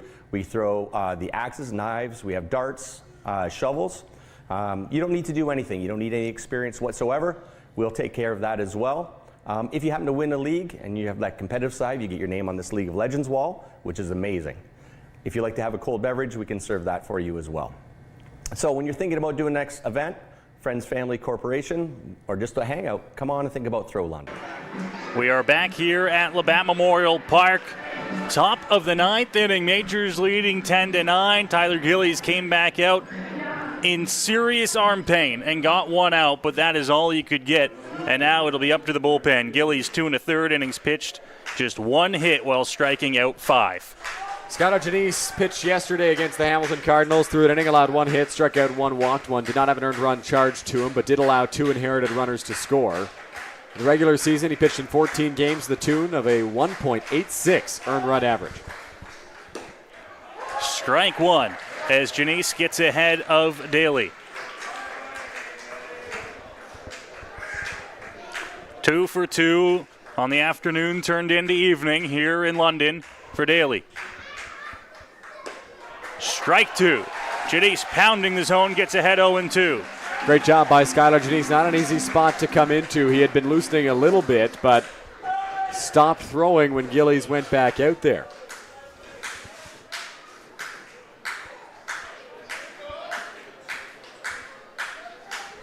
Oh and 2 here for Skylar Janice. Pitches in the dirt, not offered at. 1 ball and 2 strikes. Good pitch there with 2 strikes against Daly. See if you can get him to go around and chase it, but he did not.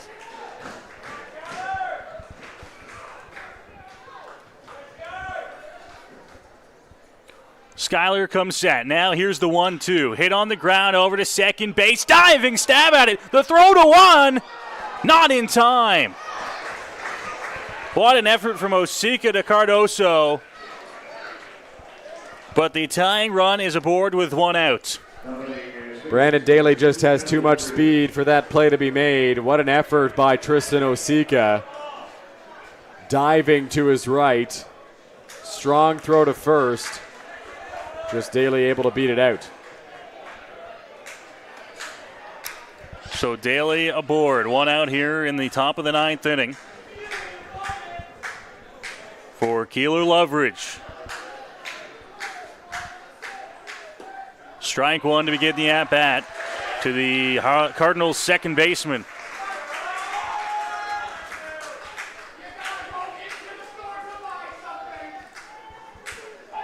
Not a very big lead by Daly.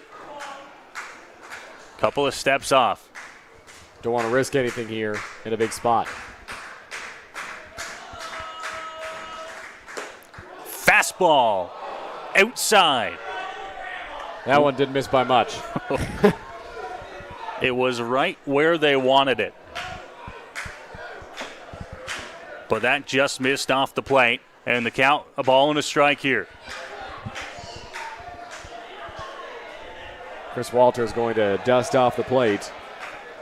Looked a little begrudgingly so. I don't know if it was requested by Deolio perhaps or Janice. Yeah.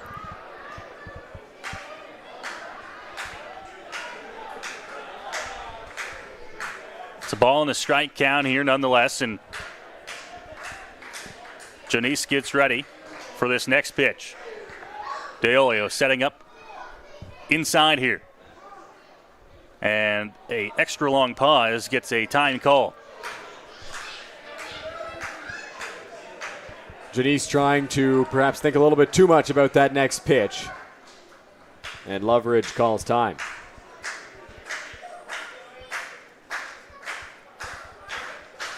One and one. On the ground to shortstop, diving grab to 2. Can they get the double play? No, as the ball gets away from the first baseman Cardoso. But what an effort at shortstop by Mosher to get the lead runner. The defensive plays we've seen today from the Majors, the defensive efforts we've seen today from the Majors have been absolutely unbelievable. Ty Mosher with a great play there after the Osika dive just a batter ago. The Majors are laying it all on the line for a victory here tonight. So 2 outs here in the 9th. Majors an out away from ending this ball game. Fans cheering along here for London.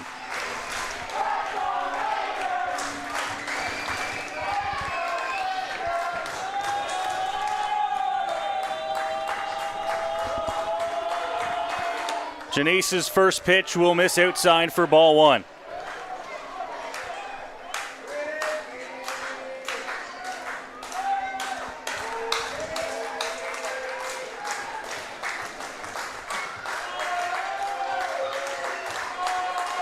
Runner at first.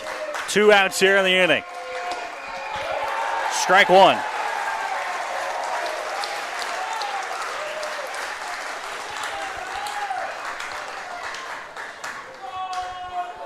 Janice takes a deep breath on the mound here at Labatt Park. Holding and holding. looking for the final out of the ball game. 1-1 delivery on the ground. Dust the diving third baseman Plazen into left field. Ball game not over yet, as Raquelvin DeCastro has singled and keeps the inning alive.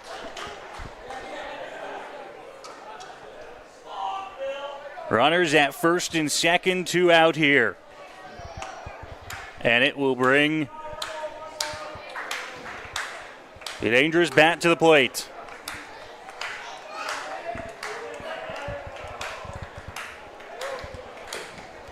Fans here at Labatt Park trying to cheer on the Majors.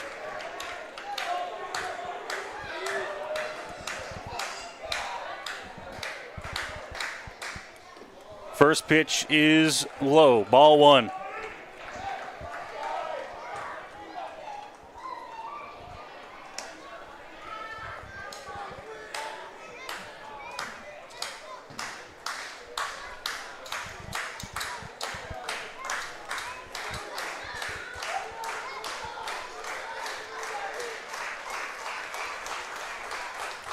Janice checks back, delivers as that one is fouled off by Luis Bernardo. And the count evens up at 1-1.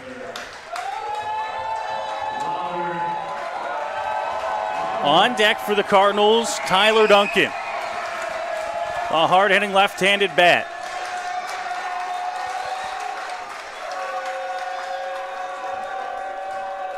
DeCastro is at first. Loveridge at second. This one hit on the ground. Shoveled to second. Ball game.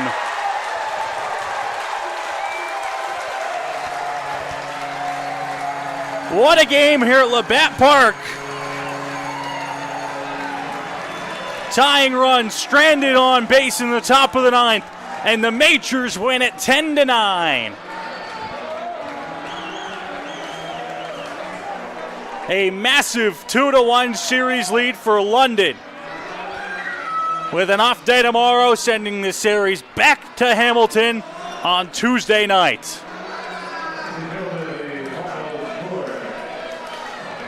What a game. The final score 10-9 for London on 15 hits for the Majors, 16 for the Cardinals.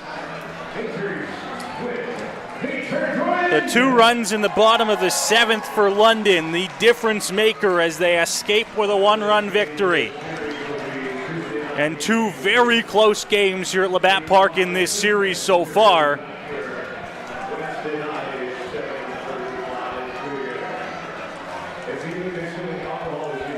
They'll see if they can close it out Tuesday night in Hamilton. As handshakes for the Majors, still some members of the Cardinals chatting with the umpires before they make their way off the field. Don't know about what exactly. There was a very big celebration on the hill from the save for Skylar Janice, and I believe we are already down at field level. Dylan Baker is standing by with our Nuthers player of the game.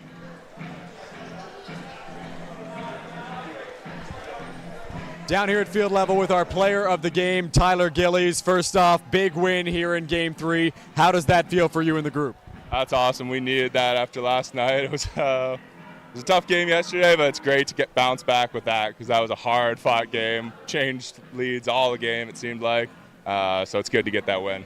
In the 8th inning, you seem to be in some pain out there on the mound. You fought through it. You faced another batter. And then, to everyone's surprise, you came out for the 9th.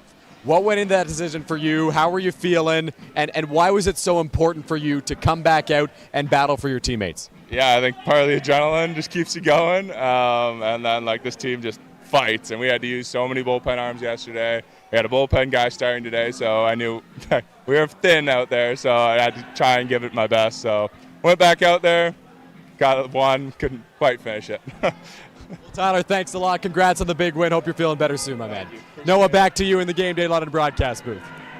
Thank you, Dylan, and what a way to end our ball game here tonight. The London Majors victorious over the Cardinals in a very important third game of this series. 10-9 the final score here for London, and as mentioned, they will take the 2-1 series lead heading back to Hamilton on Tuesday night, where they will look to close it out. If you are planning on watching that game here, it will be on Cable 14 in Hamilton, not on YouTube. So make sure you check out the Cable 14 website for more viewing instructions. That does it for our coverage here on Majors TV on this Sunday afternoon turned into Sunday evening.